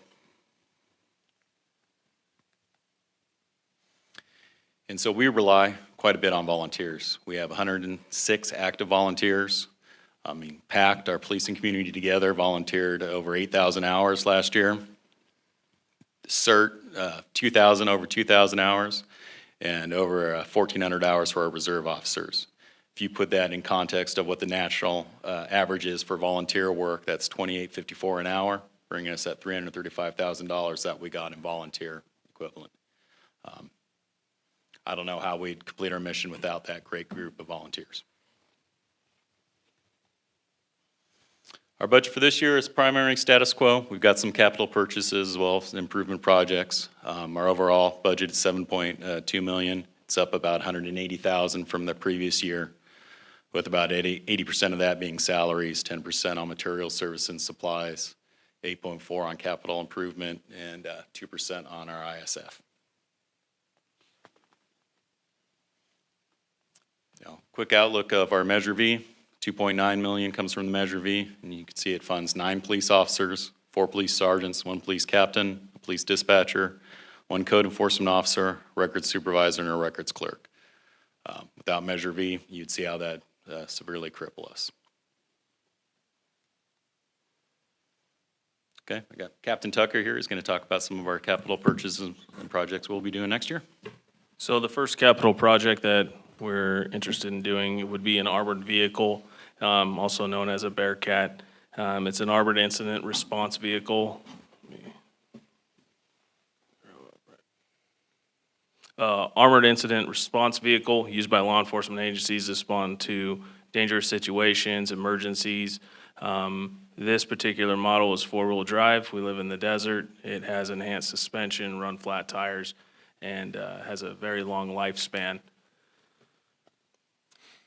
It's we budgeted about $325,000 for it from Prop 172 money. The second capital project would be a new animal control van, Measure V funded. Benefits of the animal control van allows for the safe transportation for not only animal control officer, but animals to and from calls for service, having them taken to the vet. This one, the van that we're looking at, it's four-wheel drive, allow for retrieval of lost animals in the desert, rural areas. And this van is an estimated lifespan of about 400,000 miles, and it's a diesel. The last capital project would be a patio project on the outside of the City Hall building in the police parking lot. Allowed for shade and shelter during inclement weather, gets over 100. Be nice to be able to sit under the shade, enjoy a meal or a break. Outdoor break areas promote wellness, and it would be color matched to the existing city structures, and then concrete flat work would even out sloped dirt area to get rid of the uneven terrain. And then fleet maintenance, so budgeted. Where's the PD patio? Where are you guys targeting? Behind the fence or out front of the fence? It's behind the fence. It's right outside the back door Okay. of the police department, near where the Sally port is for the entry to the That's jail. just I just was because you were saying like, I mean, I'm hoping if it's beautiful weather, out be outside all you want. If it's 100+ degrees with the amount of gear you guys wear, please go inside. Don't cook. That's all. So budgeted $237,154 for maintenance and ISF, $93K for maintenance, $144K for fuel. This includes all the admin vehicles, patrol vehicles, detective vehicles, animal control vehicles, packed vehicles, transport van, CSO vehicles, and the OHV vehicles. How in a rising gas environment did the price go down? So in looking at that with the fewer officers and each officer being assigned their own unit, we believe that the cost will go down because we'll have less vehicles being driven. And the number of vehicles that we can assign now to the officers is more, which makes it easier, right? Yes, sir. And my understanding, and for Sheree, is that the budget before then was based upon numbers that were pre-pandemic, so they were a lot higher. So once we get the actual, at the end of the year, what we were using, that's what significantly lowered it this year. Are all the vehicles in? No. No, we have 8 that have arrived and are outfitted, and one of those 8 will be completely in service next week, and 4 are in transit, and the other 4 are still being manufactured or getting loaded on trains. So, did the EV transport vehicle make any difference? At this point, we're still working on how to get it modified to safely contain the prisoners and without damaging the car. So Roger. We're looking at different options there. I believe that completes the presentation. If there's any questions. I have a couple questions. So on the, what I'll call the tactical or dangerous response vehicle, have we had a need or incidences in the past or that we see a need for that type of vehicle? I mean, there's several incidents where this vehicle provides a very safe environment, or a lot safer environment for the officers and for the community as well. If we fail to plan for something like that, then we're going to be sitting ducks. Just an incident that happened in North Phoenix yesterday. An officer was pinned down behind a car taking gunfire from a suspect in an elevated position, and they used a vehicle very similar to this, if not the same one, to go in and rescue the officer.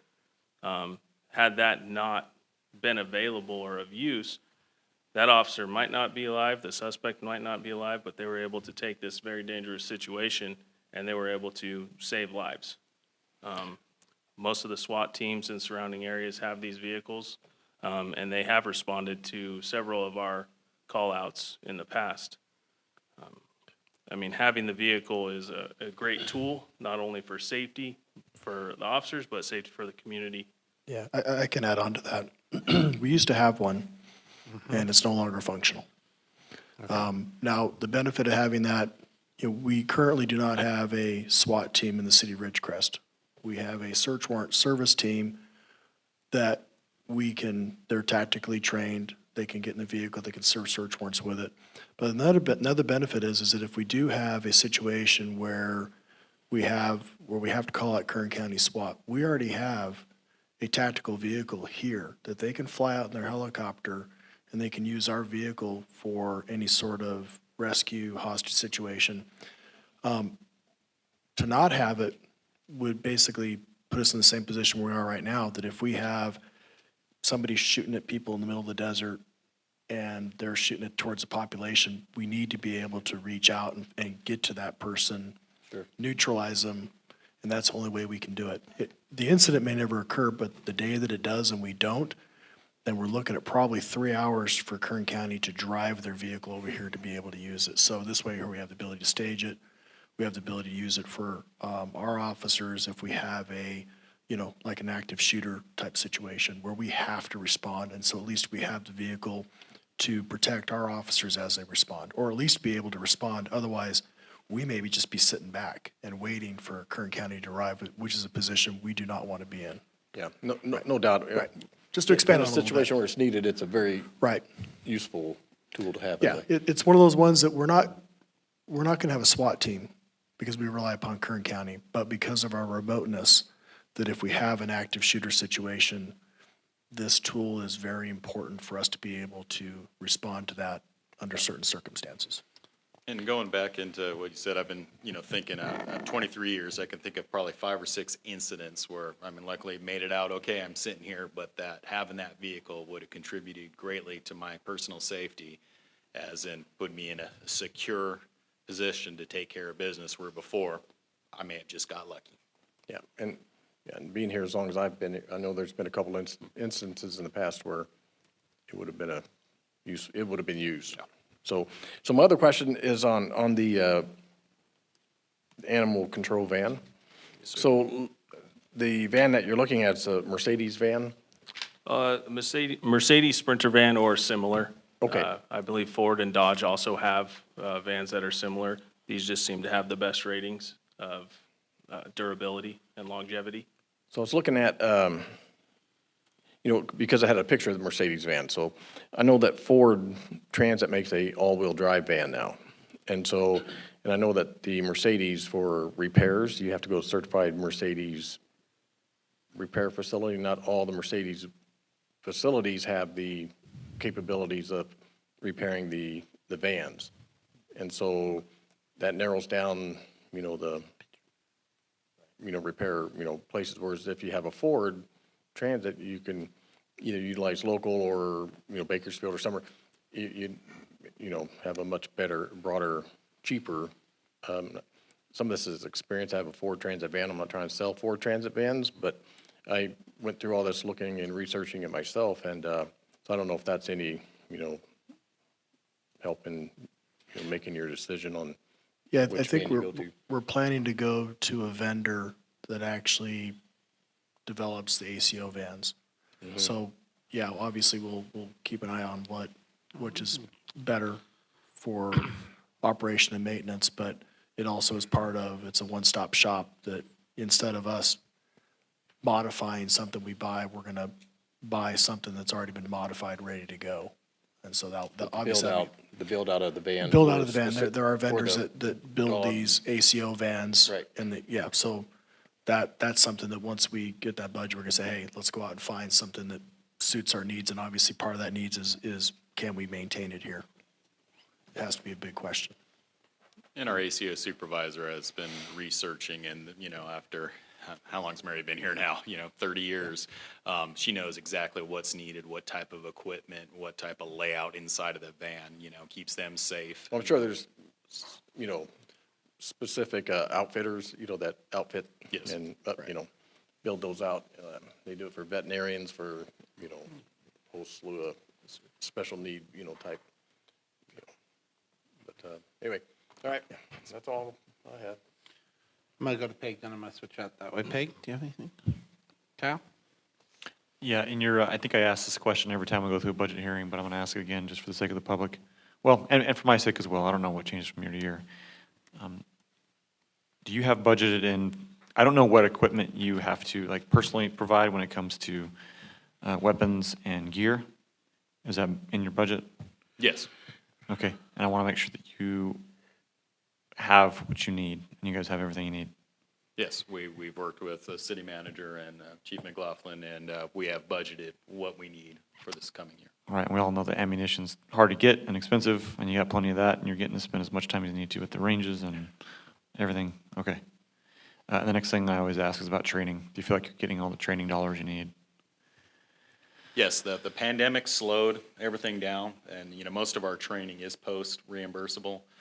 So now it's just, having enough bodies where we can't send so many people on the street and, leave holes in shifts and stuff like that. So it's the scheduling when these things happen. But as the pandemic restrictions are being minimized, we'll be doing more training than we have the last couple of years. Thanks. Anything you saw? I think you lost that question. Go ahead. I just, so I have a couple is, I am alongside Scott in terms of the armored vehicle question, but funded by Prop 172 means it cannot be used for anything else or would only fit that necessity. You mean the actual 172 fund? Mm-hmm. Well, the 172 fund can be used for anything law enforcement related, law enforcement response. Okay. I mean, we could switch that 172 money with general fund money, and so we keep the 172 money for other projects, but. Well, and it can be any law enforcement, doesn't have to be a law enforcement vehicle. Correct. It could be personnel, it could be, well, we've been, historically, we budget one officer position, and then we usually use the balance for vests or vehicles or other capital purchases. Okay. So I'm not trying to undercut it in any way, shape, or form, guys. You need something, I'm not trying to oppose it in any way, shape, or form. I want to be very clear that I'm not standing in opposition to this. I'm just, like my co-counsel and Mr. Blades, I'm raising a question for the sake of the benefit, which is the animal shelter is one of those quiet, non-abrasive, non-loud needs of this community. I don't know if you've met Mary Stage lately. Well, I know exactly who I've met. I don't have that really same opinion. And my next question is I'm super thrilled to see that they're getting a vehicle because I know that they need the vehicles to be able to transport and those types of things. Have we done the necessary or needed investment into the shelter?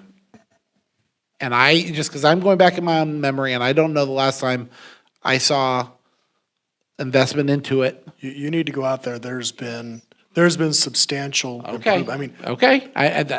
There's a project going on right now where we have that trust that was left to the shelter. Left to the shelter, and we're currently doing a kennel improvement. In fact, there's a wall going up right now to shelter the new kennel. I think it's 16, 18. I think it might even be up to 28 kennels by now. Yeah, Mary kennels. keeps So, making it bigger. trust me, there's some significant work going on out there. And I asked Mary, and I'll be frank with you, I called her, said, what do you need? And What's your wish list? That was the biggest one that she wanted, and then another animal control, kennel attendant, which is an ongoing cost. I mean, we mentioned earlier, not to get too deep in this thing, but we do have some holes that need to be filled in PD. We need to bring back the positions. We need another dispatcher position. We need another records clerk, and we need another kennel attendant out there to really kind of start meeting our needs. So yes, we do have a hole in the PD. But as for what she needs, it was asked, and her number one request was, get me a van, because we have two vans. One's still operational. The second one's in horrible shape, and that's the one we're going to replace. But we did ask, or I did personally. The unit that's currently sitting in the back there rusting? What happens to it? And I'm guessing also what happened to it, I guess is a twofold question. So that is a 2001 van, and it has severe electrical issues. It's at the end of its life cycle. Okay, I mean, but we can we've- scrap it for all the armor Yeah, on it, so right? Well, the cages are specifically built to fit that size of van. So what would happen is the van would either go to auction or. No, I said scrap it. I mean, I'm just saying there's Yeah, it would go there's some away. serious metal aboard there, and I know metal isn't It would cheap get- right it would now. I get mean, scrapped. so it's just a scrap. Okay, Correct. fair enough. It's unusable. Okay, that's why I'm just getting clarification. It's scrap. We just clear it out. And we started looking at these vehicles, over a year ago, looking at different versions of trucks and equipment, and it came down to it that none really fully met Mary's needs, that we have to go full-on big van. Oh, I'm not worried about Mary. I'm worried about it's the mini tank that's got me because, and it's not that I don't support it. I do. If there's a situation, you're absolutely right. Having is great. I just want to make sure that we're addressing. So I don't need somebody to drive by and go, well, there's one sitting in their parking lot and they just bought another one. Let's clear the record. Let's make sure we understand why that isn't functional anymore. Get rid of it, obviously. And, and I'm guessing this is going to be a 12-month lead. This thing can't be a short lead. I know that once if council approves this, I mean, I know that she has a vendor that she has been coordinating with. And of course, obviously, a supply chain. Yeah, it's I'd 12-month like to be able to see minimum. this in service in 6 months by Christmas, maybe. No chance. Just depends. I don't know. Because I bought it. I mean, I mean, when you have a self-manufactured like that, it's going to be. Mary will be calling them every day. Yeah, I'm not worried about Mary. I'm Pushers talking in about the front. armored one. The Mary's, I'm good with. Just the armored one will take about a year. Okay. I'll let you ask questions too. Not a question, I just want to make a comment. I'm very proud of our police department, and I'm happy to see we are increasing the budget from 6 million to 7.2 million. So, which we are able to do being in Ridgecrest, whereas other cities are trying to defund the police. So, you do an awesome job and you deserve all this support from us. Thank you very much. Okay. Any other council comments? No. Okay. Any comments from the public? Any comments on the phone? Okay. Gentlemen, I believe we are conducted. Thank you, sir. Thank you, guys. Thank you. And that is the last department presentation, correct? Correct. Now I think that Oh, come on. Is that possible? You know what? If you'll give us about 30 minutes, we'll all reconvene here just for you, and you can talk to anybody you'd like. Okay, i.e. the wall. I guess the question that, with obviously with staff, I mean, we did try to address all of council's concerns, and I know that as we go along throughout the year, through the finance committee, through the other committees in council, we do kind of keep a list of what council's concerned about. And I do think that we've met all of your concerns, all of the stuff that you have discussed. So I guess at this point in time, are there any issues or things that staff has not presented that you may be interested in introducing? Sure. So, under the position budgeting summary, I see new positions and, everything's itemized out in the cost, or increases of, say like the first community development technician, 68,000, so, and going down the list. So when I get down to the wastewater the wastewater management, or, and the salaries, I don't see any numbers. And so I would like to know, I think Travis skipped that in his presentation. I was going to ask him during that time, but I thought it might not really pertain to his. We did do a salary study, and we have adjusted the salary scale of the wastewater enterprise employees to make them competitive in correlation with our salary survey. Like we mentioned last year, that as we're moving forward with the new wastewater treatment facility, we have to do a rate study. And as part of that rate study is updating our salary schedule. So we did update the salary schedule. We have increased the wastewater employees' salaries based upon, what we believe is a competitive. Okay, that's what I wanted to confirm. Right, That there has yes. been an actual increase in their salaries. Yes, there has been, yes. And that, Yeah, based on, right, but bottom line is, we have increased it, an yes. employee has had a raise. Correct. Some were increased more than others, but it depended upon what the competitive nature of that position was. And do we feel that in that segment of the employees that of the different departments, that we are bringing them up to a reasonable and current level salary that's competitive to other, like? Correct. We're not going to pay San Francisco or LA wages, but then again, our cost of living does not demand that. I do believe that we are at a competitive rate, at least where we should be for the time. Obviously, we need to be keeping up with the cost of living. We shouldn't wait 10 years before we give another cost of living, because then it just makes it more difficult. Good Because strategy. being, Peggy Breeden was, in with the original meetings when we sat down with the employees and the unions, and granted, we have a really large-scale issue to address with, the different departments and different employees within the city. But I want to, from my perspective, make it clear that if we have a segment of employees that we can, if we have a segment of employees that we can make whole with this, then, I think we should do it, and it looks like we Yeah, we did. have done that. And not wait, to piecemeal it out, over, time. So whether it's, years or, so I'm really happy to see that we've done that. Correct. I commend, our finance, Sharice, our finance director, and yourself, Ron, on doing a fantastic job on making progress with this. And it was something that we committed to, and I know when these other council members came on board, after this was initiated, they've been very, supportive, and everybody's on the exact same page of, committing to this and making this whole, and it's going to take time, but I want to see people happy, and I hope that's what, you and your crew out there are feeling at this moment. And if you have any concerns or questions, by all means, bring it up. But anyway, I just wanted to confirm. Yeah, I think, yes, we have adjusted the wastewater enterprise, which is an easier thing to do. Right. I do think that next year we need to take a look at transit.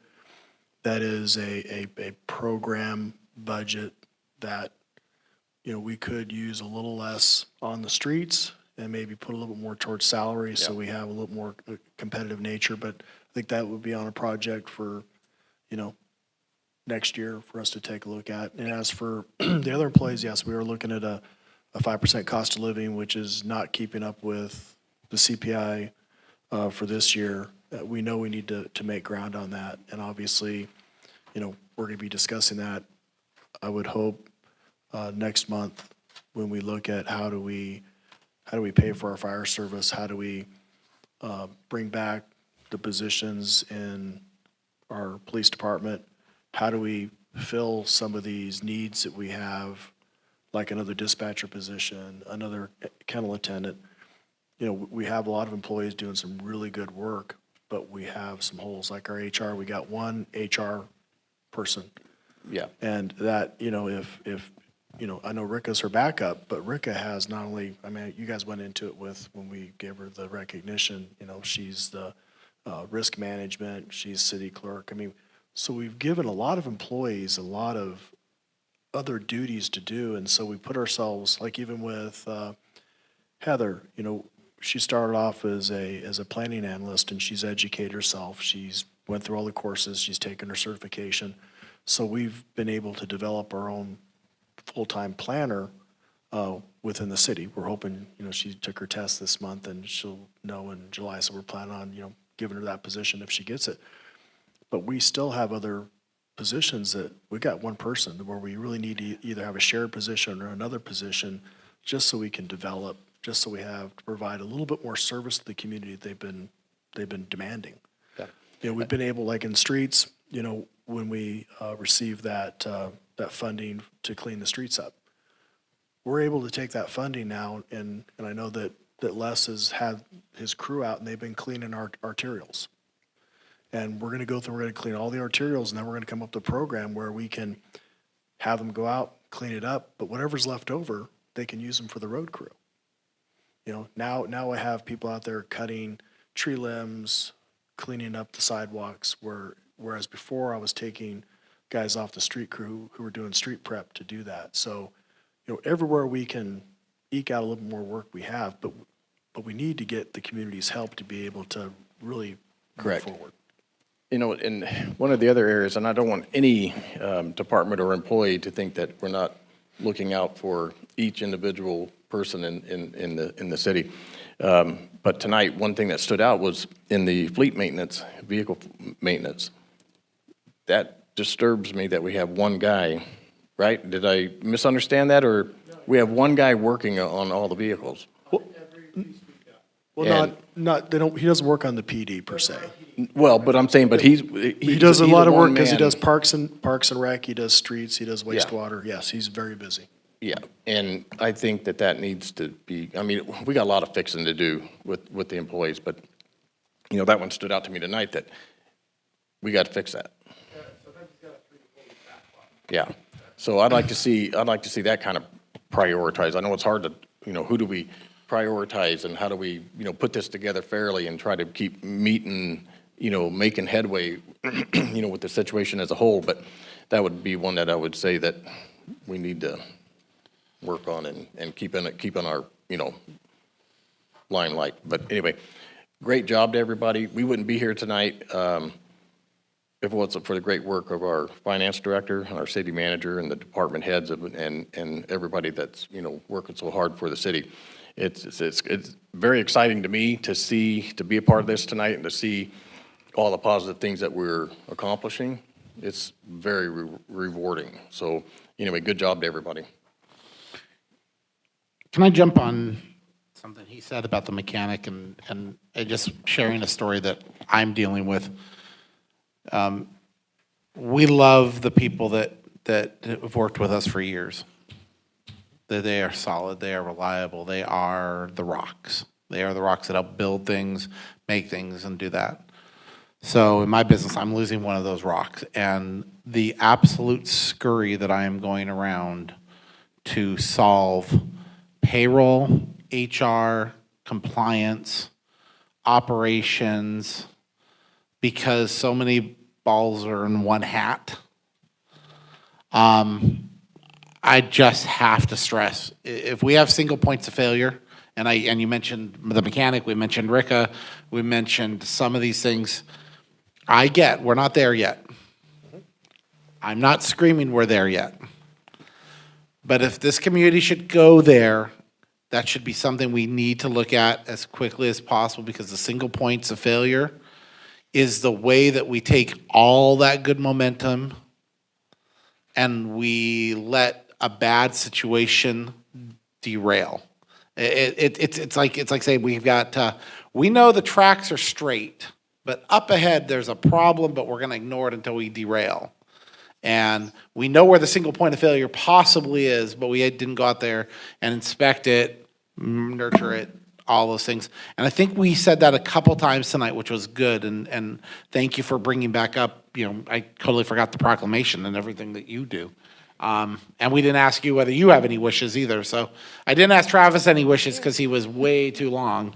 And we made the PD's wishes already. So, well, you got your poop pit, so you're happy. But the fact is that we gotta really take a moment and that's why I asked about the number of staffing before. I don't think this community understands how much we sliced staffing post 2012 and how that has left us vulnerable in some places. And I would really hope we would take the time to address that, even if it's in mid-year or maybe after the community really understands the importance of local controlled funding and how we can take care of some things on this community side first and foremost, but we'll see how we get to those things, so.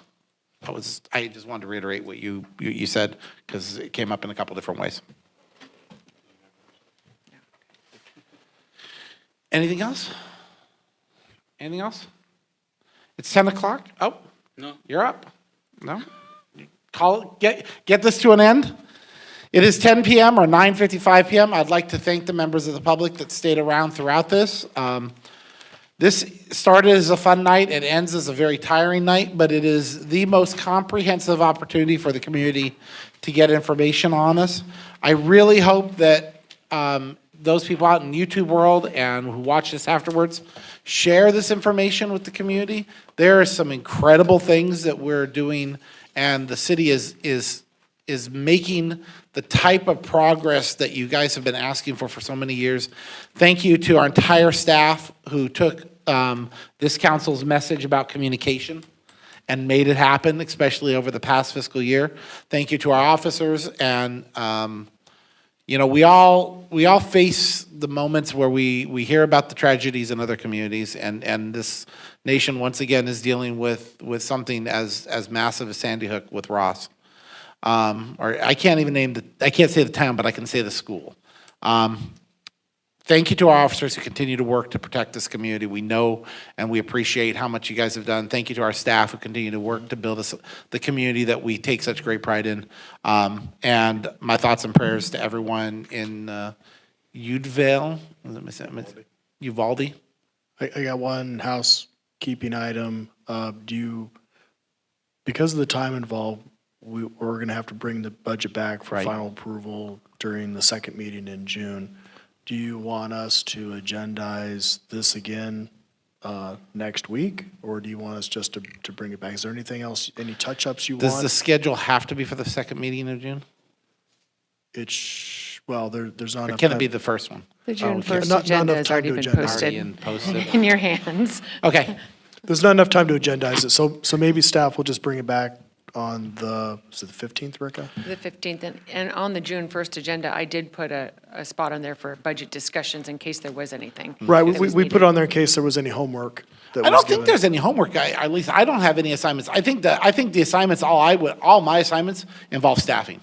Great. So Involve us keeping the momentum that we're going from, whether it's Narissa, who I want to get help to our PD, to, well, Travis can suffer, to Rika. I mean, we all have needs in our departments. I think it's seeing our city come back to that healthy staffing level. I mean, and I think that's probably the only thing I have in terms of homework. Does any other council members?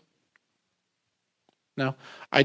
I will not be here on the 15th. That's why I was asking, is somebody's gonna have to sit in. I will remote in, absolutely. I think staff's intent would be basically to put it on as a consent item. Okay. I mean, I think we had a great workshop. I think there's an incredible amount of data here. I just want So to make then sure. we'll just put it on the 15th as a consent item, and then we'll move forward. I mean, it is a living document, and as you know, staff is becoming not as shy about bringing stuff forward to change in the budget as situations dictate, like tonight with the well, so. Yeah. All right, well, thank you. Those are all things we can't predict.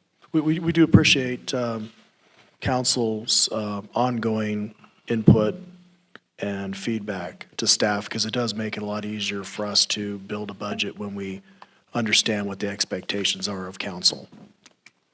But thank you. And we appreciate getting this because this is fun. So once again, my thoughts and prayers to the entire community of, help me one more time, Uvalde, Texas, and to the families that lost loved ones. Our thoughts and prayers are with you. With that, Ridgecrest, have a wonderful evening. Good evening, good night, and we'll see you next week.